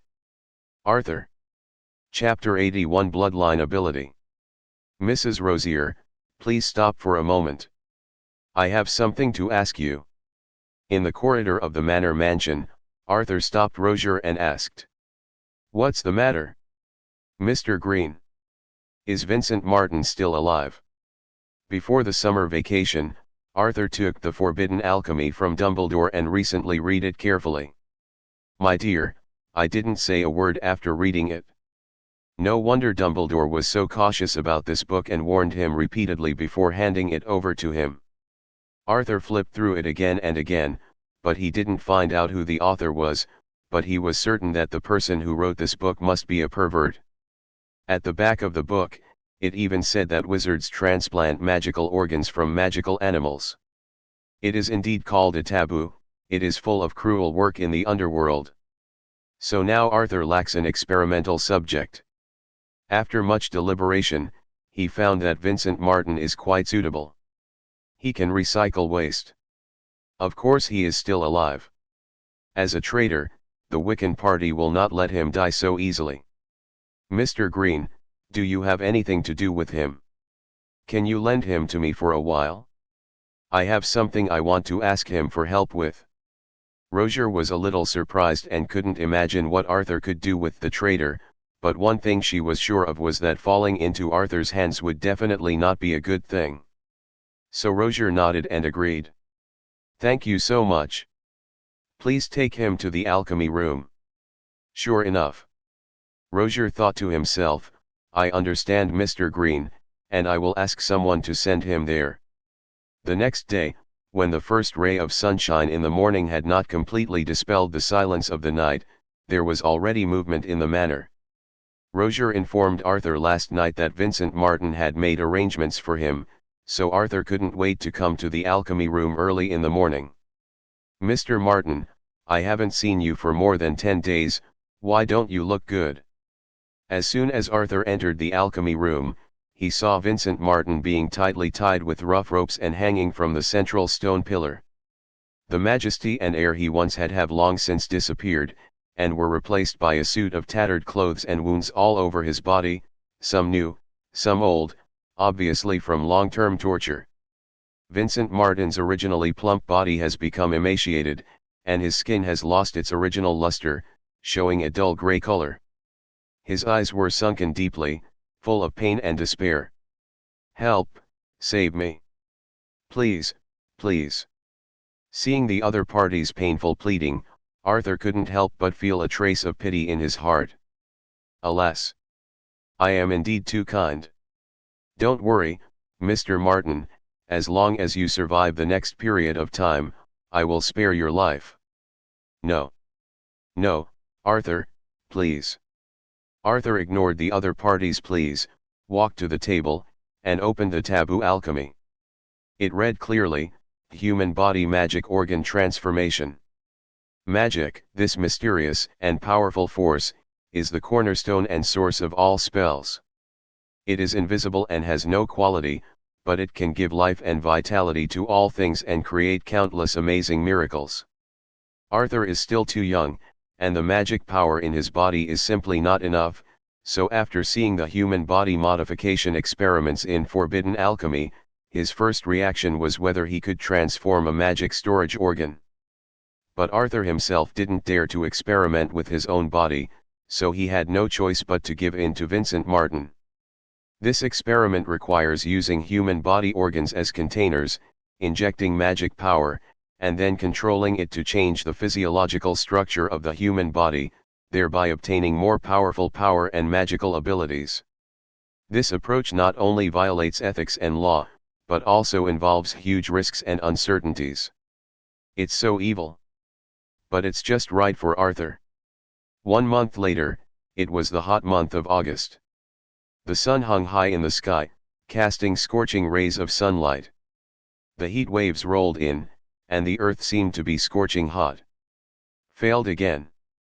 In the alchemy room, Arthur looked at Vincent Martin, who collapsed on the ground, taking in too much air and murmuring to himself with some disappointment. Arthur gave up on the human body magic organ modification experiment 10 days ago because it was impossible for him to achieve it at this stage. Arthur discovered that if only one organ was modified, the experimental subject would not live long at all, because there was no coordination between the magic organ and the ordinary organ.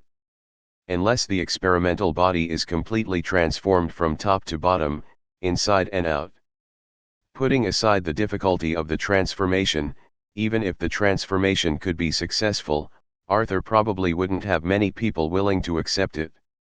Not to mention that the current technology does not meet the requirements, so the plan can only be put on hold temporarily. If you have the opportunity to wander around Nocturne Alley in the future, you might meet a kind-hearted dark wizard with a dedication spirit who is willing to become Arthur's experimental subject. Over the past few days, Arthur has been deeply exploring his newly discovered magical abilities derived from his bloodline. Since the last time he met Catherine, Arthur was shocked to realize that he could control and even disrupt the magic in her body. At that time, he thought that this might be due to the mark on Catherine's wrist, which had some kind of effect. However, after several days of continuous experiments, he began to notice some unusual signs. When he succeeded in torturing Vincent Martin until he was extremely weak, Arthur was surprised to find that he could also disrupt the magic in Vincent's body. Of course, compared to Catherine, this level of confusion can be said to be very, very small. If it weren't for Arthur's unusual magic perception ability, he would not be able to detect it at all. Arthur is still not sure whether the ability brought by this bloodline will become more powerful as the level of awakening deepens. If it is really what he thinks, then this ability is very terrifying. Arthur even had a feeling that if this ability was powerful enough, he could directly absorb the magic power from other wizards and turn them into muggles. So scary. Arthur glanced at Vincent Martin, who was lying on the ground. He was so weak that he couldn't even cry out. How pitiful. Rozier had told him in advance that they no longer needed this traitor, and they could just let Arthur drain him of his remaining value and deal with it on his own. Alas! Mr. Arthur has a kind heart and doesn't see anyone suffering, so let's give him a ride. Arthur rubbed the thumb of his right hand twice between the middle finger and the index finger, and then blue flames jumped out. Arthur then flicked the flame, and it instantly turned into a ferocious fire snake. Like a demon emerging from the abyss, it pounced on Vincent Martin with its fangs and claws, and swallowed up his entire body in a moment. The figure huddled on the ground quickly disappeared without a trace, leaving only some faint gray traces on the ground. Arthur waved his hand, and the cleaning spell cleared away the dust. Magic! How convenient! After finishing everything, Arthur came to the garden of the manor and basked in the scorching August sun. There are too many things to do in the underworld during this time, so let's get some sunshine. Early the next morning, Arthur, who was about to go to Paris to buy a gift for Hermione, was stopped by Rozier. "Mr. Green, someone is looking for you." "Looking for me? Who is looking for me? I don't have many friends in France. Could it be that Grindelwald is here again? It doesn't look like." Rozier looks so cold. "Dumbledore is looking for you." Arthur nodded, knowing in his heart, so it was like this. No wonder Rozier's face was so ugly, it turned out to be a love rival. When Arthur stepped into the living room on the first floor, there were already many people inside. In the hall, on one side sat the members of the Wiccan party with serious expressions, their eyes showing nervousness and vigilance. On the other side, Dumbledore was smiling, seeming to soothe the atmosphere with his calmness. The originally tense atmosphere was somewhat relieved after Arthur's appearance. "You guys go out first. I want to talk to Principal Dumbledore alone." Arthur felt the vague tension and conflict in the hall, and he decided to take action. Arthur's words were clear and decisive, leaving no opportunity for the umbilical party to refute. The members of the Wukui party looked at each other, then nodded silently and left the hall one by one. "Arthur, you have gained a lot in France this summer," Dumbledore said in surprise as he looked at the members of the Wiccan party who still obeyed Arthur's orders and left the hall even though Grindelwald was not present. It seemed that Gellert was right. Arthur was indeed better than he thought. He was able to achieve this level in such a short period of time. "Professor Dumbledore, why are you here?" "Arthur, the summer vacation is almost over, and you have to prepare for the next school year." As he said, Dumbledore took out a letter from his pocket and handed it to him. "Your letter from the second year of Hogwarts. I didn't ask the owl to send it to you, I brought it to you directly. By the way, there is also this, the third-class Merlin order, I also brought it to you." After Arthur took the envelope and a small gift box from Dumbledore, he opened the gift box and saw a golden medal inside. "Arthur, it's not easy for you to win the Order of Merlin at your age." Arthur smiled, put the medal aside, and opened the letter from Hogwarts, which contained the items needed for the second grade and the Defense Against the Dark Arts textbook, Lockhart's complete set of books. "Professor Dumbledore, why did you choose this, idiot, to be your Defense Against the Dark Arts professor?" Arthur held the envelope and asked doubtfully. "Although it is a consumable, this consumable is obviously unqualified." "Arthur, although Lockhart is not the best choice, it is not as bad as you said." Hearing what the other party said, Arthur became even more confused. With Dumbledore's cunning level, how could he not see Lockhart's disguise? So Arthur asked tentatively, "Professor, is there no one except Lockhart to apply for this position this year?" Dumbledore didn't answer, just blinked at Arthur. Arthur. Chapter 82. It's hard to help you with this little money. I'm going to pack my luggage right away. Please wait for me for a moment. No, kid, you don't have to worry. When Dumbledore saw Arthur getting up to pack his luggage, he waved his hand and quickly stopped him. I'll pick you up tomorrow, and I'll go to the French Ministry of Magic later. Woolen cloth. Arthur's heart sank. Could it be because of the Blackwing incident? Arthur thought to himself. Grindelwald once mentioned to Arthur that Dumbledore knew part of France, but he imitated his old friend Dumbledore as the Riddler, and liked to play tricks on himself and not tell him which part of France Dumbledore knew. Is it because of what happened recently at the French Ministry of Magic? Arthur finally decided to test it carefully. Yes.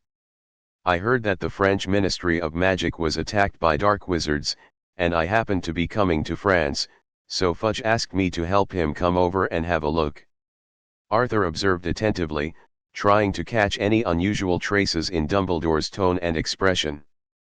But the old man's expression remained the same, as if he really didn't know anything about it. Okay. Arthur whispered, feeling helpless. It is really difficult to fight with these 200-year-olds. What's the matter, Arthur? Is there anything else? No, I just didn't expect British wizards to be so concerned about French affairs. Arthur responded lightly, covering up the past skillfully. Actually, the UK has always been very concerned about France, well, especially this kind of thing.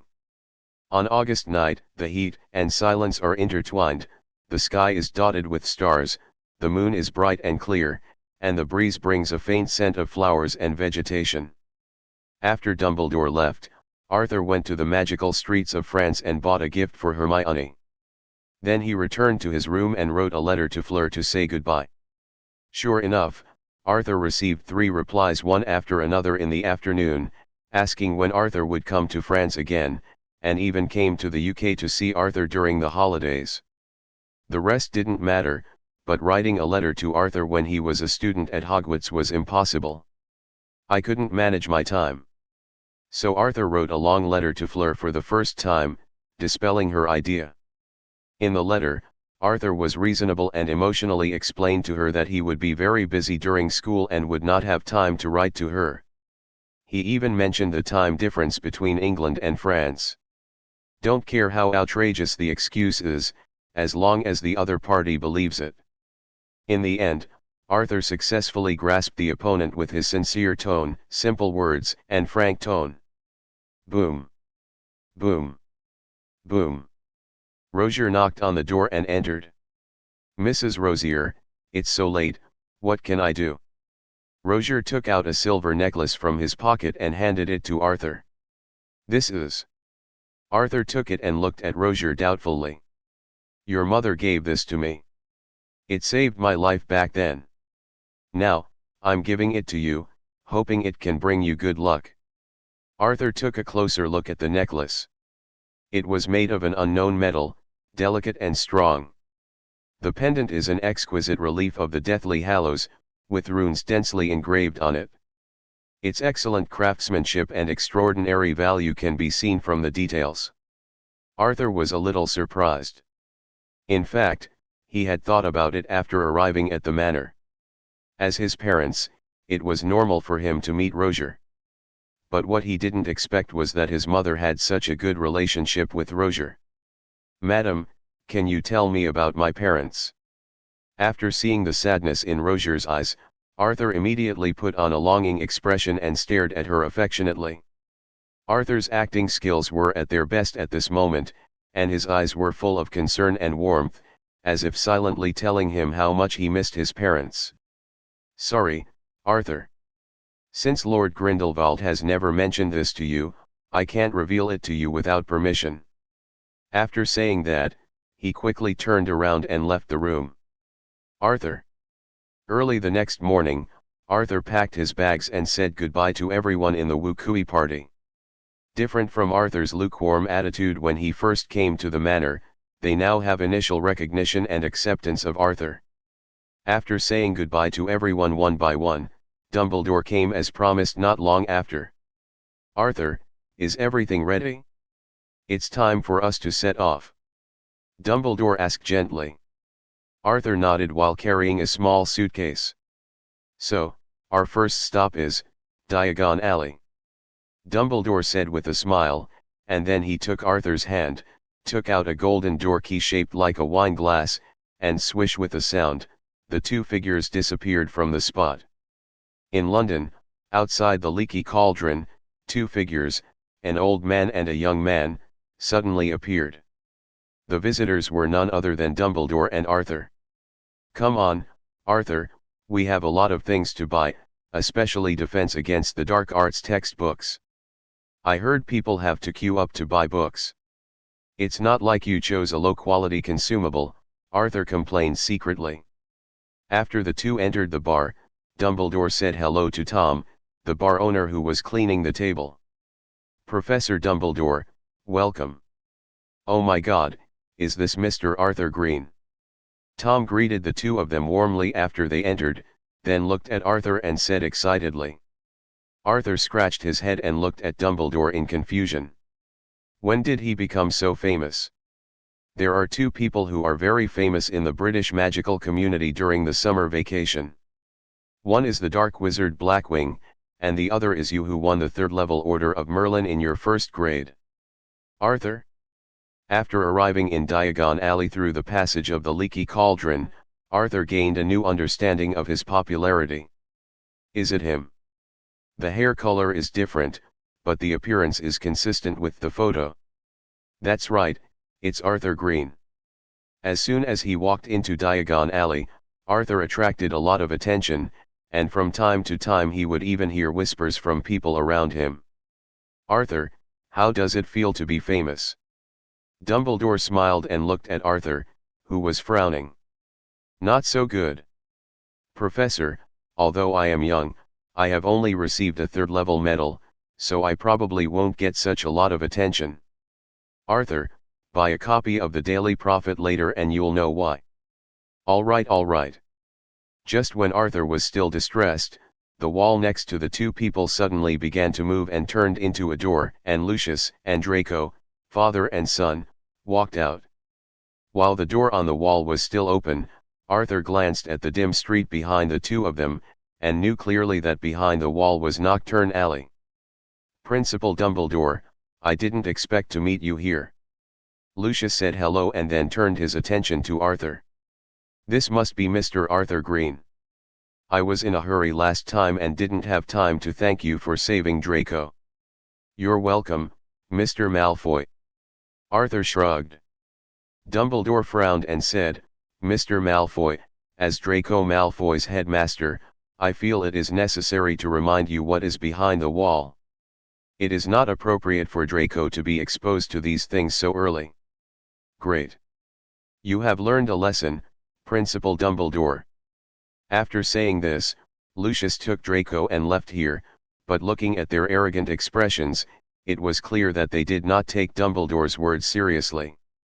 "Draco, the Arthur Green you just met is from your college. What is his relationship with Dumbledore?"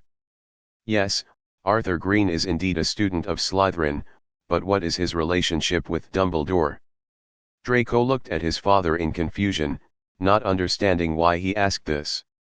Hearing his son's words, Lucius frowned thoughtfully. After a while, he said, "How is your relationship with him?" "Not bad, but Dad, he's a mudblood." Draco thought about Arthur's methods and felt a little embarrassed. "Draco, remember, although our Malfoy family believes in pure blood, everything must be based on our own interests. So you should get along well with him when you go to school, you know. This will be good for your future." Although he seemed to understand his father's words, Draco still nodded in agreement after seeing Lucius' serious expression. "Professor, what's behind the wall?" Arthur pointed to the place where Malfoy and his son came just now. "Knockturn Alley, but Arthur, that's not the place you should be going now." "Don't worry," Arthur assured him, patting his chest. Looking at Arthur's appearance, Dumbledore sighed helplessly. Professor, I heard Neville say that Lucius Malfoy was once a Death Eater. Why was he not captured in Azkaban prison? Because there is no evidence that he really became a Death Eater. Arthur almost laughed when he heard Dumbledore's words. Professor, the magic world has many ways to get someone to tell the truth. For some reason, after hearing Arthur's words, Dumbledore took a deep look at Arthur, and then said, Arthur, the Ministry of Magic has its own rules. Remember, kid, there is a certain reason for the existence of rules. Gellert and I paid a heavy price because we understood this truth too late. Jeremy nodded in agreement with Dumbledore's words, but he sneered in his heart. Rules mean that the strong make the rules and the weak follow the rules. Let's go to Gringotts first. Arthur took out the key that Grindelwald had given him before and waved it in front of Dumbledore. Okay, but Arthur, you may be disappointed. Everything there has been squandered, and there is nothing good left. The two came to Gringotts. Arthur handed the key to a goblin on the counter. After the other person carefully checked and determined that there was no problem, he told another goblin named Griphook next to him to take Arthur and the two of them to 159. No underground vault. The two followed Grihuon's footsteps and stepped into a deep stone corridor. The blazing flames of the torch illuminated this dim space. The stone corridor is like a narrow moat, winding down the steep terrain. Wherever you look, you can vaguely see a railway running across your feet. Pulling the ring whistled softly, and then, a small cart sped over, and the crisp sound of wheel tracks echoed on the rails. Get in the car. After everyone got on the car and sat down, the car sped along the winding passage like an arrow. The cold air roared past, and Arthur tried to open his eyes wide, trying to see the fire dragon of Gringotts. It's a pity that the car didn't get close, so I could only take a look from a distance. Not long after, the car stopped in front of a small door near the bottom passage. Arthur and Dumbledore got out of the car with Griphook and came to the door. Opening the door lock, a thick stream of green smoke poured out from the crack in the door. After the smoke cleared, Arthur looked at the vault and took a breath. There were no piles of galleons or countless magic materials. In the empty vault, there were only scattered galleons on the ground and garbage materials that Arthur would hesitate to bend down to pick up if they fell on the floor. Is this really the treasury of Dumbledore and Grindelwald? How crazy were you two when you were young? You just left me these 3 melons and 2 dates? Arthur picked up the galleons on the ground and counted them. There were only more than 50 in total, which was not enough to repay Gringotts' loan. Loudeng. It's hard for me to do anything for you with just such a small amount of money. Chapter 83 Son of Alchemy. Professor, you have used up everything here? Do you have any other vaults? Arthur, I haven't been here for many years. The vault did contain a lot of precious materials collected by Gellert and I. Dumbledore shook his head and walked around the empty vault. You two were crazy when you were young. You squandered so many things. Haha, Gellert and I are indeed crazy. Arthur picked up the gold galleons from the ground, wiped the dust on it, and put it into the money bag of the invisible extension spell. No matter how small a mosquito is, it is still flesh. Professor, can you tell me about my parents? Arthur asked, looking at Dumbledore who was standing in the vault, still thinking about the past. Arthur, haven't you already guessed it all? After all, the book has been handed over to you. How is this possible? Upon hearing Dumbledore's words, Arthur's pupils shrank and he muttered to himself in disbelief. From the first time Arthur saw a photo of his parents, their appearance and their names behind the photo, Arthur had some guesses about their origins. At first, Arthur thought that his parents were two descendants of the Dumbledore family and the Grindelwald family. They might have just been adopted by Dumbledore and Grindelwald since they were young, and they were given meaningful names. It wasn't until Dumbledore handed Forbidden Alchemy to him and Arthur looked through it that he came up with his current guess. My parents were made of alchemy. When Arthur had this speculation in his mind, he thought he was crazy, but he didn't expect. No wonder Dumbledore would rather open the restricted book area to himself than hand over forbidden alchemy to him easily. Professor, how is this possible? If it is true, what about me? How do you explain it? At this moment, Arthur's breathing was a little short, because forbidden alchemy clearly stated that the two of them could not have offspring. You are a miracle, Arthur. Dumbledore looked sad and stroked Arthur's short black hair. Arthur, this is the power of love, the power of your parents' love. Although Arthur had already guessed, he was still a little unbelievable at this time. Because people created through alchemy are strictly speaking alchemy items. How can alchemy items have descendants? Could his birth be related to the apostles? Arthur suddenly thought in his mind. He is so important to the apostles that they are even willing to serve him as their Lord, so might his appearance also be related to the apostles? The more Arthur thought about it, the more confused he became. Child, don't think too much, because those are not important. What is really important is that your parents love you. Dumbledore said comfortingly when he saw Arthur's frowning expression. Professor, you still can't tell me about my parents until now. Dumbledore sighed. Gellert should have told you that there are some things that you need to find the answer for yourself. And it's not that we don't tell you, but that Gellert and I don't know the exact answer either. Tell you not only there is no benefit, but it will affect you. After Arthur heard Dumbledore's words, although he was unwilling, he also understood Dumbledore's character and knew that it would be impossible to get the answer today. Coming out of the vault, Arthur paid off last year's loan and left Gringotts. After coming out, Arthur ran non-stop to the store across the street and bought a copy of the Daily Prophet.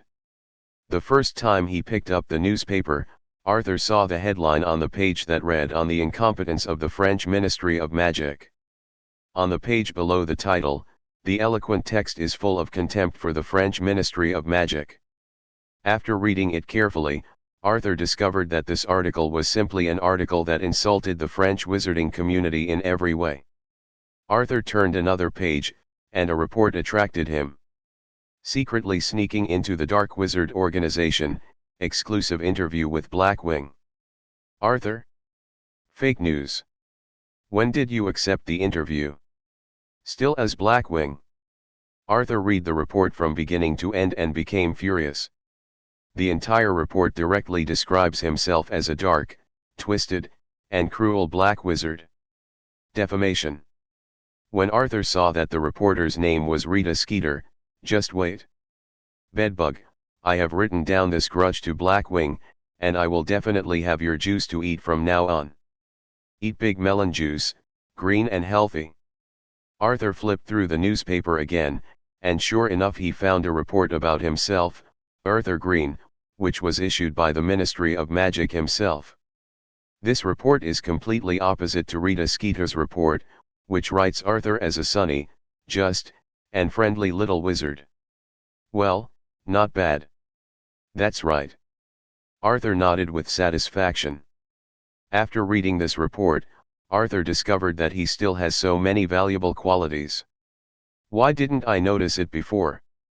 It seems that I was too conservative before.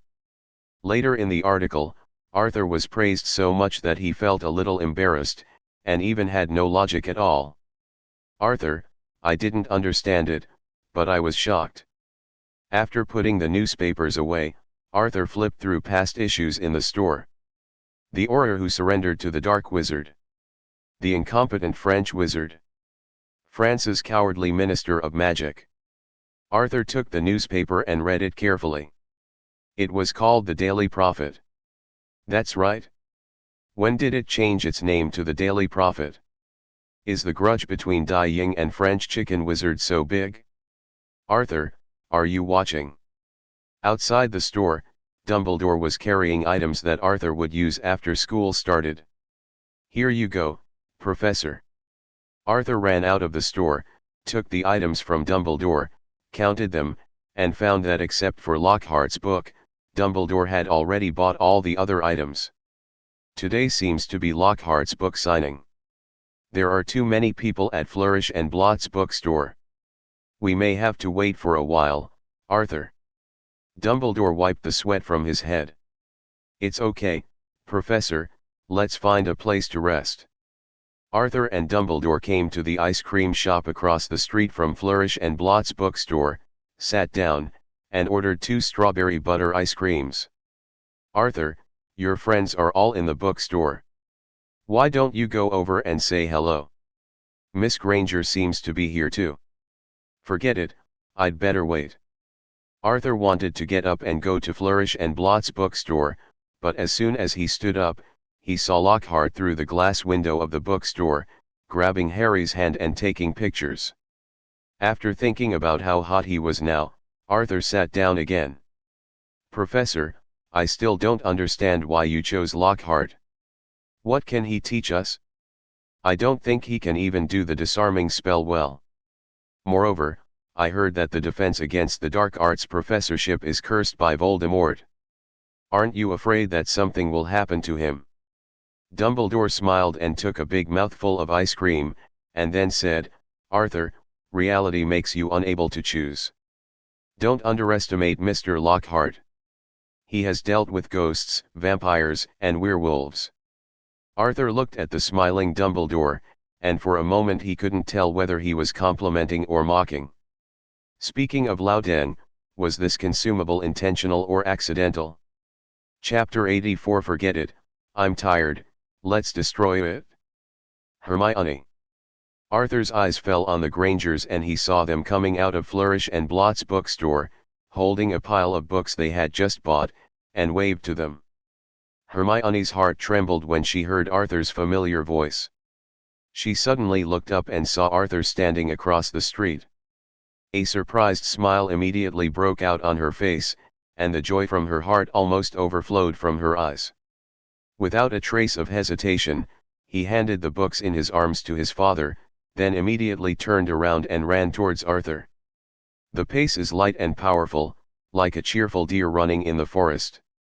Mr. Granger? Oh my God! Arthur, is it really you? When did you return to England? I thought I had to wait until the end of the summer vacation to see you. Hermione ran to Arthur, as excited as if she had opened a chat box. She seemed to have countless things to say and questions to ask, and her whole body was about to explode. Seeing Hermione so excited, Arthur couldn't help but laugh. He handed Hermione an ice cream and said gently, "Slow down. Slow down. Hermione, don't be so excited that you stutter. Mr. Granger, madam, long time no see." Seeing Hermione's parents coming from a short distance away, Arthur immediately greeted them politely. "Long time no see, Arthur. Did your hair change last Christmas?" Mrs. Granger immediately replied enthusiastically, staring at Arthur with a smile. In stark contrast to Mrs. Granger's enthusiasm was Hermione's father. Mr. Granger stood aside holding a large pile of books, staring at Arthur with a cold face. "When did I offend Mr. Granger?" Arthur was a little confused and thought to himself. "I didn't expect you to already know, madam, but I was really sorry last time." Arthur touched his nose and responded with some embarrassment. "Boy, do you know that Hermione was in tears last time?" Mr. Granger was still holding the thick stack of books, but the dissatisfaction in his tone could not be concealed. Arthur's heart skipped a beat. He looked at Mr. Granger's serious face and felt a little at a loss for a moment. "I'm really sorry, sir," Arthur replied quietly, with sincerity in his tone. "Dad, didn't I explain everything to you last time? It's not all Arthur's fault." After Hermione heard her father's dissatisfied words, she cast a look at Mrs. Granger for help. Mrs. Granger also noticed this subtle atmosphere. She walked to Arthur and comforted softly, "It's okay, kid, you're just fine. Hermione often mentioned you to us when she was at home, and she also talked about what happened last time. We explained it?" "Really? Arthur breathed a sigh of relief when he heard this, and glanced at Hermione, who was standing next to him and holding his arm, to express his gratitude. "Hello everyone." At a slightly awkward moment, Dumbledore calmly walked out of the ice cream shop. He greeted everyone with a smile, deftly resolving the delicate atmosphere. Dumbledore's appearance was like timely rain, making Arthur breathe a sigh of relief. "Mom, Dad, let me introduce you. This is our principal of Hogwarts, Professor Dumbledore." Hermione was obviously a little surprised by Dumbledore's appearance, but she quickly regained her composure and asked herself if parents introduced. Dumbledore smiled and nodded, his eyes showing warmth and kindness. Just a few brief conversations with the Grangers made the tense atmosphere relaxed and pleasant.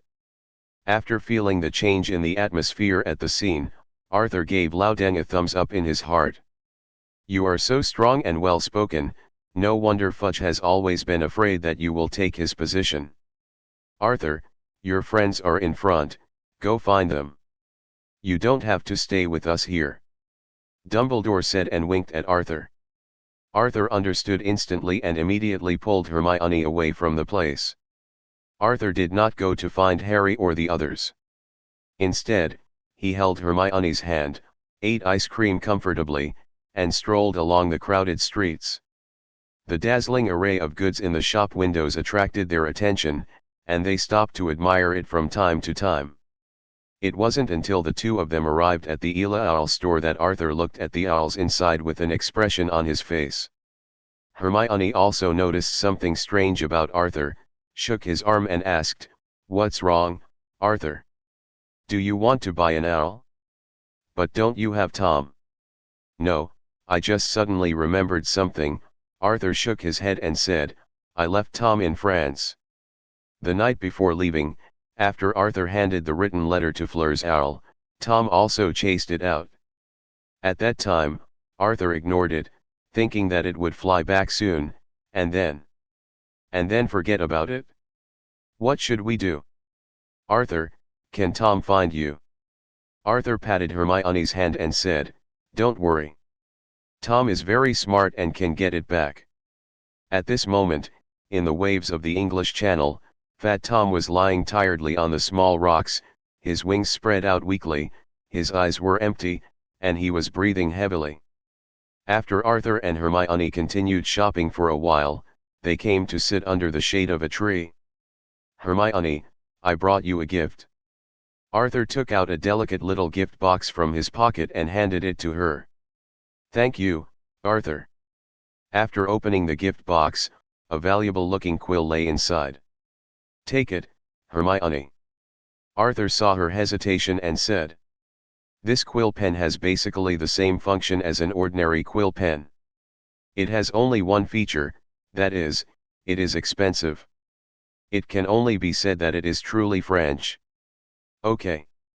After hearing Arthur's words, Hermione carefully put the quill back into the gift box, with joy on her face and eyes, and the uncontrollable happiness seemed to overflow. "Arthur, tell me about France." Under the shade of the tree, Hermione sat next to Arthur, holding the small gift box in her hand tightly. "Actually, it's not a big deal. It's just that Dumbledore introduced a few of his friends to me. Then I also went to the French Ministry of Magic. They were so generous. They gave me a lot of good things. Even later, when I was short of alchemy experiment materials, they even sent them to me." "Really? How could they be so generous?" Hermione looked in disbelief. "Maybe, they are more hospitable." Hermione still found it incredible, and then asked, "I heard that the French Ministry of Magic was attacked, and the Daily Prophet reported it every day. Is this true? By the way, there are also reports about you, Arthur hasn't yet. Congratulations, you are awarded the 3rd level Merlin Order, you are now a celebrity." He covered his mouth and laughed. Arthur shook his head helplessly. "I don't like the feeling of being talked about wherever I go." "Arthur, anyway, you are back from France and have nothing to do. You can stay at my house for the next few days. I have many questions to ask you. Isn't this good? Arthur scratched his head and wanted to refuse. It's okay. I have an empty room at my house. It was originally prepared for you. I will just tell my parents later. Looking at Hermione's expectant eyes, Arthur reluctantly agreed. He had only been away from school for a few days, so he should be fine. Great, Arthur, have you bought everything? I'm going to tell my parents right now. Wait a minute, Hermione, I haven't bought my Defense Against the Dark Arts textbook yet. Then let's hurry up, he said, pulling Arthur up and running to Flourish and Blott's bookstore. Hit him, Dad. Flourish and Blott bookstore. Arthur just came in and saw Arthur Weasley beating Lucius Malfoy. Fred and George waved their fists and shouted loudly to cheer for their father. Harry and Ron found the opportunity, covered Draco's mouth, dragged him to a corner of the bookstore, poured drinks on Draco's proud hair, and then, chaos. The crowd in the bookstore retreated in panic and knocked down the bookshelf. The scene was once very chaotic. Upon seeing this, Arthur quickly protected Hermione to a safe place next to the bookstore. Gentlemen, please do it. The clerk begged, with a tremor in his voice. Then, a deep voice sounded, instantly covering the surrounding noise. Everyone, please spread out, spread out. Hagrid, his footsteps seemed particularly heavy on the books scattered on the floor. He strode towards Arthur and Lucius, grabbed their arms, and separated them forcefully. Arthur Weasley had a cut lip, and Lucius Malfoy was more unlucky. One eye was hit hard by a book falling from the bookshelf. Lucius's eyes flashed with malice, and he gritted his teeth as he looked at the Weasley family who had made him embarrassed today, and then handed the second-hand Transfiguration textbook in his hand to Ron's sister, Ginny Weasley. One plug. Here, this is your shabby second-hand book. It's the best thing your father can give you. Arthur stood aside and took everything in his eyes. What Lucius had just given to Ginny was not one book but two.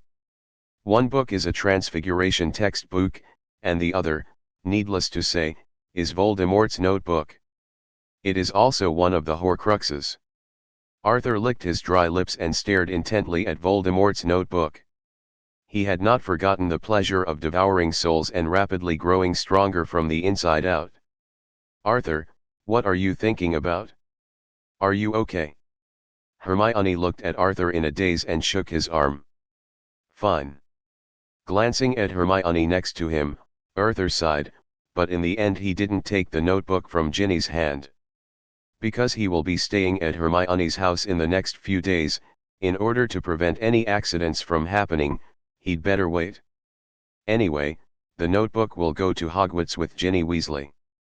At school, he will have many opportunities. After breaking free from Hagrid's big hand, Lucius glanced at Draco, who had dull eyes, messy hair, and disheveled clothes.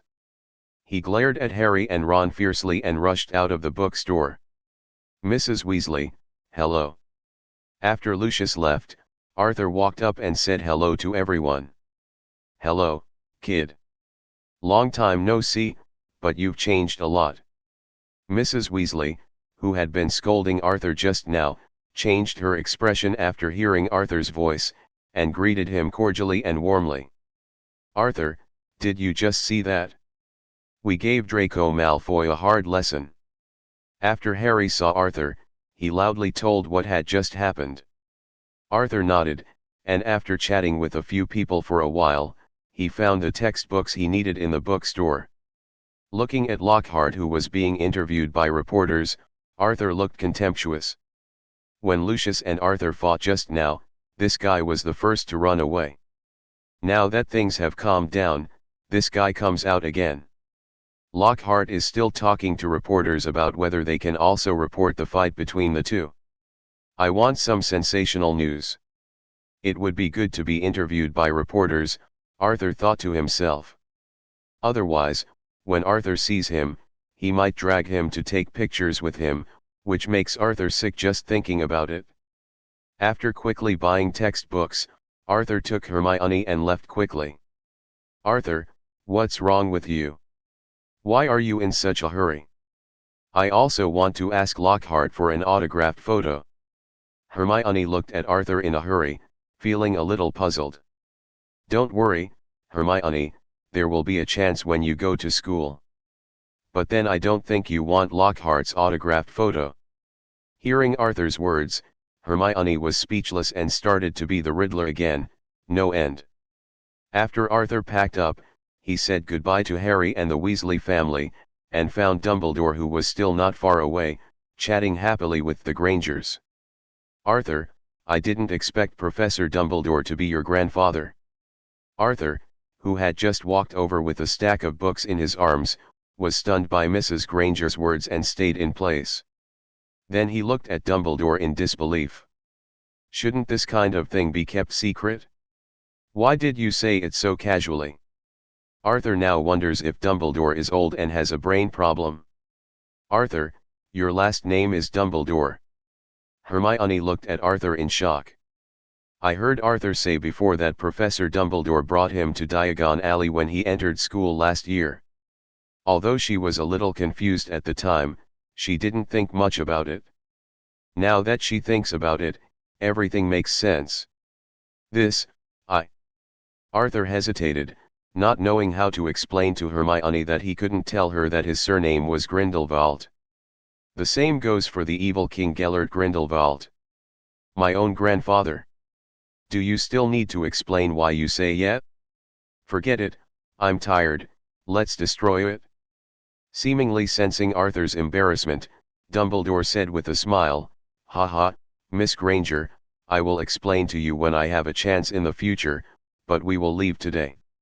Wait a minute, Professor, I made an agreement with Arthur to stay at my house for the next few days. Seeing Dumbledore getting up to leave, Hermione quickly stopped him and explained. Mr. Professor, Arthur is Hermione's good friend. They have made an appointment, so don't worry. Hermione heard her mother's words and grabbed her hand excitedly. Mr. Granger? Looking at the mother and daughter singing harmoniously, Mr. Granger scratched his head and looked confused. Why didn't I know when I invited this annoying boy? Chapter 85 Hermione's Family. I have no objection, as long as Arthur agrees. Dumbledore looked at Hermione with a smile. Great, Arthur. After hearing Dumbledore's words, Hermione excitedly grabbed Arthur's hand and wouldn't let go.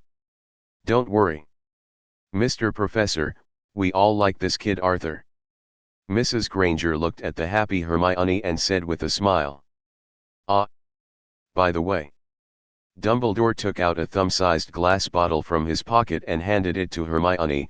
These are fox tears, Miss Granger, given to you. So much. I knew Dumbledore must have something good. Arthur looked at the bottle in Dumbledore's hand and thought to himself, the last time he went to the principal's office, Fox was almost nirvana, so why did he shed so many tears? Hermione stared at the clear spring-like liquid in the glass bottle. Although she didn't know what the use of Fox's tears was, what Dumbledore personally sent must be very precious. She was a little hesitant and didn't know whether to stop it, so she could only put her hands behind her back and secretly tugged on Arthur's clothes. Arthur snatched the glass bottle from Dumbledore's hand and put it into Hermione's hand. Dumbledore is so generous, he must accept it. And if you give it to Hermione, isn't it the same as giving it to yourself? If you need it in the future, just ask her to borrow it. Hermione, put it away quickly. Fox is Dumbledore's phoenix. Its tears can not only detoxify, but also have strong healing effects. Thank you very much, Professor Dumbledore. You're welcome, Miss Granger. Just think of it as a gift to make up for last Christmas. Although it's a bit late now, it's already August. Okay, everyone, it's time for me to leave. As a principal, there are still a lot of things to be busy with when school starts. Goodbye, everyone. After Dumbledore said goodbye to everyone, he disappeared from sight with a whoosh sound. Children, have you finished buying all your school supplies? It's getting late, we should go home. After Dumbledore left, Mrs. Granger asked Arthur and Hermione. After seeing Arthur and the two nodded, the couple took them away from the hustle and bustle of Diagon Alley. Several people got into Mr. Granger's car, and after driving for more than 40 minutes, they came to a stop in front of a single-family house in a Muggle community. Although the house is not as big as a French manor, it is actually quite large. It is divided into 2 floors, with a garage next to it and a garden yard behind it. It looks simple and unpretentious, but it is exquisite. The overall layout gives people a warm and peaceful feeling. A feeling of, "Arthur, come here." Once out of the car, Hermione couldn't wait to pull Arthur into the house, up to the 2nd floor, and walk straight to the guest room. Although the room is not large, only a dozen square meters, it is neat and orderly, and every corner is filled with the warmth of home. The beds are neat and tidy, the windows are bright and clean, and the paintings on the wall complement the color of the room, giving people a warm and comfortable feeling. "Arthur, this is your room. Do you like it?" Hermione looked at Arthur expectantly. Arthur looked around, his eyes shining with gratitude. He hugged Hermione tightly and whispered in her ear, "Thank you, Hermione. I love it. As long as you like it." Hermione's face turned slightly red. "By the way, I have prepared gifts for Mr. and Mrs. Granger. Let's go down first." When I got downstairs, I saw Mr. Granger walking in carrying a lot of things. Arthur quickly stepped forward to help. "I've prepared a gift for you, sir." After packing his belongings, Arthur opened his suitcase. "Mr. Granger, here are the gifts for you, the developing potion and the alchemy wizard chess." Arthur handed the 2 gift boxes to the other party. After receiving the gift, Mr. Granger scratched his head in confusion, obviously not knowing how to use these 2 things. "Dad, the developing potion can make the photos move. Wizard chess is similar to the chess we usually play, but the chess pieces can move. Arthur can teach you later." After hearing Hermione's words, Mr. Granger opened the gift box and looked at it carefully, but he was obviously more interested in the developing potion. "Madam, this is a wand I made using alchemy imitation. I fixed 2 commonly used magic spells with inscriptions inside, the repair spell and the cleansing spell, so even people without magic can use it." Arthur took an 11-foot metal wand from the box and handed it to Mrs. Granger. After receiving the gift, Mrs. Granger took the wand and pointed it at a damaged and cracked teacup on the table. The tip of the wand lit up with a faint light, and the crack in the teacup was instantly repaired. "It's amazing," Mrs. Granger said in shock. "Honey, let me try it too." Seeing how magical Arthur's alchemy imitation wand was, Mr. Granger couldn't help but want to try it. "Arthur, you made this wand. You are so awesome," Hermione exclaimed as she looked at her father, who was waving the wand and having fun. After Arthur delivered the gifts, he followed Hermione to her room on the 2nd floor. After entering the room, Arthur found that apart from the bed and wardrobe, there was only a small dressing table with some girls' accessories and hairpins placed on it. The rest of the place was filled with various books. It is hard to imagine that this room, where most of the space is occupied by books, is the room of a 12-year-old girl. But this person is Hermione, the king of Hogwarts, so that's okay. "Arthur, is Dumbledore really your grandfather? Have you found your parents?" After introducing the various books in her room, Hermione asked about Arthur. No wonder Arthur went to Slytherin, he should also be a pure blood. Hermione couldn't understand why Dumbledore let Arthur live in an orphanage for so many years. Could it be that Arthur is an illegitimate child and is not welcome? That's too much. Arthur is obviously so good. Arthur was looking through the books on Hermione's bookshelf. After hearing her question, Arthur was about to answer when he noticed the change in the other person's eyes. Is this another weird thing he imagined? Arthur thought to himself. Hermione, Arthur waved his hand in front of her eyes to wake her up from her thoughts. What are you thinking about? Sorry, Arthur, I was a little distracted. Did you go to France to meet your parents during the summer vacation? Arthur shook his head. No, I just went to meet a few old friends from the family. As for my parents, I'm sorry, Hermione, it's not that I didn't tell you, but I didn't know either. Dumbledore was the Riddler doesn't want to talk to me. All right. In fact, Hermione wanted to complain, Arthur, sometimes you look exactly like Dumbledore. Hermione, don't tell anyone else about my identity, and the same goes for Harry and the others. Arthur still felt that not many people knew about his life experience, at least until he grew up. Alas, now Arthur can't figure out what Dumbledore means. Don't worry. I won't tell anyone else. The two didn't chat for long when there was a knock on the door. When Hermione opened the door, she found Mr. Granger standing outside.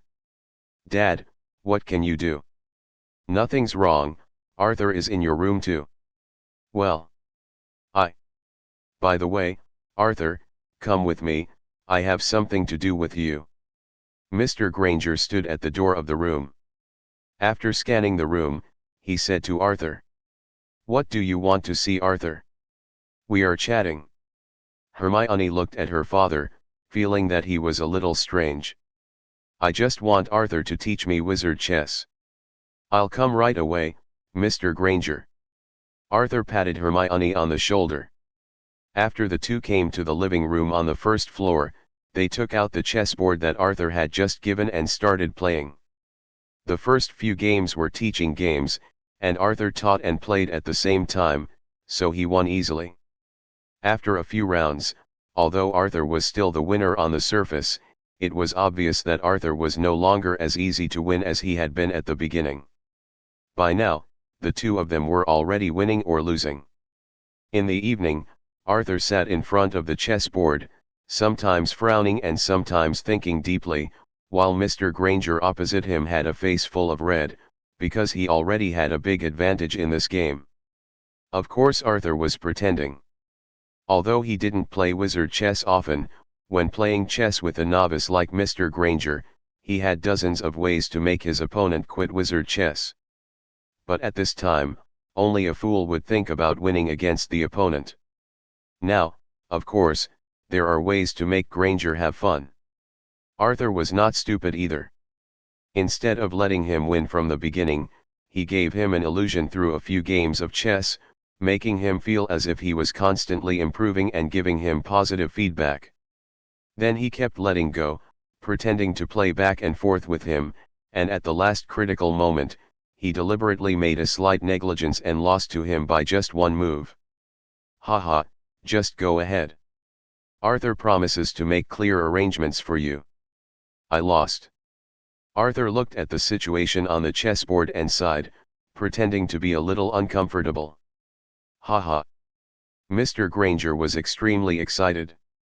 Amidst Arthur's flattery, he completely forgot the purpose of looking for him in the first place. Dad, did you beat Arthur? That's awesome. When Hermione came down from upstairs, she saw her father laughing happily because he defeated Arthur at wizard chess. She was a little surprised, but then she thought about it and realized that Arthur must have lost to him on purpose. Of course, baby. If you don't believe me, just ask Arthur. Mr. Granger is making great progress indeed. Arthur sitting aside said upon seeing this. Of course, the premise is that other than Arthur, don't find anyone else to play wizard chess. At dinner time, the food on the table was particularly rich. Mrs. Granger cooked a large table of, well, French food. To be honest, Arthur was still envious of Hermione. The whole family could sit together and have dinner warmly. Arthur was an orphan in his previous life.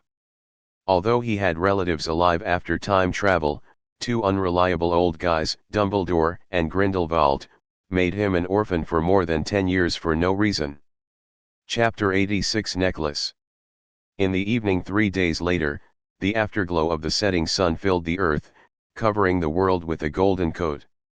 In the guest room, Hermione lay barefoot on the bed and read Traveling with a Vampire written by Lockhart.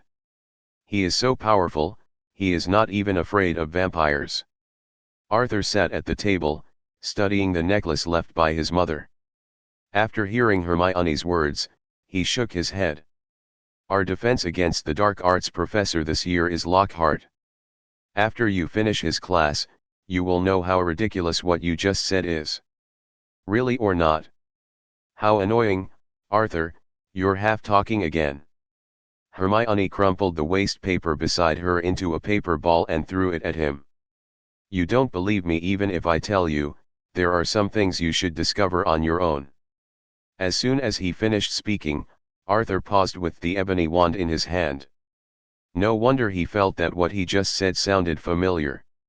Wasn't this what Dumbledore often said to him?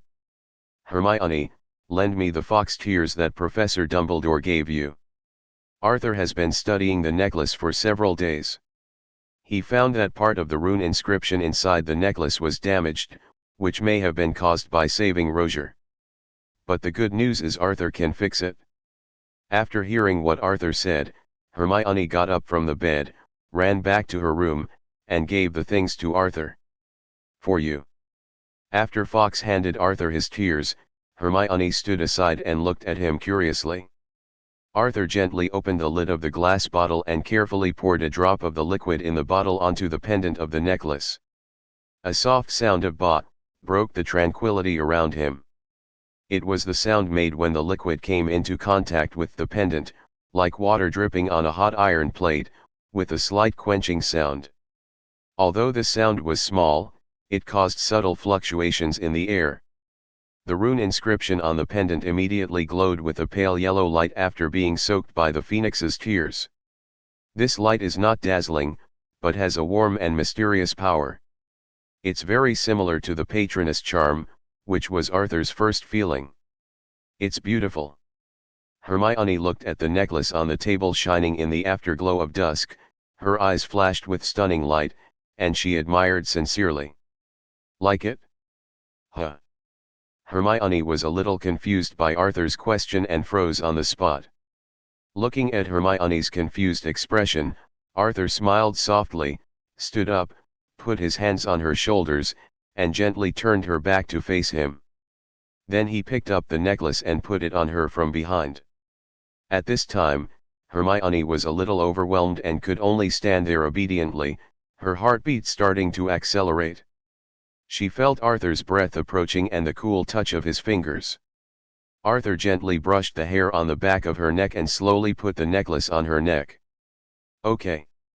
Arthur gently pushed Hermione to the mirror in the room. The two figures were reflected in the mirror. Arthur was standing behind Hermione, the two of them close together. Arthur, I. Hermione's face was red at this time, and her eyes showed shyness. She stood there with her hands clasped together nervously. Arthur, you have given me a lot of things. This necklace. Hermione's voice trembled slightly. Before she could finish her words, Arthur interrupted her. The necklace was prepared for you. Remember, Hermione, don't take off the necklace at any time, because it can protect you from a fatal attack in times of danger/harm. Don't worry. I'm much stronger than you. Have you forgotten that giant monster? Arthur added. Yeah. Hermione lowered her head, with a faint blush on her face, and tangled her hands together nervously. Her voice was like a small mosquito moan. If the two of them weren't so close, Arthur could hardly hear it clearly. The pace of time steps lightly into the last day of August. The sun shines gently, engraving the last warm days of summer on every inch of the land. The breeze blew by with a hint of coolness, seeming to tell the story of autumn. At this moment, nature is quietly preparing to welcome the change of seasons. Arthur has been staying at Granger's house for more than a week and has not returned to the orphanage. Tomorrow is the first day of school, and they plan to go back to school together. During this time, Arthur's relationship with the Granger family was getting better and better, especially Mrs. Granger. During the last meal, She told Arthur that if he hadn't found his relatives, he would definitely go to the orphanage to take care of him. He took it back for adoption. Of course, this proposal was opposed by both him and Hermione. According to what Dumbledore said, he should be a few days younger than Hermione, and he didn't want to have multiple sisters. Even if you call me sister during the day, you will call me sister at night, which is very enviable. A letter suddenly appeared on the table in front of Arthur. It's a letter from Catherine. Arthur muttered to himself as he looked at the handwriting on the envelope. Taking advantage of Hermione's absence, Arthur gently closed the door, opened the envelope and read it. Is there something urgent that you need to see me for? After reading it, Arthur frowned slightly and fell into deep thought. Blue fire appeared from his hand and burned the letter. All traces were reduced to ashes in the flames, leaving no trace. After thinking for a while, Arthur decided to meet her. If you are looking for me so urgently, there must be something important. Hermione, Dumbledore has something to do with me. I have to leave early. Arthur said after arriving on the first floor and finding Hermione and Mrs. Granger. Sorry, Dumbledore. You are my grandfather anyway, so it's okay to take some of the blame for me. Arthur thought to himself. School starts tomorrow. Is Principal Dumbledore so anxious? This is too hasty. Hermione was a little confused. You should come to me if you have something urgent at the moment, but it doesn't matter, we can just meet at school tomorrow. Okay then. Arthur, we'll see you at school tomorrow. Hermione said with some regret. Sorry, Mrs. Granger, thank you very much for your hospitality during this time. It's okay, kid. You are welcome to continue to be a guest during the holidays. But how will you go back later? Arthur pointed outside and said, Don't worry, a car has already come to pick me up. Arthur carried his luggage and came to the door. A black car was already parked outside and waiting. Goodbye, Mrs. Granger, help me say sorry to Mr. Granger, and Hermione, we'll see you at school tomorrow. After saying goodbye, Arthur got in the car and left. The vehicle slowly drove away from the community, and the friendly smile on Arthur's face receded like the tide, replaced by coldness and seriousness. What happened? Are you so anxious to see me? Sorry, Your Majesty, my subordinates don't know either. I just received an order from Miss Catherine to pick you up. After hearing what the other party said, Arthur, who was sitting on the luxurious seat at the back, frowned, thoughtfully. Chapter 87 The Weird Archbishop. The entrance to the orphanage. Whoosh. With a sound, a black car suddenly appeared. Standing aside, Catherine, who had been waiting for a long time, quickly stepped forward and opened the door for Arthur respectfully. Your Majesty. After getting off the car, Catherine was about to speak, but was interrupted by Arthur waving his hand. Let's talk after we go in. As soon as he stepped into the orphanage, Arthur felt an unusual silence. His brows furrowed and his inner vigilance suddenly rose. Very different from the past, the orphanage today is so quiet. In the past, the orphanage could hear all kinds of noisy sounds at any time, but now it was so quiet that you could only hear the whisper of the breeze blowing through the leaves. After walking into the hall of the orphanage, there was still no one, not even the grandma. Where are the people here? Arthur turned to look at Catherine, somewhat curious. Your Majesty, we have temporarily relocated everyone here in advance. Arthur was a little surprised. He didn't expect the apostles to make such a big noise. What happened? You are so anxious to find me. It's about the Horcrux. Your Majesty, let's go to the office to talk. The Archbishop has been waiting for you for a long time. Archbishop? I remember it was your grandfather. Before the summer vacation, Catherine told Arthur that her grandfather wanted to meet her, but he was rejected by Arthur at the time. Unexpectedly, he came directly to her this time. Although Arthur still looks calm now, he is actually panicking inside. If he hadn't known that no one could use legilimency on him, Arthur would have never dared to meet the Archbishop who fought with Dumbledore and escaped unscathed. Apostolic Bishop, Kevin Ferris has met your Majesty. After entering the office, an old man with long silver-white hair who looked about the same age as Dumbledore came forward and knelt down on one knee to salute Arthur. Unlike Catherine's fanatical look at Arthur, the eyes of the old man in front of her were full of piety. "Are you the Archbishop? Get up first." Although Arthur's current inexplicable identity is very convenient among the apostles, due to the lack of information, he cannot directly inquire about many things and can only inquire sideways. After all, in the eyes of the other party, he is their awakening prophetic leader. What is currently known is that apart from himself, the highest level of the apostolic organization is the bishop, and there are 4 bishops in total. It would be interesting if the other 3 were similar in strength to Kevin Ferris in front of me. Your Majesty, in addition to meeting you this time, I also want to tell you something important. The first Horcrux made by Voldemort will be returned to Hogwarts. After Kevin Ferris finished speaking, he glanced at Arthur, who was unresponsive, and then called him softly, "Your Majesty." "Are you referring to Voldemort's notebook?" "I know all these, and I also know about the Chamber of Secrets. Needless to say. Are you here for these little things?" Arthur was a little speechless.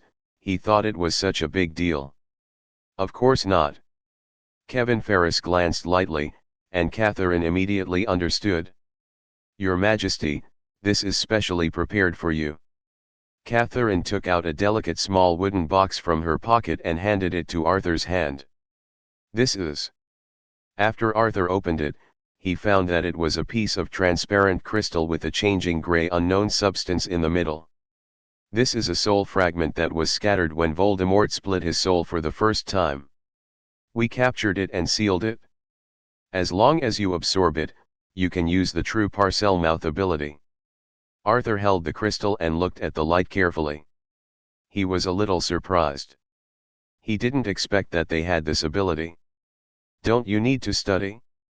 This saves you a lot of energy," Arthur murmured to himself. There is a difference between Parseltongue and Parseltongue. There is no other way to acquire Parseltongue except for inheriting it from the Slytherin family. Parseltongue can learn to imitate simple pronunciation and understand Parseltongue, but cannot communicate in Parseltongue.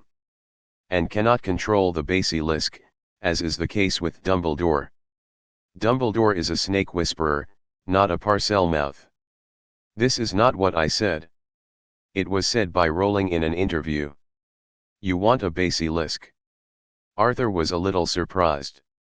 After all, with the Apostles' thousands of years of experience, it shouldn't be difficult to create a basilisk. And you are kidding me, I am your leader and boss. How can any organization let its boss do such a dangerous thing? The basilisk is of no use to us, even if it lives long enough. There are 2 things here today.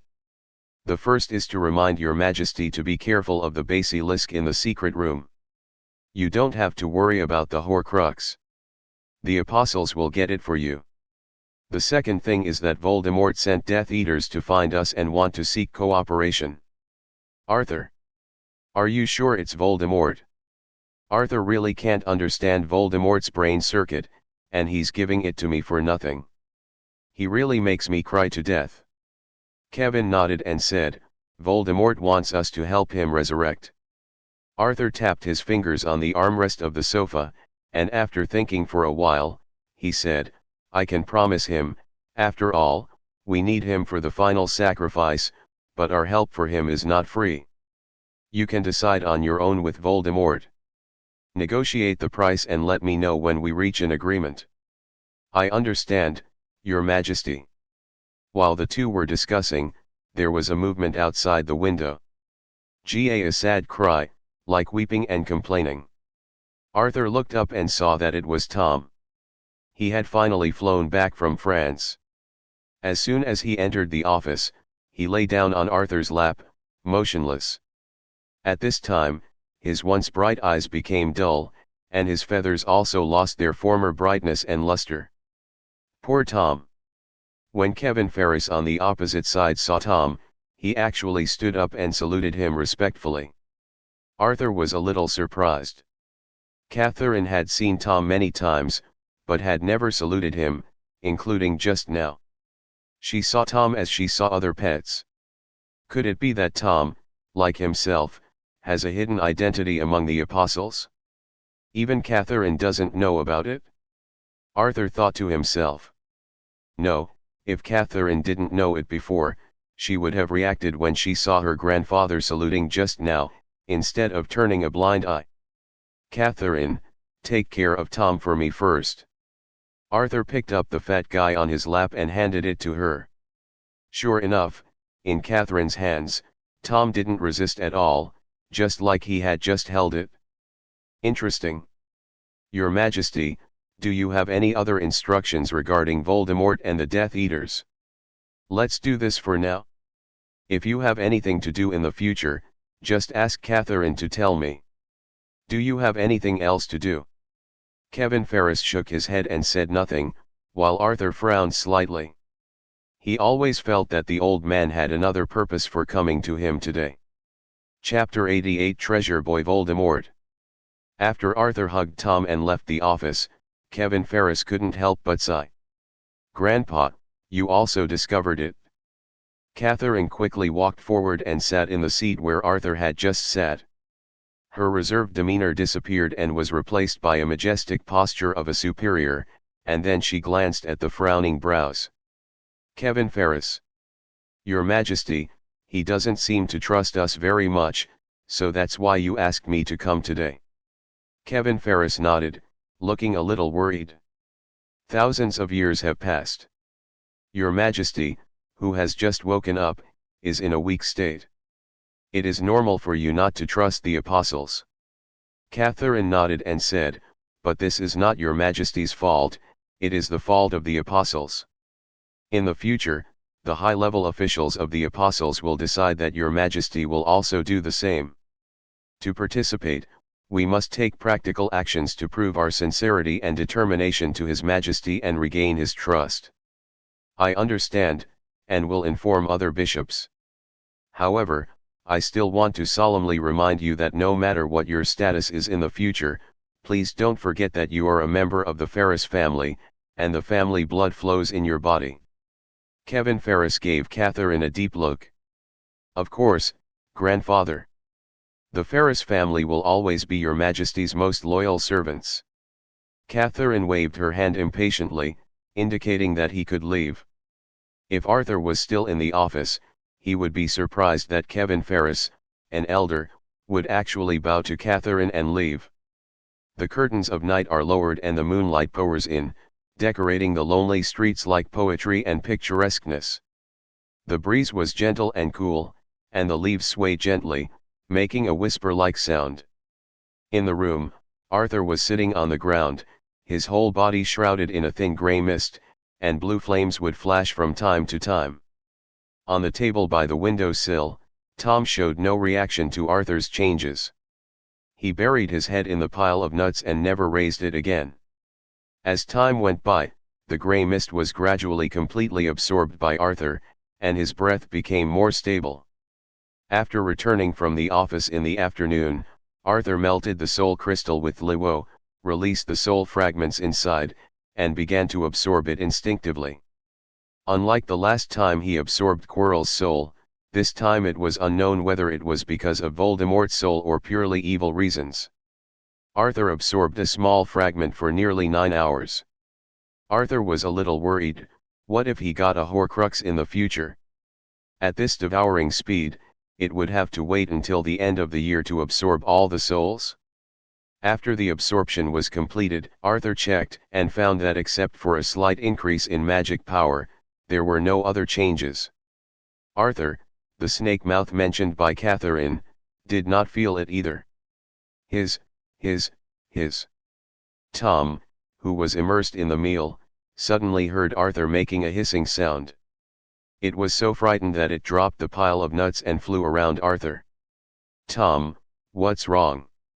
As soon as he finished speaking, Arthur realized something was wrong. He seemed to be speaking in snake language. Arthur hugged Tom and asked, "Did I make a strange noise just now?" "Gah." Well, Arthur already got the answer from Tom's wise eyes, and felt ecstatic in his heart. "Brother Voldemort, you are really a treasure boy." Tom, who was held tightly in Arthur's arms, pecked his hand gently, hinting that he wanted to break away, but unexpectedly he received a slap from Arthur. "Don't eat it. I haven't stopped since I came back in the afternoon. Don't think I don't know." Arthur touched the fat on Tom's belly and couldn't help but said. Then, Arthur was seen holding it in his left hand and waving the ebony wand in his right hand to put away all the piles of nuts and other food on the table. "Gah!" Boom! Boom! Boom! Just as Arthur and Tom were fighting, there was a knock on the door. Arthur was a little curious as to who was looking for him so late. After opening the door, I found Catherine standing at the door wearing thin pajamas and holding a lot of food. "Your Majesty, your dinner," Catherine asked softly, while handing the food in her hand to Arthur. Arthur then remembered that he hadn't eaten anything since afternoon. "Thank you, come in first." After Arthur took the food, he came to the table and started eating. Catherine sat aside, holding Tom and combing his feathers. Looking at Tom, who suddenly became extremely well behaved, Arthur couldn't help but ask curiously, "How did you do that?" "Your Majesty, are you talking about Tom? He has been raised by me since he was born." Hearing Catherine's words, Arthur nodded. His face was calm and he didn't show too many expressions, but his heart was in turmoil. Although Arthur didn't know how accurate her words were, one thing Arthur could be sure of was that Catherine's identity was definitely not as simple as he thought before. Arthur is now becoming more and more interested in the Apostle organization. However, he is not worried about the threat of Catherine, and even wishes that her status would be as high as possible, because the huge magic power in her body is controlled by Arthur. After finishing the meal, Catherine gently waved her magic wand, and the tableware on the table disappeared instantly, leaving it as tidy as ever. "Is there anything else you want to tell me?" After finishing the meal, Arthur stretched and looked at Catherine, who was standing motionless by the side. "Do you have any other instructions, Your Majesty?" Arthur thought for a while and said, "Prepare a car to take me to the station tomorrow. That's all." "It's so late, Catherine, you should go back and rest." "Okay." Catherine's eyes were filled with resentment, and then she sighed dejectedly, moved slowly, and reluctantly left the room. The next morning, the morning light began to shine, and the silent air was filled with freshness and tranquility. Arthur got up early, packed everything and went downstairs. He found that Catherine had prepared a sumptuous breakfast, and the aroma was fragrant. "Your Majesty, let's have breakfast first," Catherine said with a smile and brought the dinner plate to Arthur. Arthur looked around, but still found no one else, so he couldn't help but ask curiously, "Where are the other people in the orphanage?" Catherine replied lightly, "Don't worry, Your Majesty, after we leave, they will come back naturally." Arthur was a little confused. Even if the person who came to see him was Kevin Ferris, there was no need to send everyone else in the orphanage away. After living in this orphanage for so many years, now only myself and Catherine are left. It feels deserted, which is really a bit unaccustomed to it. "Your Majesty, the car is already waiting outside. Leave your luggage to me later and I will help you take it back to school." After saying that, without giving Arthur a chance to refute, she directly lifted the luggage to her side. I hope she doesn't do anything weird. Chapter 89. Impossible, absolutely impossible. After saying goodbye to Catherine at the orphanage, Arthur took the bus to King's Cross station. He looked around the platform for Hermione and Harry, but could not find them. Then he got in the car, found an empty compartment, and started feeding Tom. "Go ahead, Tom." On the Hogwarts Express, Arthur fed Tom a few nuts for breakfast, then opened the window and threw Tom out of the car, who had been staying in the car and refused to leave. "You fat guy is not allowed to ride in the car. You can fly back to Hogwarts for me. Do you understand?" "Gah." Looking at Tom trying to catch up behind the train, Arthur nodded with satisfaction and was quite obedient. However, Arthur did not notice Tom's careful plan. Taking advantage of Arthur's inattention, Tom suddenly accelerated, jumped onto the roof of the last train, and sat down leisurely. "Arthur, I finally found you. I have something I want to discuss with you." Just as Arthur was packing up his clothes and preparing to go to the back car to find Hermione, Malfoy came over with his two little followers. "What do you want from me?" Looking at the twitchy Malfoy in front of him, Arthur was a little confused for a moment. He still wanted to discuss with him. "Is this your line to drag him down?" "Arthur, we can participate in the Quidditch match in our second grade. During the summer vacation, I also wrote to Professor Snape and told him to join the Slytherin team, and my father." "Stop." Arthur already understood the reason why Malfoy was looking for him, and he didn't want to hear a lot of nonsense that followed. "Malfoy, I'm not interested in Quidditch."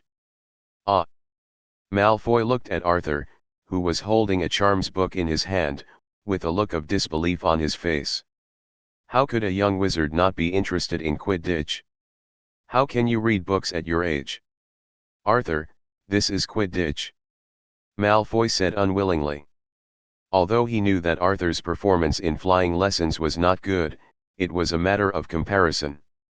Compared with Arthur's own other subjects, his flying lesson results were indeed not good, but compared with other people in the academy, Arthur's performance was not good. Rui's flying skills are so dazzling. This year, I and Arthur have joined the Quidditch team, plus the latest broomstick sponsored by my father, Potter, what are you going to do to win against me? When you wrote to Professor Snape, didn't he tell you that I had already rejected him once in my first year? Impossible, absolutely impossible. Malfoy's voice was louder than the previous times. He never expected that Arthur, like Potter, could join the team in the first year, let alone that he actually refused. Why? Am I weaker than my opponent? He admits that Arthur is taller than him, more handsome than him, has better grades than him, and is stronger than him. What else does he have besides these? Who else is he? Are you okay? Looking at Malfoy, who was in a daze, Arthur stretched out his hand and waved it in front of his eyes. No. It's okay. Okay. Malfoy admits that Arthur is indeed better than him, so what? Last time some senior students made trouble for Arthur, but they were taught like a grandson by him. It is not embarrassing to be compared to Arthur. He'd better go find Potter. Then it's okay, I'll leave first. Arthur took one last look at Malfoy, who was wondering what he was thinking, and then turned and left the car.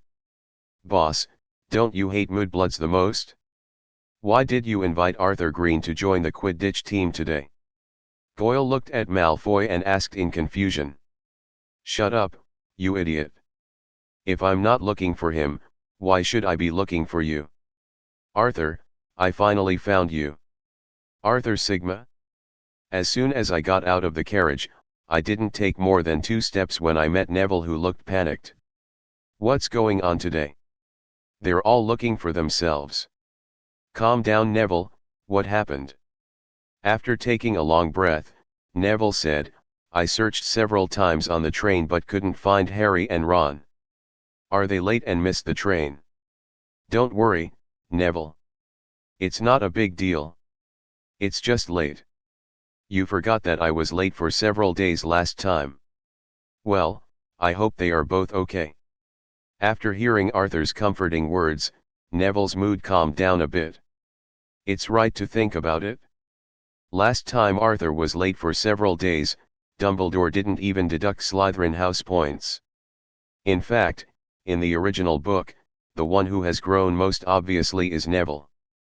The Neville in the first grade is completely different from the Neville in the final battle with Voldemort in the 7th grade. Arthur, I finally found you. Huh. Arthur had just finished comforting Neville when two more cheerful voices came from behind him. They were none other than the Weasley twin brothers. George, you two came just in time. Neville just told me that Ron and Harry didn't get on the train. Twins, you look at me and I look at you, both of them are a little confused. Weren't they together in the morning? How come they didn't get on the train? It's okay. It's just that I missed the train. It's not a big deal. My parents are at the station. They will take care of it, the two comforted Neville. What do you two want from me? Arthur looked at the twins curiously. Let us borrow the Marauder's map for a while. We haven't seen Filch for a long time. Tonight we are going to give him a gift carefully made during the summer vacation. That's right. Arthur, do you want to come with us tonight? Forget it, George. I'm not interested in this. I'll give you the Marauder's map tonight.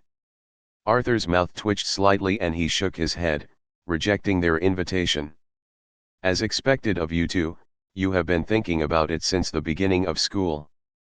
Professor McGonagall met you two treasures, it was really. Good morning, everyone. Arthur, I thought you had already arrived at Hogwarts. Hermione was chatting with her roommate when she suddenly heard this familiar voice. She turned her head in surprise, then took Arthur's hand and motioned for him to sit down in the car. Good morning, Arthur. I've read the Daily Prophet. Congratulations. Thank you. Arthur sat down in his seat and thanked him. Arthur, do you know that there are many reporters looking for you now? They all want to have an exclusive interview with you. Even this annoying guy Rita Skeeter has said that she wants to interview you. But these people seem to have been stopped by Professor Dumbledore. Hee hee. Listening to everyone's chatter, Arthur smiled awkwardly. Rita Skeeter, a bug, dared to come to him. Arthur exchanged a few words with Hermione's roommates. Although he was very familiar with Hermione, he only had nods with each other's roommates, and only Parvati was slightly familiar with them. Listening to them talk about their summer lives, Arthur couldn't get a word in. Chapter 90 Dumbledore, I Need a New Wand. Inside the Great Hall of Hogwarts. Countless candles were suspended in mid-air, and their faint light shone on 4 long tables, surrounded by people. The golden plates and clear goblets shone in the candle light, as if they were shining with stars. The ceiling is enchanted to faithfully reflect the night sky outside. Whether it's a clear night or a rainy night, it can present a vast starry sky or dark clouds. Slytherin. During the sorting ceremony of the new academic year, Arthur, who was sitting in the Snake Court area, glanced at the place where the professors were dining, and it turned out that Snape was not there. This old tsundere must have gone looking for Harry because he wasn't there. Sure enough, it didn't take long for Dumbledore and Professor McGonagall to leave the auditorium with serious faces. Arthur, what happened? Malfoy didn't know when he came to his seat and asked after noticing the changes in the professor's dining area. Didn't you notice that Harry and Ron weren't here? Arthur pointed in the direction of Gryffindor. Of course I found it. You mean the professors went to find Potter? He won't be expelled, right? Arthur glanced at Malfoy, who was suddenly a little excited, strangely, then stacked the seats and moved away from him. What, do you really want Harry Potter to be expelled? Of course I don't want Potter to be expelled. Ah. After hearing Malfoy's words, not to mention Arthur, Goyle, and Clark sitting opposite them widened their eyes and looked at him in surprise. What's weird about this? Malfoy said after noticing the surprised looks from the people around him, I will join the Slytherin Quidditch team this year, and I haven't beaten Potter on the field yet. Arthur, haha. Just like Snape. Hello.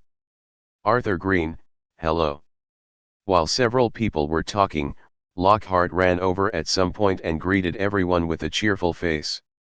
Then I saw him standing between Arthur and Malfoy, and said to Malfoy, "This classmate, can you give way? I want to talk to Arthur, who is also a recipient of the Order of Merlin Level 3. Seeing Lockhart's narcissistic look, Malfoy thought for a while, and finally gritted his teeth and stepped back. Arthur saw Malfoy's mouth moving, but no sound came out. Although he didn't understand lip reading, he was sure that what Malfoy said was not good. "Arthur, it's amazing to be awarded the Order of Merlin at your age. Maybe you don't know, but I am also a recipient of the Order of Merlin. Let's take a photo together. If you hand it to the reporter, it will be published in the Prophecy tomorrow." The headlines on the front pages of every daily newspaper caused a sensation. "Sir, with all due respect, as a professor, you should be thinking about how to teach students well, not these things." Seeing Arthur's resistance, Lockhart quickly explained, "Of course, but I've already prepared these." "You idiot." Arthur cursed in his mind, then glanced at Malfoy behind Lockhart and said, "Professor Lockhart, I don't understand why you came to Hogwarts to be the defense against the dark arts professor. I didn't know about this position. Have you been cursed by a mysterious man?" "Of course I know, but so what? Have you read my book? I have subdued female ghosts, vampires, and werewolves, so how can I be afraid of curses?" Although Lockhart doesn't know how to teach, he must know how to sell. Lockhart's sales effect of bundling himself with Arthur or Harry is much better than if he alone sells shampoo and those expensive and highly repetitive books. The advantage of becoming a teacher at Hogwarts is that he has the right to choose what students want. "What books should I buy as a textbook?" Arthur looked at the other person's shameless look and couldn't help but give him a thumbs up. He has met his match. Arthur thought to himself, Lockhart is actually thicker-skinned than him. "Sir, do you know how the last defense against the dark arts professor died?" Arthur said grimly to Lockhart. Didn't he say he was a Death Eater?" "Who knows? Anyway, it was Dumbledore who said it. But he died miserably, being burned alive by the flames. When he was finally found, he was charred and could no longer see his human form. If you don't believe me, ask Malfoy, who is his father. The school director knows a lot of secrets about Hogwarts." Lockhart swallowed and turned to look at Malfoy. After seeing Lockhart's look, Malfoy knew instantly that he was familiar with this. "I heard my father say that my last professor was beaten to death by a whomping willow. In the end, his flesh and blood were all mangled and turned into a puddle of mud. No way, I investigated before coming here, and it's not as serious as you said." Lockhart wiped the cold sweat from his forehead. "Dumbledore hid all these things. My father is the school director, so I only know about it. And the previous professors died even more tragically. Okay, classmate Malfoy, I have something else to do, so I have to leave first." After saying that, Lockhart hurriedly left the hall. "I hope Dumbledore gets up tomorrow and the defense against the dark arts professor is still at school." Looking at Lockhart leaving in embarrassment, Arthur thought to himself. "And Malfoy, this guy is also a talent. Arthur, should you be okay?" Malfoy pointed at Lockhart who was leaving. "What could possibly happen? We were just joking with the professor. Besides, your father is the school director, so what are you afraid of?"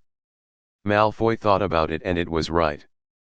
Arthur had hurt people, set fires, and gone out at night in the last school year. He didn't do anything. He wouldn't still go to Hogwarts. "I was just joking with the professor, what a big deal. Besides, my father is still the school director." Arthur Green. A hand suddenly placed on Arthur's shoulder, and then a cold voice came from behind him. "Professor Snape, what do you want from me?" "Principal Dumbledore asked you to go to the principal's office after sorting. Also, I'm in a bad mood right now." You'd better not do anything wrong. After saying this, Snape glared at Malfoy sitting next to him. Arthur. Professor, you are looking for me. After the sorting, Arthur did not go back to the dormitory first, but went to the principal's office without stopping. Arthur, you're here, sit down first. After seeing Arthur, Dumbledore put the book he had just read into the drawer and said. Although it was only a quick glance, Arthur still saw the title of the book, Decryption of Advanced Black Magic. Arthur could only pretend not to see it, because he didn't know if Dumbledore had done it on purpose just now. Arthur, summer vacation is over, it's time to return the Elder Wand you lent me. After Arthur sat down, Dumbledore said. Ah. Professor, are you mistaken? Grindelwald said he would give it to me. How about you two discuss it yourself? My child, the Elder Wand will be given to you, but definitely not now. But. Arthur still wanted to quibble, but when Dumbledore stretched out his hand, the Elder Wand in his pocket automatically flew into his hand. Flying curse? How is this possible? How could the Elder Wand be affected by this kind of curse? Looking at the Elder Wand flying back to Dumbledore's hand, Arthur looked incredulous. Haha, Arthur. Nothing is impossible with magic. After taking back the Elder Wand, Dumbledore looked at Arthur's surprised expression and couldn't help laughing. But soon his expression became serious, his smile disappeared, his brows furrowed, and he fell into deep thought. Professor, are you okay? Arthur asked curiously, seeing Dumbledore standing there with a serious expression on his face. That's it? That's it? Hearing Arthur's call, Dumbledore sighed, and then returned the Elder Wand to Arthur. Professor, you. At this moment, Arthur's mood was like a roller coaster, with ups and downs. He didn't even understand what Dumbledore meant. Promise me, Arthur, not to be obsessed with the power of the Elder Wand. Dumbledore said seriously after handing the wand back to Arthur. Arthur nodded in confusion. Although he couldn't understand the series of operations by Old Den, the good news was that the Elder Wand was saved. Late at night, everything is silent. Stars twinkled in the sky. Diagon Alley, Ollivander's wand shop. After Ollivander finished cleaning up the shop, he was just about to close the shop for a rest when a figure suddenly appeared in the shop. So it's you. Mr. Dumbledore, what's wrong with coming to my place so late? I need a new wand, Mr. Ollivander. Ollivander? Chapter 91. If you dress up as a woman, Snape will definitely take care of you. Early the next morning, the sky gradually became brighter. The clouds in the morning light seemed to be dyed a light pink. In the Hogwarts hall, Arthur poked at the breakfast in front of him, pickled herring, with his cutlery. He had no appetite. Although the smell is not as scary as the legendary canned herring, the taste. Arthur doesn't like it anyway, especially eating it so early in the morning, he really has no appetite. When Arthur got up this morning, he met Malfoy in the Slytherin common room and followed him, chattering a lot. Malfoy, don't bother me anymore. You are the Seeker. Just keep an eye on Potter during the game. As long as you ensure that he doesn't catch the golden snitch, with the strength of the other Slytherin members, they will definitely win against Gran. Fendo. Originally, Arthur had no appetite when he woke up early and looked at the food on the table. Malfoy kept mumbling next to him, which made him even less able to eat breakfast. But Arthur, I still. Stop, Malfoy, if you really want to beat Potter, let me give you an idea. During the game, don't worry about the golden snitch, just keep an eye on Potter. When the time comes, you can trade with him for one. You will definitely not lose. Slytherin will definitely win. Ah! Is this a violation? Foul? Are you still afraid of this? How many balls can you be penalized for a foul? Besides, there are no ejection rules in Quidditch. That's right. Malfoy secretly thought to himself, at worst, both he and Potter would be injured. When Slytherin wins, he will lie in the infirmary with him, and he can still mock him a few more times. Hee. Seeing Malfoy trapped in his own world, Arthur smiled secretly in his heart. The next game between Slytherin and Gryffindor will be exciting. Arthur, who has never liked Quidditch, is also looking forward to it. I'm afraid he will really be chasing him and escaping on the field by then. Harry, wish you good luck. Arthur, why are you so early today? Hermione, you're here.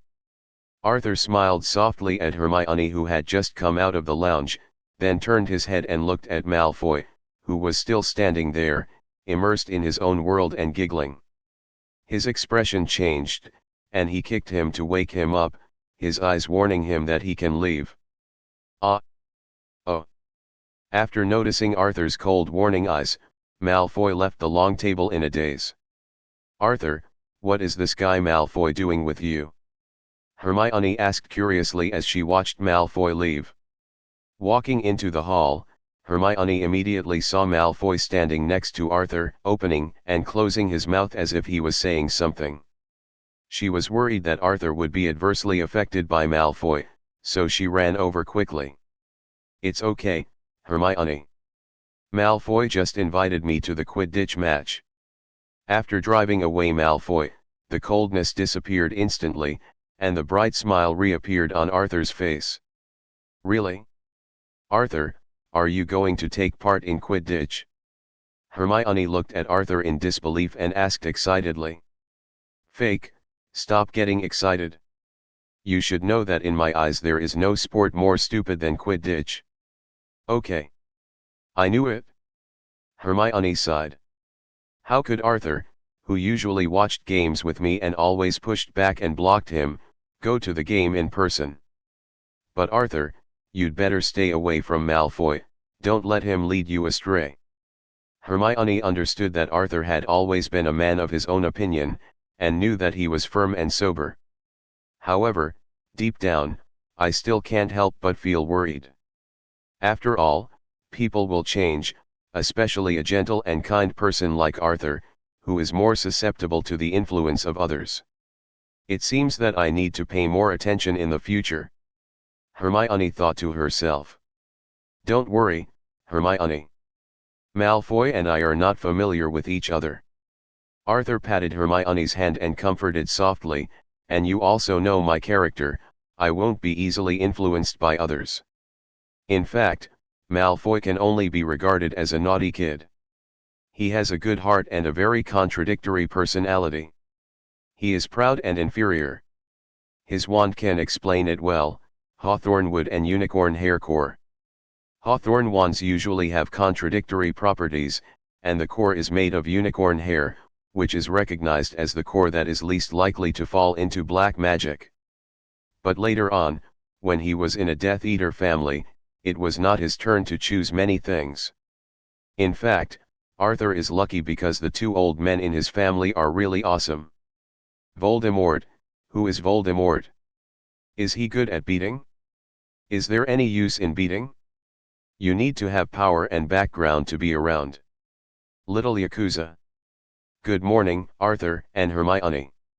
Arthur continued to poke the food on the plate with his cutlery, while Hermione remained the same, holding a spoon in her right hand, eating breakfast and flipping through the spells book with her left hand. After a while, Harry and the others came over with Hatch in dejection. It seems that I was punished by Snape last night, Arthur said jokingly to Harry and Ron. Arthur, you know everything.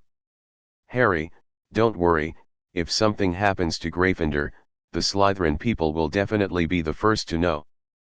But fortunately, Gryffindor's house points will not be deducted. Arthur pointed to the wall of the hall. The college scoreboard said. It's all thanks to Principal Dumbledore and Professor McGonagall, otherwise Ron and I would have been expelled by Snape last night. Thinking of Snape in the potions office last night, Harry still had lingering fears. It's okay, just stay away from Snape when you see him in the future. This is the only way. Harry said helplessly. Harry, didn't you read the class schedule? We have Snape's potions class this week. Harry just breathed a sigh of relief when Neville sat nearby and made precise cuts, which made him feel relieved again. Looking at Harry, who was restless, Arthur thought for a moment and a bad idea came to his mind. Harry, actually I have two clever ideas. As long as you do what I say, Snape will not only not make things difficult for you, but he might even take good care of you. Really? Arthur, tell us. Arthur's words aroused the curiosity of several people. Even Hermione, who was reading a book on the side, put down the book in her hands and came over to hear his cool idea. The first one is, Harry, go find a piece of cloth and cover your face, only exposing your green eyes. Huh? Why? Snape hates seeing me so much. Harry asked with a puzzled look on his face. Don't worry about why.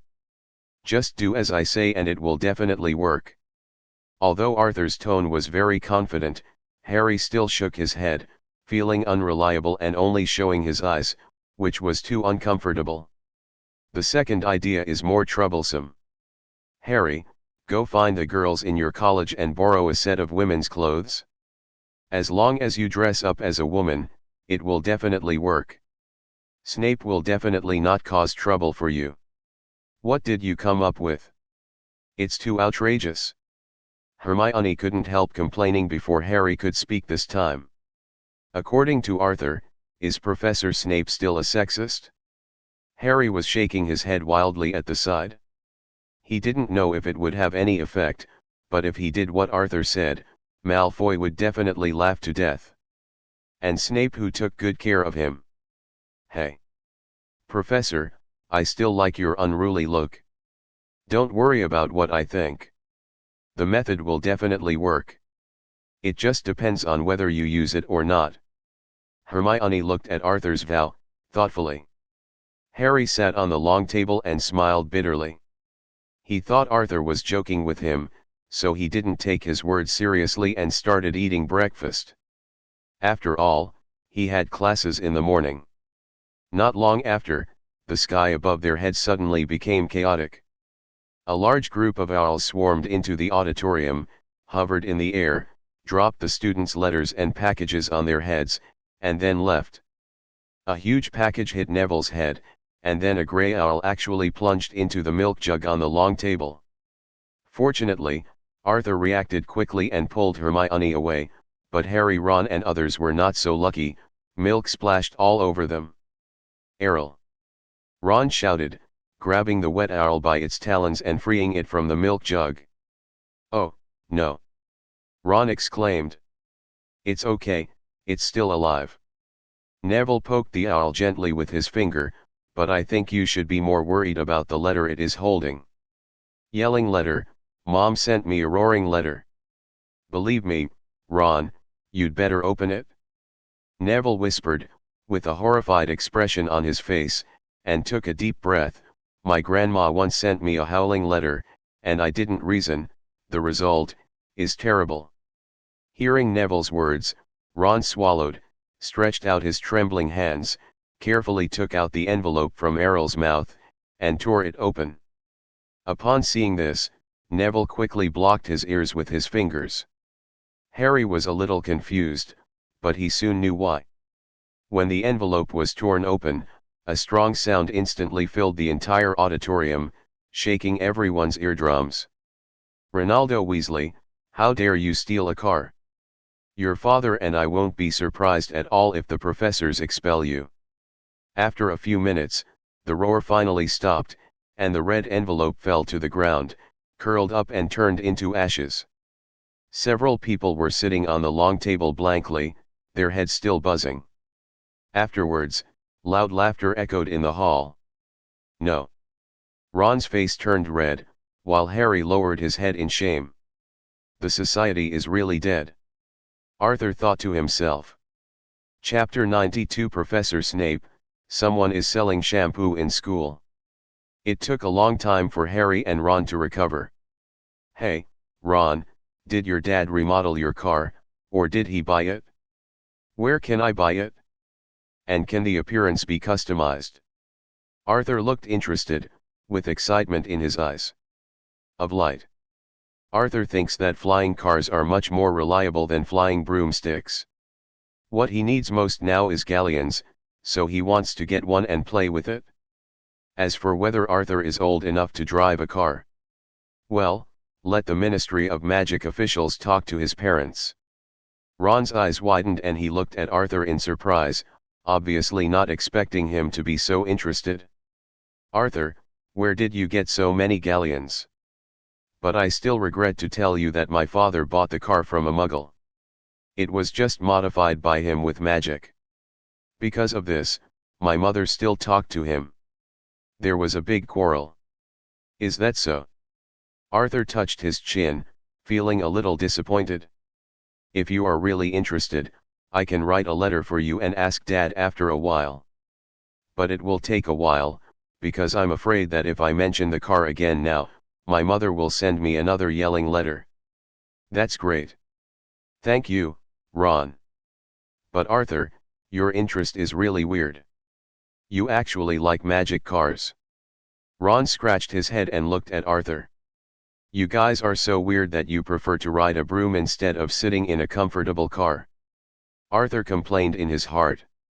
Arthur smiled and did not refute. Maybe in the eyes of the other party, flying broomsticks are the standard equipment of wizards. Oops. We're almost late, Arthur, let's go first, the greenhouse is not close to the hall. Hermione said as she glanced at the clock on the wall. Gryffindor's first class was Professor Sprout's herbology, with the Hufflepuff students. Charm's classroom. Professor Flitwick stood on the pile of books, waving his wand and teaching spells. All the students below followed the professor, waving their magic wands and chanting magic spells, except Arthur. He was still looking at his spell book as before. Other students were a little curious about Arthur's unique behavior at first, but as time went by, they became accustomed to it. After class, Arthur found Professor Flitwick. Professor, I have a question for you. It's about the expansion curse. Expansion spell. After hearing this, Flitwick glanced at Arthur curiously, because logically speaking, with Arthur's talent, the expansion spell should be very simple for him. Professor, if I use a swelling spell on an acromantula, will I get more venom? Are these venoms the same as ordinary acromantula venom? So that's the question. In fact, Arthur, many people have asked the same question, and even many wizards are studying this question now, but unfortunately, the answer is no. The magic harvested with the expansion spell, the material cannot be used at all because there are too many impurities. It doesn't matter if it's just ordinary stuff. You can check out the back of Hagrid's cabin, where all the pumpkins have been enchanted with expansion spells in preparation for Halloween. I understand, Professor. Wait a minute, Arthur.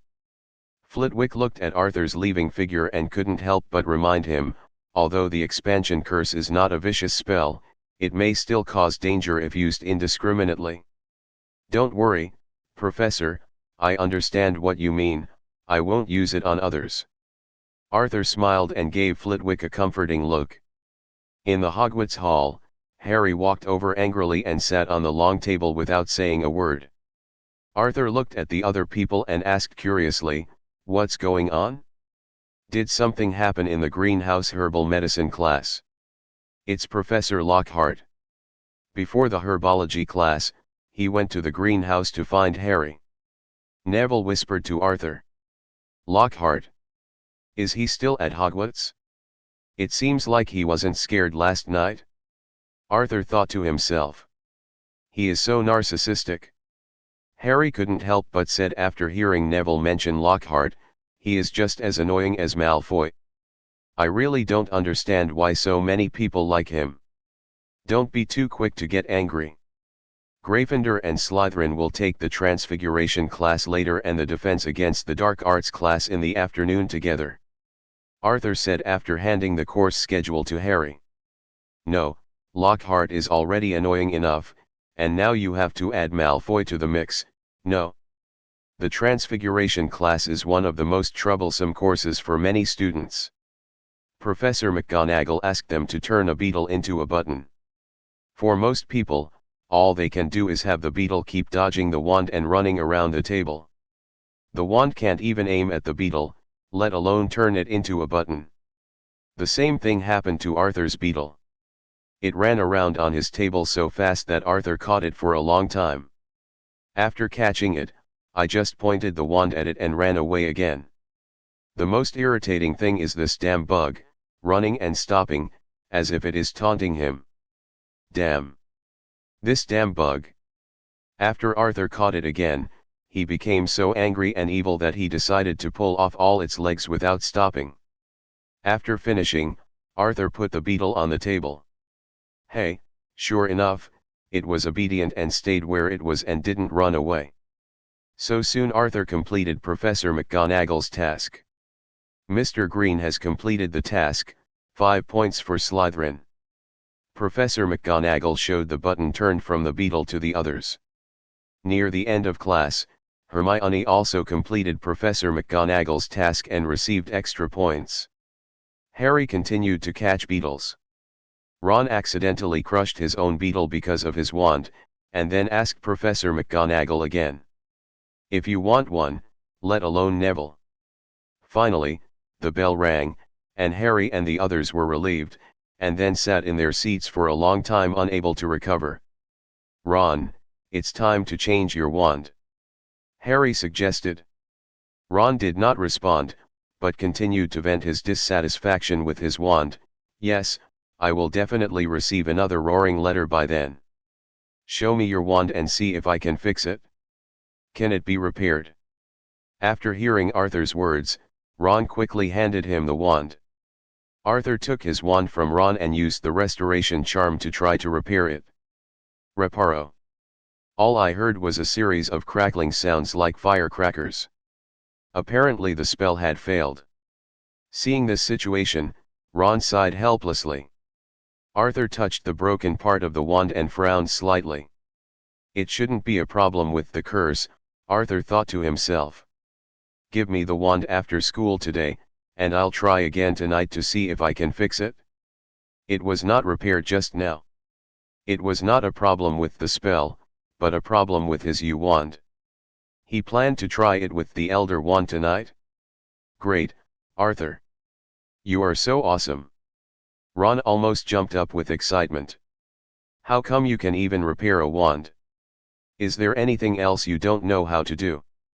Harry and others standing aside looked at him in disbelief. I understand a little. I understand a little. At noon, after eating, Arthur and Hermione walked to the cloud-shrouded courtyard of Hogwarts and sat down. Arthur, is Professor Lockhart really as bad as you say? I think he is very powerful in his book. Isn't it the defense against the dark arts class in the afternoon? It doesn't take a year, you will know Lockhart's true level after one class. Okay. Hermione looked at Arthur's expression and actually believed his words in her heart, because she had known him for so long and Hermione had never seen him make a mistake. It was the same thing this morning. Although the idea Arthur gave Harry was outrageous, she felt that there must be a reason for Arthur to think so. Maybe he knew some secrets of Professor Snape. Hermione didn't bother to ask, because Arthur wouldn't tell her if she asked, or he would give her an excuse. He is worthy of being a descendant of Dumbledore, and likes to be the Riddler as much as he does. In the afternoon, as soon as Arthur and Hermione entered the Defense Against the Dark Arts classroom, they noticed that the atmosphere in the classroom was not right. The Slytherin students, headed by Malfoy, stared intently at Harry and the others in the Gryffindor area. Harry did not show any weakness and also stared at Malfoy with his eyes wide open. Perhaps it was because it took too long, but the eyes of both parties were red and bloodshot. When Arthur and Hermione walked into the quiet classroom, both sides turned to look at them. If you don't blink for such a long time, won't your eyes get dry? Harry, Malfoy. Everyone is here. Mr. Green is here too, please sit down first. It's time for class. While everyone was in a stalemate, Lockhart walked out of the office. Upon seeing this, Arthur quickly pulled Hermione and sat down in a middle seat where there were few people around. After all the students were seated, Lockhart coughed twice, cleared his throat, then reached for Traveling with the Vampire on Neville's desk and held it up in his hand, showing his photo on the cover. Lockhart pointed to the photo on the cover of the book, Gilderoy Lockhart, Order of Merlin, 3rd class, honorary member of the Defense League Against the Dark Arts, 5 times. I said a lot of words to introduce myself, and then actually opened the test paper and started the exam. The test questions were even more bizarre, asking him when his birthday was, what color he liked, etc. Arthur didn't know any of it anyway. Hermione sat next to him, she wrote one and Arthur copied one. Lockhart came over midway. Just as he was about to speak, he was forced back by Arthur's cold eyes. Then he turned around and left as if he hadn't seen anything. Lockhart is a bully. Half an hour later, everyone turned in their papers, and Lockhart looked over the papers in front of the whole class. Hermione sat in her seat doubting life. Although Arthur told her something about Lockhart in advance and she was mentally prepared. Only Mr. Green and Miss Granger know my ideal, and sell my own brand of shampoo, 100%. Both of them are 100%. Arthur, be bold. Wait, Lockhart, you like selling shampoo, right? I will introduce you to a big customer after class. Severus Snape. Chapter 93, The Third Crown Prince. Okay, now let's get back to the topic of class. Lockhart gently took out a large cage covered with cloth from behind the podium and placed it solemnly on the table. He glanced around the classroom mysteriously, then lowered his voice and said, "Next, I'm going to show you something evil. But please stay calm and don't be scared." He carefully lifted the cloth covering the cage and said, "These are the Cornish elves I just captured. These elves have iron green skin, are about 8 inches tall, have pointed little faces, and have shrill voices, like a group of budgies quarreling." As soon as the cover on the cage was removed, these elves began to become active. They chirped, jumped up and down, shook the cage bars, and made all sorts of weird faces at those who approached them. "The content of your lesson is to deal with these little guys," he said and opened the cage door. As these Cornish elves were released, the classroom suddenly became chaotic.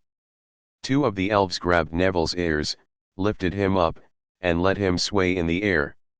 Several elves rushed out of the window, leaving the back row of the classroom in a mess, with broken glass scattered all over the floor. The remaining elves wreaked havoc in the classroom, throwing ink bottles at the students, tearing the textbooks into pieces, tearing off the picture frames on the classroom wall, turning over the trash can in the corner, and removing the students' school bags and textbooks were also thrown out of the broken windows. Everyone was screaming, but Arthur was having a great time. One after another, the livid elves were seen rushing towards him like rockets, and then Arthur took the wand and used a magic spell to knock them away, in the direction of Lockhart's position. When Lockhart saw this, he turned pale with fright and hurriedly hid. Just as he was about to fight back, the elf snatched his wand away and threw it out of the window. "Stop! Stop! Mr. Green, stop first. Come on, Mr. Lockhart, you don't have a wand. As a professor of defense against the dark arts, casting spells without a wand should be easy for you." "Of course," Lockhart said as usual, holding a book he wrote and waving it left and right. But as Arthur waved the wand faster and faster, he looked more and more embarrassed. Finally, he threw away the book in his hand, took off the robe that was grabbed by the Cornish elf, and ran back to his office.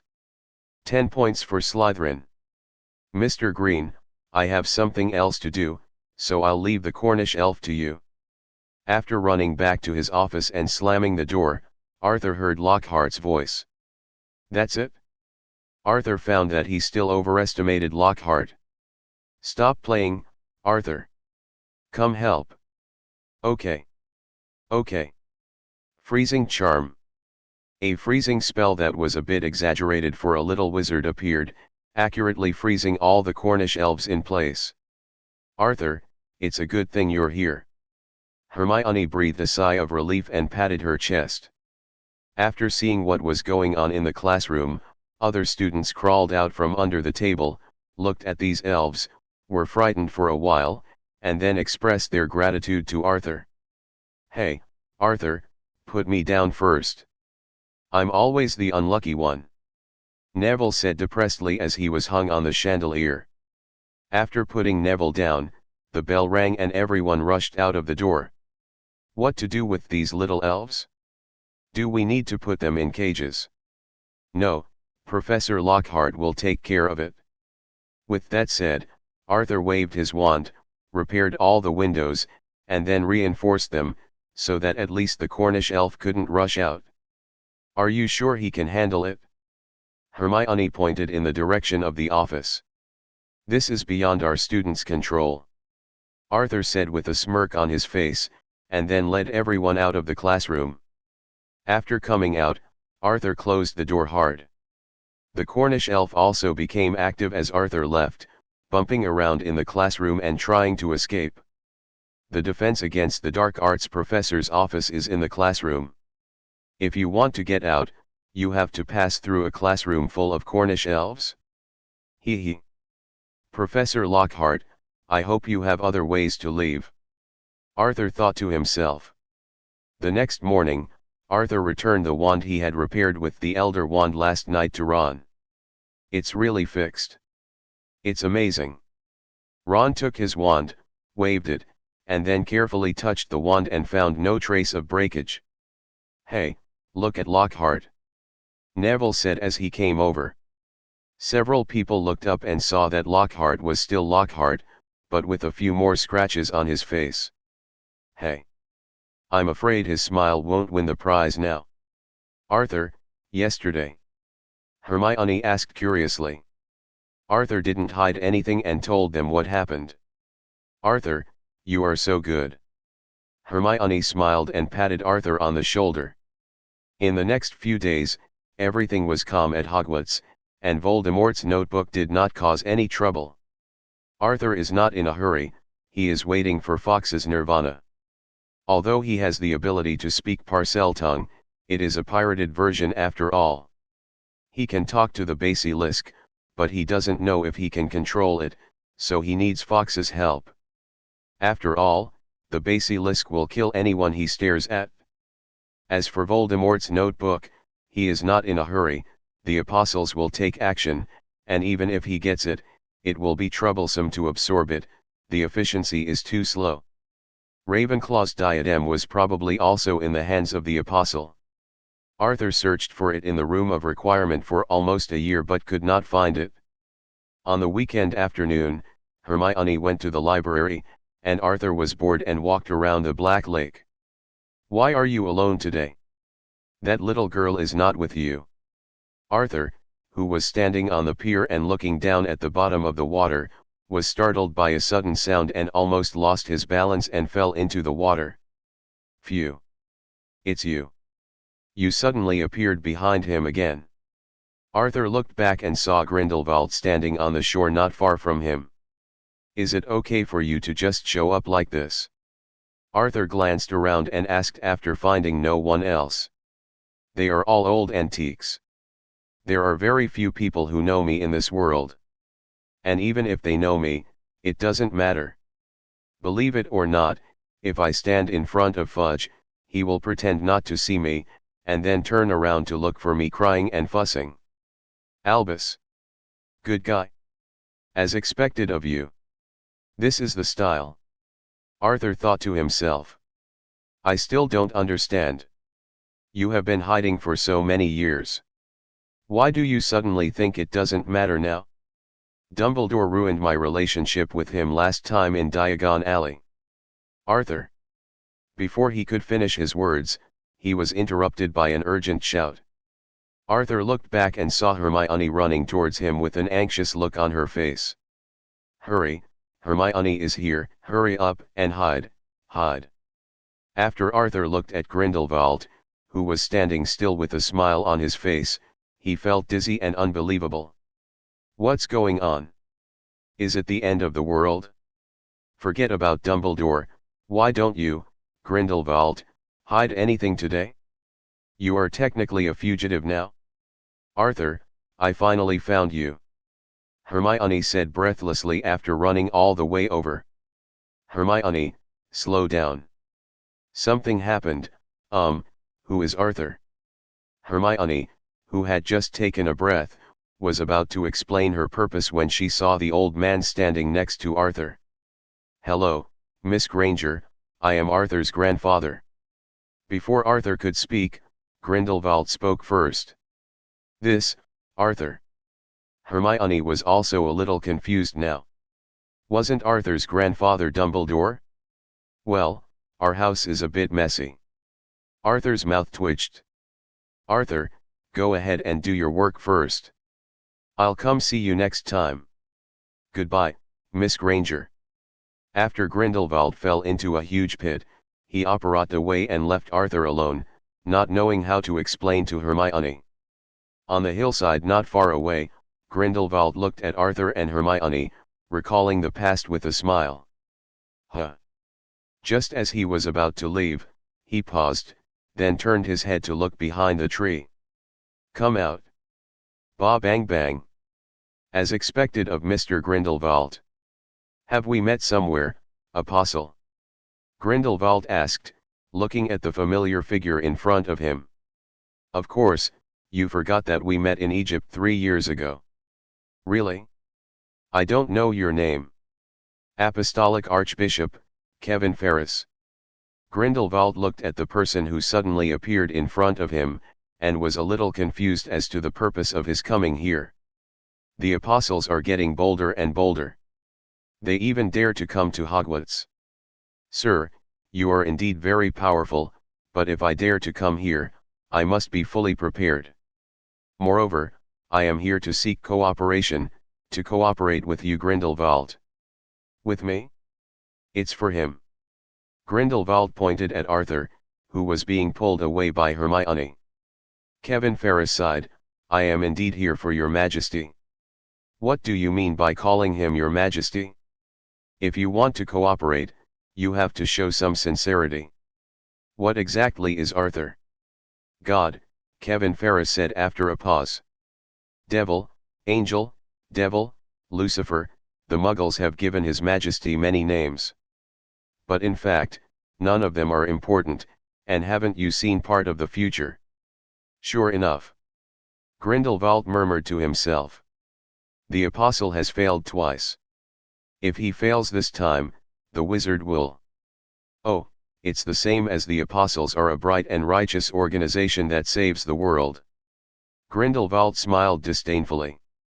Kevin Ferris did not refute his ridicule, but continued, this time His Majesty is too special, completely different from the previous 2 times, and his identity was something none of us expected, and no one can change what is destined. It's the same for you and me. You and Dumbledore don't have to try so hard to hide His Majesty, the entire apostles are his most loyal servants. It seems Arthur has been exposed.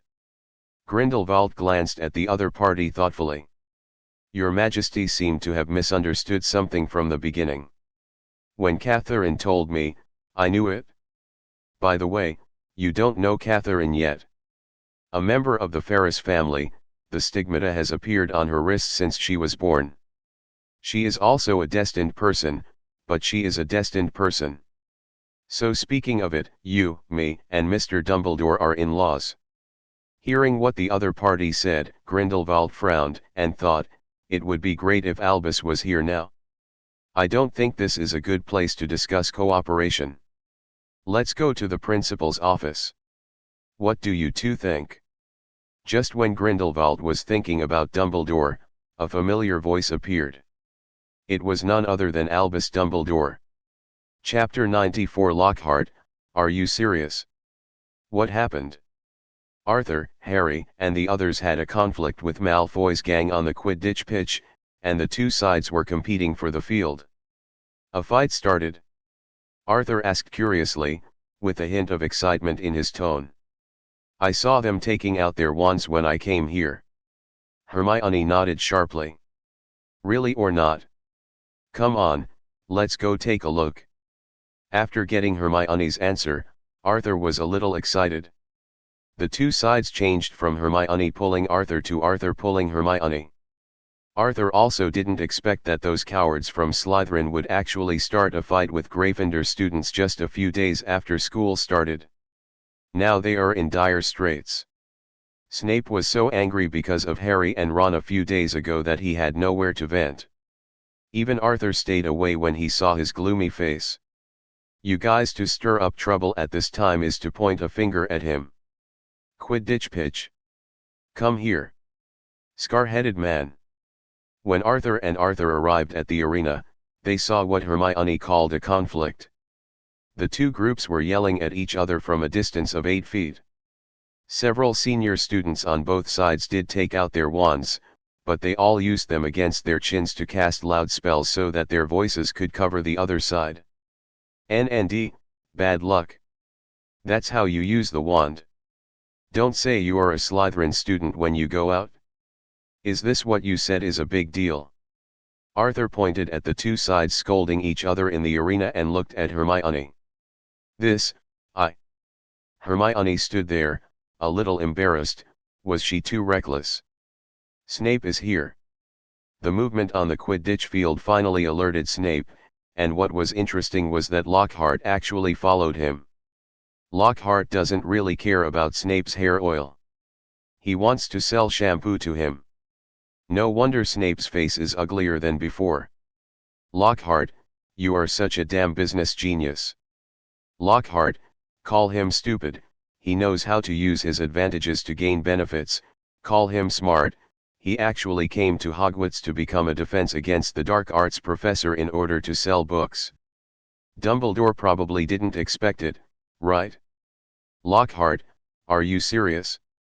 Looking at the two sides still quarreling on the field, Arthur silently prayed for them in his heart, hoping that they could withstand Snape's anger. Lockhart enhanced version, later. Hermione. Let's leave first. Arthur said, swallowing as he watched Snape approaching with a sense of oppression not far away. Hermione nodded in agreement without hesitation. Mr. Green, Miss Granger, you are here too. Are you here to get Harry Potter's autograph and photo? Damn it! This idiot! Arthur cursed secretly. Then he turned around and said hello to the two of them, and of course Arthur didn't forget to glare at Lockhart. Hello, Professor, goodbye, Professor. After saying this, he hurriedly took Hermione's hand and ran out of the arena without waiting for a response. Arthur, wait a minute, it's too fast. Outside Hogwarts Castle, Hermione gasped and whispered. Okay. Arthur heard this, stopped, and pulled her to lie down on the soft grass on the hillside. The look on Professor Snape's face just now was really scary. Will Harry and the others be okay? After taking a breath, Hermione looked softly at the boy lying next to her, his eyes closed and his expression calm. She slowly rested her head on his shoulder, closed her eyes, and felt the fresh scent of the grass brought by the breeze, mixed with the fragrance of distant flowers. Arthur gently held her hand and said, "Don't worry. Nothing will happen. Snape can only curse a few times, but he can't expel so many people." Right. Hermione thought for a while. The two sides didn't do anything, they just scolded each other. There shouldn't be much punishment, just confinement at most. Anyway, it's not the first time Harry and the others have been in confinement. Half an hour of quiet time passed by gently. Arthur and Hermione walked along the gravel path beside the hillside and slowly arrived at Hagrid's cabin. "Harry, why are you here?" As soon as they entered Hagrid's hut, they found Harry, Ron, and Neville sitting in the house and complaining about Malfoy to Hagrid. "We all ran away after seeing Professor Snape coming. But Malfoy and the others were in trouble," Harry said gloatingly. "Why did you have a conflict with Malfoy today, on the Quidditch field?" Arthur, did you know that Malfoy has also joined the Slytherin team and is still a Seeker? He is the one who came here today to provoke and insult Ron's family. Malfoy's traditional skills. Arthur thought to himself. If Neville hadn't stopped me today, I would have let Malfoy eat slugs. Neville did the right thing. Hagrid pulled Ron, if you really cast a spell on Malfoy, Lucius will definitely find the school. If you encounter this kind of thing in the future, you must go to the professors. You should think about Snape first. This person is a bit petty. He doesn't like you to begin with. Just be happy in potions class. Arthur said, looking at the few people who were still a little unwilling. Let's talk about it in potions class. He can't fire me. Harry sighed, but I feel Professor Lockhart is also very annoying. Do you know, he spreads rumors that I am sending out signed photos of myself. I won't be like him. Indeed, I hate Lockhart too. I really don't know why my mother likes this kind of person.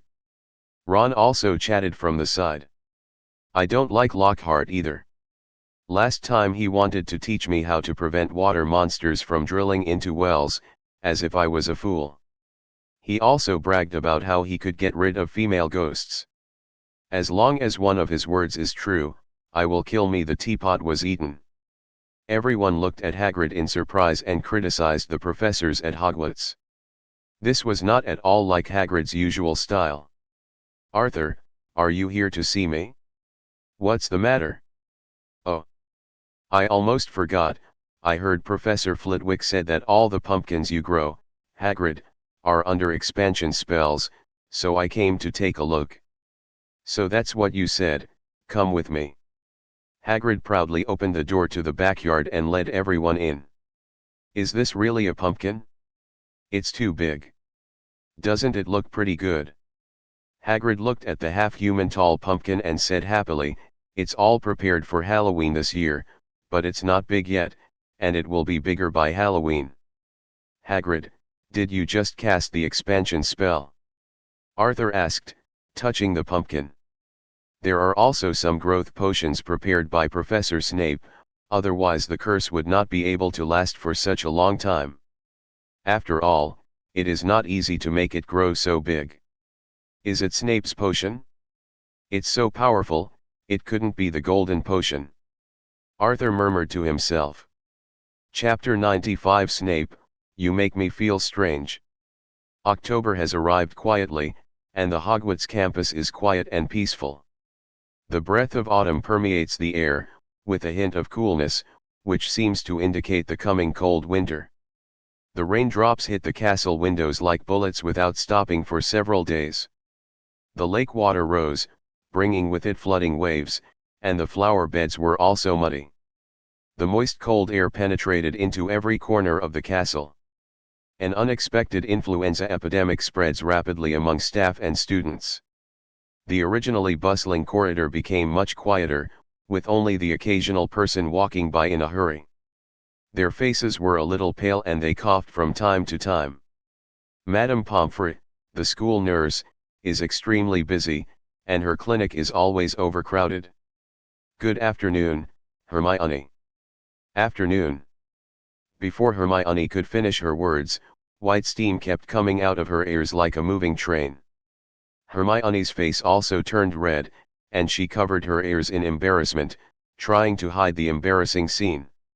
Ha ha. You have a cold too. Arthur reacted and covered his mouth with his hands, trying his best to hold back his laughter. During this period, due to the prevalence of influenza, many students and teachers unfortunately fell ill. So Madame Pomfrey prepared a lot of refreshing potions, which were very effective, but people who drank this potion would have smoke coming out of their ears for several hours. Disgusting. Arthur, stop laughing. Arthur couldn't help but smile when he looked at Hermione's red face and smoking ears. He tried to adjust his expression, trying to appear mature. Well, I think Madame Pomfrey said that this is normal. The effects of the medicine will wear off in a few hours. Arthur tried to sound relaxed and natural. Hermione sighed helplessly. As he spoke, Harry walked in, covered in mud and soaked by the rain. "Oh my God, Harry, it's raining so hard, are you still training?" "No way, Wood's training plan is too strict, and this year's Slytherin broomstick is too fast. I'll go back to the dormitory to change clothes first, and we'll talk later." "It's a good thing, Arthur, you didn't join the Quidditch team." Hermione sighed as she looked at Harry's somewhat embarrassed figure. "This is the place you always told me about?" "The women's room. On the second floor of Hogwarts Castle." Hermione pulled Arthur to the door of a women's bathroom. "Don't worry, Arthur. No one has been here for more than 10 years. There is no one except Moaning Myrtle. Myrtle is a ghost, so you don't have to worry."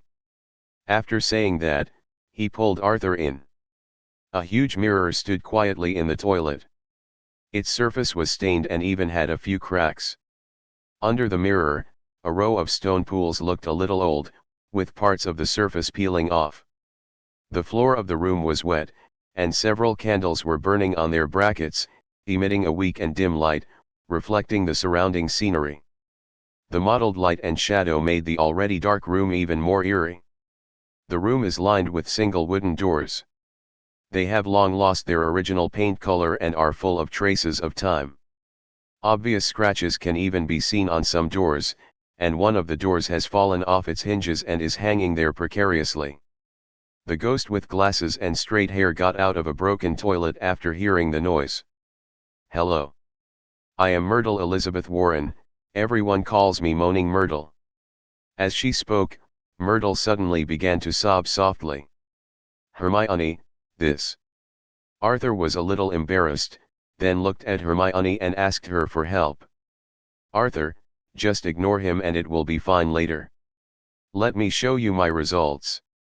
Arthur followed the direction of Hermione's finger and looked in front of the sink. A complete set of potion preparation items was placed there, and one of the crucibles was still being heated. Arthur took a closer look and asked, "Are you making a nourishing potion?" Hermione nodded. "Parvati asked me to prepare it for her. She plans to give it to others for Christmas." Arthur picked up a bottle of the completed potion, looked at it carefully, and asked with some surprise, "Hermione, how did you achieve this color and transparency?" "Let me tell you, before making the preparation, I secretly asked Professor Snape for advice." Hermione leaned close to Arthur's ear and whispered. "You sure?" Arthur looked at her in shock. He never expected Hermione to ask Snape. Actually, Arthur, I think Professor Snape is quite nice. I was scared when I asked him for advice at first, but even though he had a straight face at the time, he still talked to me in detail. He said the steps were completely different from those in the book, and even wrote them down and gave them to me." "Arthur. Snape, you are so partial. I am a student of Slytherin." "Dear. Why is it that every time I go to ask him a question, I always curse him? What's wrong with you, Arthur?" "Oh, it's okay, Hermione, you can ask Snape for advice more often in the future. Not only is it about potions, Snape is also very accomplished in magic." "Arthur, do you know something about Professor Snape? Can you?" Hermione looked at Arthur, who was a little sad and angry, but hesitated to speak. Now she was sure that Arthur must know a lot about Snape. "Ah, yes. I know a little bit, but didn't I tell you everything? Snape is such a tsundere." "Hermione, forget it, I won't ask you any more." Hermione muttered dejectedly, turned around, and continued to deal with the tonic potion. Seeing Hermione's speechless look, Arthur felt a little helpless. 10 minutes later, Hermione turned off the flame of the crucible, bottled the completed potion, and handed it to Arthur. "It's for you. Isn't this your roommate Parvati's? You just gave it to me so casually. Besides, are you sure my body still needs nourishment? Those are Parvati's. This bottle was prepared for you." Hermione pointed to a large jar of potion next to her. "Is it also a Christmas gift?" Arthur asked after taking the still warm medicine bottle. Of course not. It's just that there are too many medicinal ingredients. After handing the potion to Arthur, she began to pack up the equipment. I didn't expect Parvati to be so generous. Such a large bottle of potion is not cheap. No, your bottle was prepared from the medicinal materials given to me by Professor Snape. He said that I was not talented enough and asked me to practice a few more times, otherwise the defective product would be embarrassing.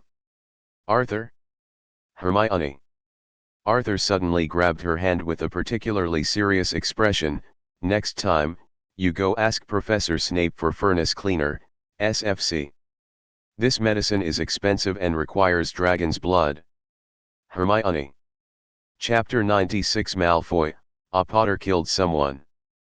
Outside the window, heavy rain fell, night had fallen, and the sky was as black as thick ink. However, the atmosphere inside the house was in stark contrast. The room was brightly lit, and the warm yellow firelight filled every corner. Arthur, are you going to attend? At dinner time, Harry asked several people if they wanted to join him for the 500th anniversary of nearly headless Nick's death on Halloween. No need to, I'm not interested in the anniversary of the ghost's death. Arthur found an excuse to refuse, but he knew exactly what the ghost's death anniversary party was like. Last year, the twins attended this event out of curiosity. Anyway, Arthur watched them walk out vomiting while supporting each other. When I asked them later, I found out that they had eaten moldy and rotten food at the party. Arthur almost couldn't help but applaud them. These were real Gryffindor students. Death anniversary party. Hermione seemed to be very interested in this event, but after seeing Arthur's resistance, she hesitated. Arthur, are you really not going to attend? This is the first time I've heard of the death anniversary party. Arthur still shook his head. Hermione saw this and thought thoughtfully, then rejected Harry. Why would someone celebrate the day of their death? It sounds very unlucky. Ron asked dissatisfiedly, and then continued to immerse himself in his potions homework. In the end, among the few people, only Harry, Neville, and Ron participated, although Ron was a little reluctant. Fred and George Weasley were discussing the effects of giving fireworks to a salamander. After Harry saw it, he also extended an invitation to them. When the twins heard that they were going to a death anniversary party, they immediately shook their heads and waved their hands, expressing their unwillingness to participate. But like Arthur, they did not reveal the true situation of the party to Harry and others. Before leaving, they winked at Arthur and shook their heads slightly, signaling him not to tell Harry and the others.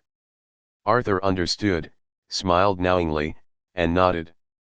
After dinner, Arthur whispered in Hermione's ear and asked, Hermione, weren't you very interested in the death anniversary party? Why didn't you attend just now? Let Harry and the others participate first. If it's interesting, they can also participate next year. After saying that, he winked at Arthur. Ouch! Does this little witch have so many thoughts? Arthur thought to himself. It's a pity, Hermione, you won't attend this year. If you want to go next year, you will have to attend alone. I guess after Harry and the others come back from the party, they will never want to have a death anniversary party again in their lives. I knew it. Hermione patted Arthur's arm and said, Arthur, if you are so resistant, nothing good will happen. Arthur smiled and said, let me tell you, last year the Weasley twins participated. On Halloween Eve, the atmosphere in the school was extremely cheerful, and everyone was immersed in the Halloween carnival. Gorgeous decorations, mysterious pumpkin lanterns, and tempting candies filled the entire campus with a joyful atmosphere. Except Harry. Okay, I guess I regret it a little. Harry looked at the lively scene in the hall and said to Ron next to him. What's said is hard to follow. You promised nearly headless Nick to attend his death anniversary party. Before Ron could speak, the twin brothers appeared from nowhere and answered Harry's question. Do you two know about the party? Ron looked at his two brothers in front of him, and an unpleasant feeling came into his heart. Hurry up! The death anniversary party is about to start, hurry up and don't be late. Fred and George did not answer Ron's question, but urged them to hurry up. Seeing this, Harry swallowed, and headed to the cold, dark basement with Ron and Neville, who also looked uneasy. The magic school is different, the decorative bats on the ceiling are actually alive. Arthur thought to himself. Good evening, you two. After Fred and George escorted Harry and the others to the death anniversary party, they came to the hall and greeted Arthur and Hermione. What are you doing? Seeing the excitement of the two of them, Arthur couldn't help but ask curiously. We just sent Harry and his friends to attend the death anniversary party. I believe they will have an unforgettable night. Baby Ronnie will definitely understand how much we love him. Arthur, Hermione. The party in the Hogwarts Hall was very exciting. Dumbledore also invited a skeleton dance troupe to perform a very skinny dance for everyone. Arthur, Malfoy ran over to the Slytherin table with Goyle and Crabbe. Have you seen Potter? I searched for him all night and couldn't find him. Arthur looked at Malfoy strangely. Why are you looking for him? I'm not looking for him. I'm just seeing that he's not here. Arthur, Potter must be doing something that violates school rules now. As long as I catch him. He is attending the death anniversary party in the basement, go find him. Arthur waved his hand impatiently. Boss, shall we go find Potter now? Gower asked after getting the answer. Of course, let's go. In the dark and cold basement, Malfoy and his team held up their wands, looking for Harry. Boss, is this here? Will Arthur Green lie to us? After all, he and the Gryffindors. Quiet, you idiot. Malfoy cursed after hearing Goyle's words. Boss, it's getting late. Could it be that we're late? Potter has already gone back. Crabbe looked at the dark and cold environment around him and couldn't help but shudder. Okay. Then let's let Potter go for once and go back. After Malfoy said that, he turned around and ran out of the basement quickly. In the corridor, the three people running wildly and running out of the basement gasped for air. Potter was lucky this time. Malfoy said harshly, leaning against the wall. Then he looked up and saw a message written in blood on the wall not far away. The secret room has been opened. Those who are enemies of the heir, beware. And the Potter he was chanting was standing in front of the word in blood. A Potter killed someone. The impact of the picture was so great that Malfoy and the two followers were so frightened that they screamed and ran back to the hall. Professor, Potter killed someone. The party was still being celebrated in the hall, and the three Malfoys ran to the front of the professor's dining area in terror, screaming loudly. Mr. Malfoy, please calm down first. Calm down. Dumbledore said with a frown, what happened? Teach, Professor, just walk. In front, in the corridor. Dumbledore saw this, glanced at Snape, and led the professors to the corridor where the incident occurred. Hermione ran to Arthur's side and was also startled. What happened? Let's go over there and take a look first. The corridor not far from the toilet where Myrtle was already crowded with students. Filch was questioning Harry when Arthur and Hermione arrived. His cat, Mrs. Norris, has been petrified, her body is stiff, and her tail hangs from the burning torch holder on the wall. All the professors looked serious, but Lockhart was jumping up and down completely unaware of the seriousness of the matter. Now, all students go back to their dormitories. The prefects are looking after the students in each house. Dumbledore said seriously. Mr. Malfoy, you three come with me to the principal's office. I want to know what happened. Arthur, come with me too. I have something to tell you. Before leaving, Dumbledore told Arthur. Hearing Dumbledore's words, Arthur frowned slightly. He didn't understand what he was looking for. Moreover, there was one thing he didn't know yet. Did Dumbledore, who had Grindelwald, know about the existence of Horcruxes? Chapter 97 Cooperation. Night fell, and the lights in the principal's room were brightly lit. Except for Malfoy and Harry, the deans of the 4 major colleges were all present, and Lockhart also followed. Everyone looked solemn, except for Lockhart. It could be seen from his expression that he was just here to watch the fun. "Mr. Malfoy, what happened?" Dumbledore glanced around and asked after confirming that everyone was present. After Goyle and I came out of the basement, we saw Arthur Potter standing in the corridor, staring at Filch's petrified cat. Professor, what happened in the corridor was really not our fault. Harry felt a little anxious after hearing Malfoy's words. Harry, calm down. There is no evidence that this matter has anything to do with you, but I think you still need to explain to everyone why you didn't appear in the hall tonight. Okay. Professor, Ron, and I are going to attend Nick's death anniversary party tonight. Nick, Myrtle, and Peeves can all vouch for us. After the party, we found the scarlet letter and the petrified Mrs. Norris in the corridor, and then Malfoy ran over. Besides these, is there anything unusual? No. Harry lowered his head, thought for a moment and said. Several deans present frowned slightly after looking at Harry's appearance, and they all realized that he was not telling the truth, and Dumbledore did the same. Okay, it's getting late. Harry, you and Malfoy should go back first. Go back and get some rest early. So many things happened tonight. Mr. Headmaster, Potter. Malfoy was unwilling to see that Harry was not punished at all, but before he could finish his words, Snape took him by the back of his collar and threw him out of the headmaster's office. Seeing this, and Crabbe swallowed their saliva and rushed out of the principal's office. After Harry and others saw Snape's eyes, they also left the principal's office obediently. He's lying. Snape spoke first after the 2 groups left. Wait, Severus.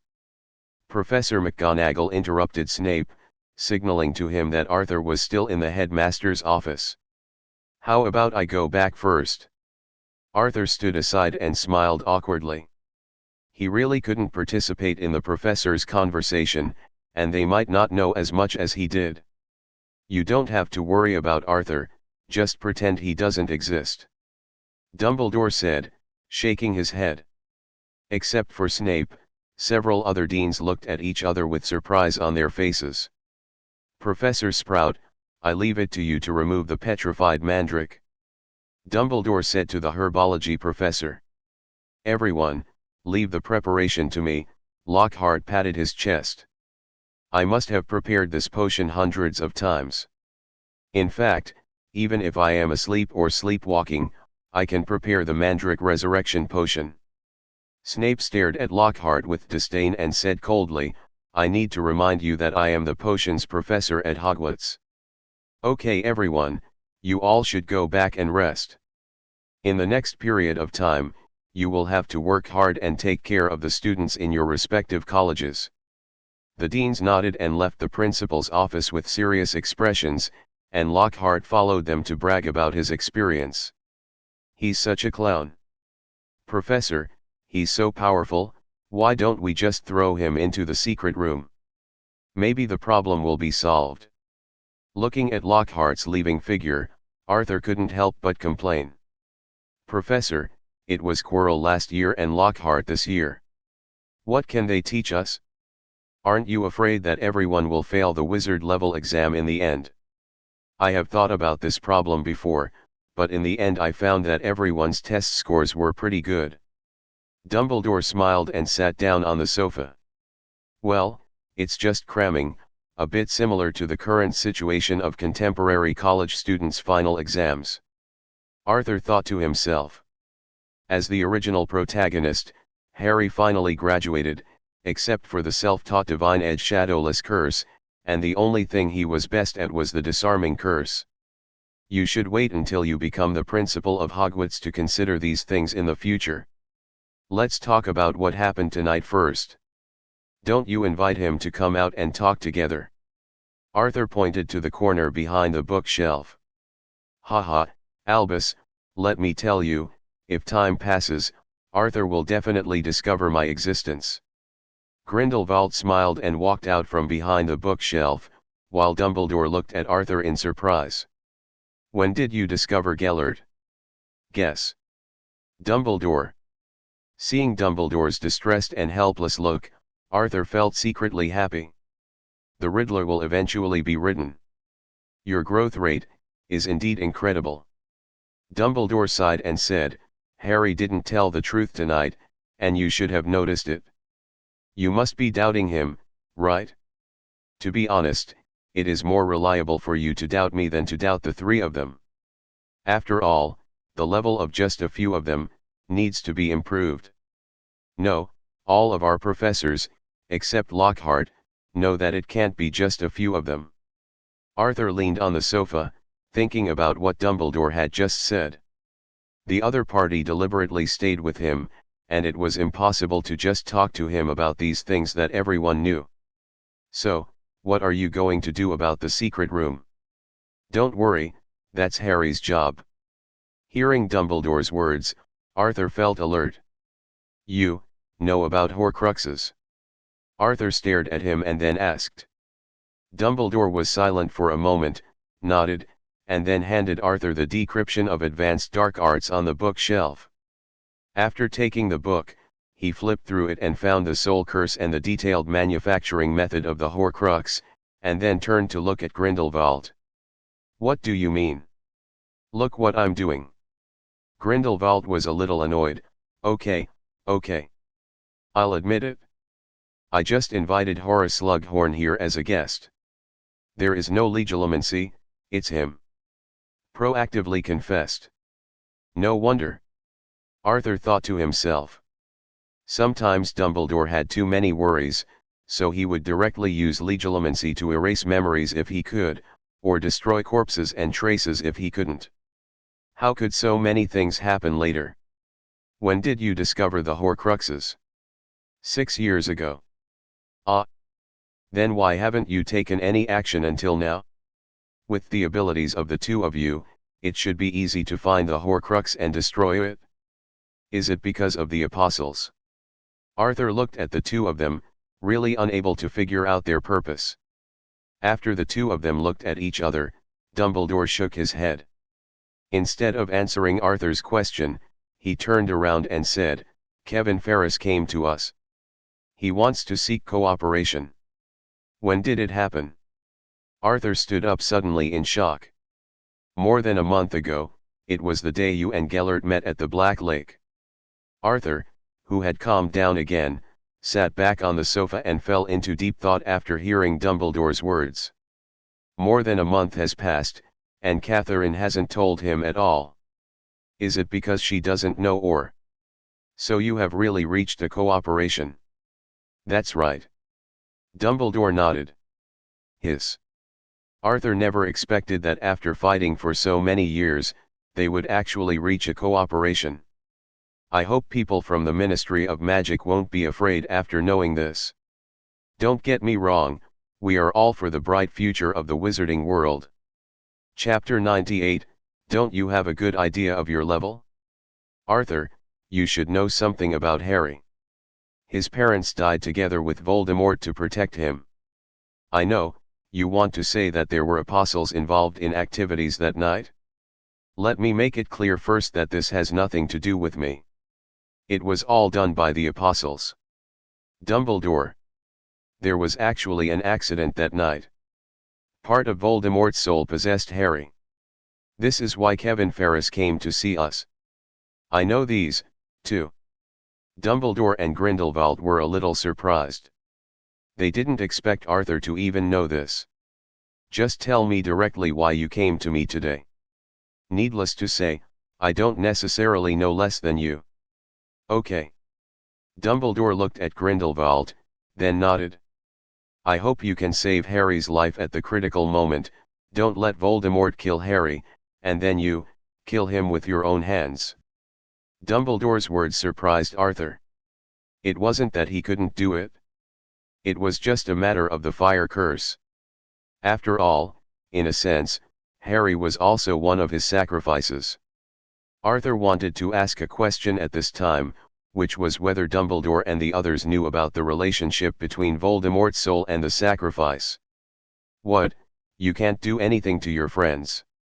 Grindelwald looked at the meditating Arthur, thinking that he was soft-hearted, and patted him on the shoulder and said, "Arthur, for a great goal, the necessary sacrifices are worth it." Arthur, haha. Don't worry, Arthur. Harry won't die. Dumbledore said comfortingly. Really? I don't believe it.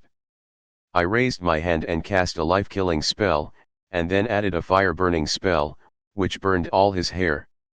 I don't believe he can't be killed. Arthur thought to himself. The magic that Lily used before she died was tampered with by the Apostle, and the magical power entered Harry's body along with Voldemort's soul. Your killing curse will only hit Voldemort's soul, but not Harry. Arthur became more and more confused as Dumbledore spoke. His words reminded Arthur of the reason why Voldemort could not kill Harry in the original book. But that's because in addition to Lily's magic, Harry's blood was also used when Voldemort was resurrected. Was the Apostle's last act so miraculous? You mean, I can't hurt Harry? Of course not, the killing curse depends on your will. If you really want to kill Harry, the killing curse will still work, but I don't think you should. After all, you are good friends, right? Of course. Arthur has been communicating and competing with these veteran actors for such a long time, and has long since developed the ability to show joy in his expressions and hide his disgust in his heart without showing it in action. Not bad, not bad. Arthur said he couldn't, but he was secretly relieved. If it is true, Apostle, haha.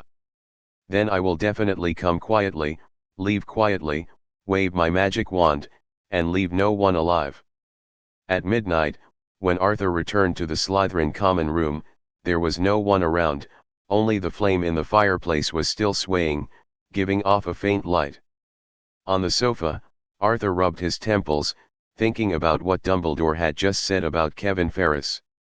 In the end, Arthur couldn't help but knock on the door of the private lounge, because besides Catherine, he had one more thing to confirm. Footsteps came from inside, and after a while, Catherine opened the door. Your Majesty, why are you coming to see me so late? Is there something urgent? After opening the door and finding Arthur, Catherine quickly welcomed him in. It's okay, Arthur, who was sitting on the sofa, shook his head. It's just that so many things happened today that I was a little upset and couldn't sleep. I didn't expect you to sleep either. Catherine did not continue to speak, but gently walked behind Arthur and gently massaged his shoulders to relieve his fatigue. She could see that Arthur was worried about something, but the training she had received since she was a child made her know what to say and what not to say in her own capacity, what to ask and what not to ask. After a while, Arthur held the catkin on his shoulder and asked, "When did you discover it? Or did you know it from the beginning?" Your Majesty, I don't understand what you mean. Arthur pulled Catherine in front of him and stared at her. Kevin Ferris, your grandfather, came to Hogwarts last month to find Dumbledore and the others. How is this possible? How dare he? Catherine exclaimed in disbelief. Your Majesty, I really don't know about this, please believe me. Answer my first question. Looking at Catherine kneeling in front of him, Arthur stretched out his hand to gently lift her up, then gently wiped the tears on her face and let her sit next to him. Come down. Actually, we have had doubts from the very beginning, because according to records, you awakened too early, although the holy mark on your wrist has already appeared. Catherine, I really can't understand why you still obey my words even though you know that I am Dumbledore's and everything is just pretending. This is not important to us apostles, as long as you are His Majesty. Seeing the enthusiasm in Catherine's eyes, Arthur felt for the first time that the apostles' organization was a bit ridiculous. Arthur played with her hair and asked softly, "How did you discover it, and tell me about your records?" "There are a few records about me and Sia in the information recorded by the apostles. It says that me and Sia will awaken after the age of 20. You mean, besides me, do you have other so-called sirs?" Arthur asked in surprise. "Dumbledore didn't say that. You are the third crown prince of the apostles. What about the first two? Who are they? Where are they now? Are they still alive? I'm really effed." Arthur didn't expect the world of Harry Potter to be so complicated. "No one knows," Catherine shook her head and said, "because the record of His Majesty's information was prohibited in the past, so we know very little about these." After hearing what Catherine said, Arthur leaned on the luxurious sofa in the lounge with dull eyes. After getting a lot of news from Dumbledore, he didn't expect to get another shocking surprise from Catherine. "Catherine, if one day there is a conflict between the Apostle and I, which side will you choose to stand on?" Arthur suddenly sat up, then approached Catherine, holding her cold face in his hands, and asked seriously. "Of course, Your Majesty, my answer will never change." Catherine grabbed Arthur's hands and answered without any hesitation. The heat and madness in her eyes seemed to burst out. Although she was suspected of being a Pua, it was undeniable that Arthur was very satisfied with her performance and answers. "I hope you can remember what I said today. Also, I want to know all the news about the apostolic organization in the future. Can you understand what I mean? Your Majesty, please rest assured. Catherine will not let you down again." Early the next morning, in the hall of Hogwarts, Harry glanced around and noticed the strange looks from the people around him and said, "Arthur, what did Professor Dumbledore say to you last night? Did he also doubt me?" "Of course not. I knew Professor Dumbledore would definitely believe me," Harry said excitedly. "No, don't you know the level of your magic spell? Is that something you can do?" "Harry. It hurts my heart." Chapter 99 Snape, you are so. Ever since the Cornish elf caused a havoc in the dark arts classroom in the first class, Arthur didn't know if Lockhart had realized his own strength, but now he not only doesn't bring living things into class, he even brings his wand to class. None of them were taken. He began to read his own stories to the students, and occasionally acted out some dramatic passages. "Sometimes I even feel that acting alone is meaningless and a one-man show is not as exciting as a group show, so I find a supporting actor to perform with him. The most famous people in the class are Arthur and Harry. It is probably because of the elf incident last time that Lockhart was in awe of Arthur. Then Harry was unlucky and was treated like a soft persimmon by Lockhart. So far, the characters Harry has been forced to play include, a simple villager bewitched by a dark wizard, a Himalayan snowman who fell ill and was cured by Lockhart, and the most outrageous vampire Lockhart has ever fought. After talking to each other, I gave up the fishy food and only ate radishes." In the defense against the dark arts class, even Arthur watched it with great interest. He is worthy of being in the wizarding entertainment industry. Of course, the most excited person is Malfoy. If conditions hadn't allowed, he would have become Harry's top brother. As night falls, the halls of Hogwarts Castle are brightly lit. Students from various colleges gathered together to share dinner here after the day's classes. The air was filled with the tempting aroma of food, accompanied by the pleasant sounds of chatter, laughter, and the clinking of silverware. Arthur, who was drinking pumpkin juice, frowned slightly. He had just sensed an abnormal fluctuation of magic power, somewhat similar to the house elves in the castle. He looked up at the professor's dining area and saw Dumbledore, who was talking to the professor next to him. He must have sensed it, but seeing his lack of reaction, Arthur didn't bother to care. "Anyway, I'm not the principal of Hogwarts." "What's wrong, Arthur? What happened?" Hermione looked at Arthur, who suddenly looked at Dumbledore and asked. "It's okay." Arthur shook his head. "Hermione, Hogwarts is not safe now. Remember, don't take off the necklace I gave you. Don't worry, look. Hermione gently pulled the collar of her shirt to one side, revealing the silver-white necklace cord inside. Are you two also discussing the secret room and the heir? Harry took the dinner plate and walked over with a depressed look on his face when he saw the two people talking in low voices. Harry, you did a good job in defense against the dark arts today. Lockhart said you've made some progress. Arthur said after helping Hermione tidy up the collar she had just messed up. Upon hearing his words, Harry's face suddenly darkened as if he had been punched in the face. Stop talking. This period has been like a nightmare. This year's Hogwarts not only has Snape and Malfoy, but also has an extra Lockhart. It's really scary. I don't know why.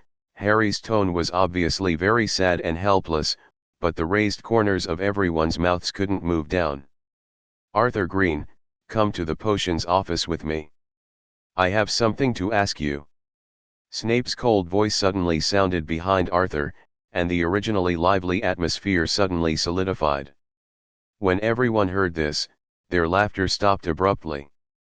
Professor Snape, what do you want from me? Arthur asked bravely, but he was a little worried. Arthur thought carefully about his campus life during this period. It seemed that he had not made any mistakes, let alone hurt anyone. Why did Snape suddenly come to me? Could it be that I secretly encouraged Lockhart to sell shampoo to him, and he found out? However, Snape did not answer Arthur. His aloof image remained the same as before. He just glanced at him lightly, then turned and left. This old bat.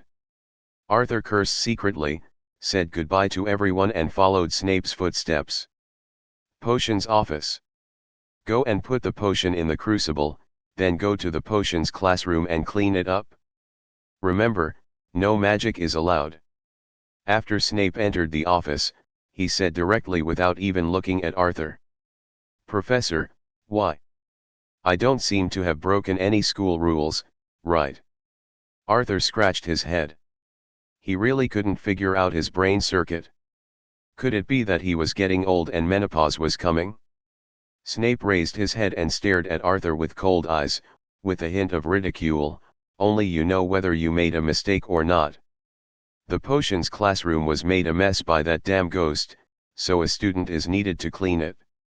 Classroom, I think as your dean, I have the right to ask you to clean the classroom, even if Dumbledore asks. The potion in the crucible is your reward. Arthur. What Hermione saw couldn't be the fake Snape. Arthur took a deep breath and tried to calm down his emotions. Forget it, just take pity on him and don't care about having no wife. Tonic potion. Arthur looked at the potion in the crucible and said in surprise. Are you the troll brain? You've spent all your potions class in vain, and you don't even know the tonic potion. Hurry up, I have to use the classroom tomorrow. Arthur didn't have the time to think too much. He quickly packed the potion and ran out of the office amidst Snape's constant taunts and curses.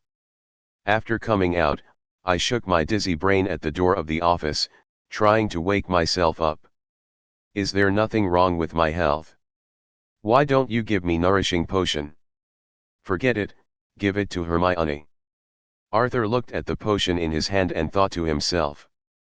Walking down the stairs to the left of the Slytherin common room, he arrived at the potions classroom. As soon as Arthur stepped in, a pungent smell hit him, almost suffocating him. He quickly covered his nose, took a few steps back, and was pushed out of the door by the smell. No wonder this old bat asked him to clean it.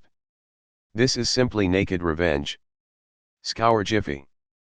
Faced with the unpleasant smell, Arthur didn't care whether the old bat allowed him to use the spell or not.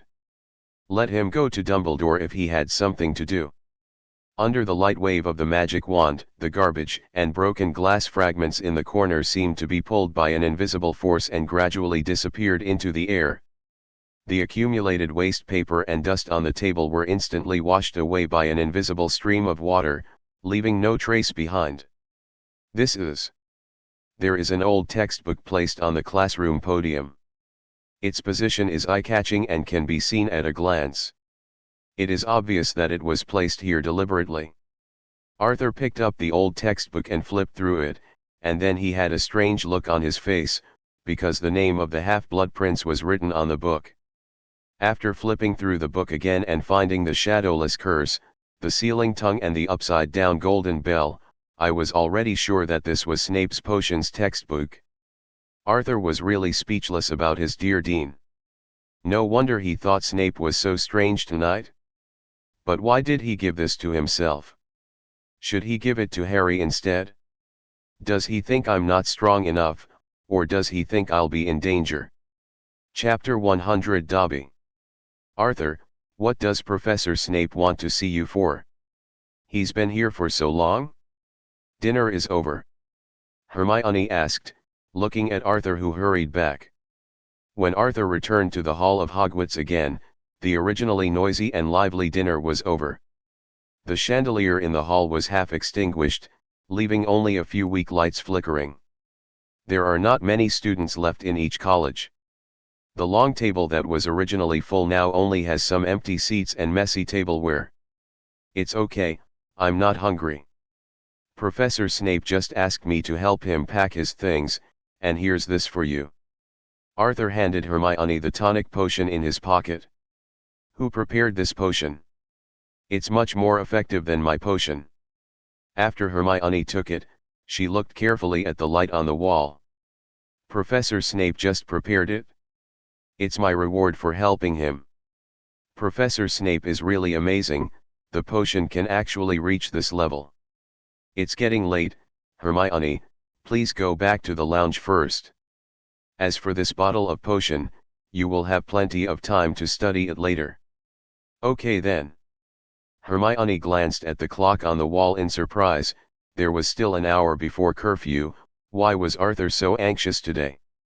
After seeing Hermione off, Arthur did not return to the lounge of his college. Instead, he walked around the castle and came to the door of the room of requirement. Sure enough, Arthur thought to himself. When he was in the hall just now, Arthur sensed the magic power of the house elf again, so after sending Hermione back to the lounge, he took a stroll and found that the house elf had been following him. When no one was around, Arthur opened the room of requirement and walked in. The house elf following behind him also walked in following his footsteps. After the door closed, Arthur turned around and said, "You're so brave. You actually dare to follow me in. Do you think you can do whatever you want by operating in Hogwarts?" Thunderstorm. Arthur waved his hand, and an extremely complex magic circle appeared at the feet of the house elf. Blood-red thunder and lightning appeared instantly, sharp and majestic. However, under Arthur's control, it did not fall, but turned into a lightning barrier. The other party is trapped. The house elf wanted to repeat its old trick and apparate away from here, but it soon found that it could not leave at all. Don't waste your efforts. Apparition cannot take effect in the thunderstorm barrier. If I don't let you come out, you will never come out, Arthur said as he looked at the struggling house elf in the thunder. Thunderstorm, Thunderstorm, LV11% is a super magic that Arthur drew using the number of draws he had accumulated for more than half a year before school started. This magic is indeed very powerful, fierce, fiery, and violent. It is a rare and powerful force in the world, but now it is still suppressed by its unparalleled power in front of this terrifying red thunder. Thunderstorm is very different from all the magic Arthur has learned before. In some aspects, it is completely contrary to the currently known magic theory. It does not require a wand or a magic spell, and the consumption of magic power is actually very small. The most important thing is that more than a month has passed since Arthur learned this spell, and he still hasn't found a way to upgrade it. From the first time it appeared at LV11% to now, no matter how many times Arthur practices it, his proficiency has improved. No increase at all. As for the other raffle items, well, all Arthur can say is that he already has a watch, so what else does he need for a bicycle? Among all the prizes drawn, except for some alchemy and potion materials, Arthur doubted whether the other items were deliberately created by the system to disgust him. For example, something like a pink toad's quill, Barty Crouch Jr.'s leather pants, etc. This guy is not intentionally disgusting. Mr. Green, have mercy. I am Dobby, the house elf of the Malfoy family. Arthur was a little surprised when he saw the skinny elf wearing an old pillowcase and bat ears in thunder. Dobby. Why would it follow him if he didn't go to Harry? The Malfoy elf? How do you know me? Arthur asked, pretending not to recognize it. Dobby has often heard Master Malfoy talk about you. Oh. Really?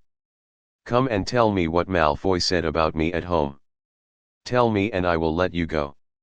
Arthur touched his chin and looked at it with interest. He was indeed very interested in what Malfoy said. If it was some kind of mudblood, he would go to him to settle the score tomorrow, no, tonight. Malfoy was speaking ill of him behind his back. The worst he could do was close his eyes and teach him a lesson, unable to see his misery. It would be a draw between the two parties, which was reasonable. Dobby can't say it, Dobby can't say it. Bad Dobby. Stop. Stop. Stop. Arthur quickly stopped Dobby from BG his head on the ground. You answer my other questions first. What's going on after you've been following me for so long? Arthur didn't like Dobby, but he definitely didn't dislike him. Sir, Harry Potter, he is in danger now. Then you go find Harry Potter. Why are you following me?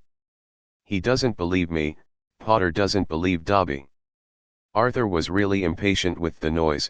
This is Hogwarts, and with Professor Dumbledore here, he won't be in danger. Sir, what I said is true. Harry Potter is really in danger. Dobby is so useless. Dobby thought that Arthur didn't believe it, so he banged his head on the ground. Stop first, let me tell you something. In the next month, Harry and the others will need your help, so just give them a hand. Dobby is of course useful. Among the medicinal materials required for the polyjuice potion, the bicorn horns and dried African tree snake skin strips are only available in Snape's private collection. Dobby can just steal them when the time comes. Really? Harry Potter needs Dobby's help. He will need your help. But you can't tell anyone about the room of requirement tonight, including Harry. Otherwise I will definitely kill you. Don't worry, Mr. Green, Dobby won't tell anyone. Arthur nodded and waved his hand to lift the thunder barrier. Thank you, Mr. Green. If you need anything, please let Dobby know. Dobby will do his best to complete it. No, you go back first. Just don't disturb me. Goodbye, Mr. Green. After saying that, he left the room of requirement. It's so rare to find a house elf who yearns for freedom. Arthur murmured to himself. Arthur remembered that Dobby's death had a great impact on Harry. Harry learned clemency only after Dobby died.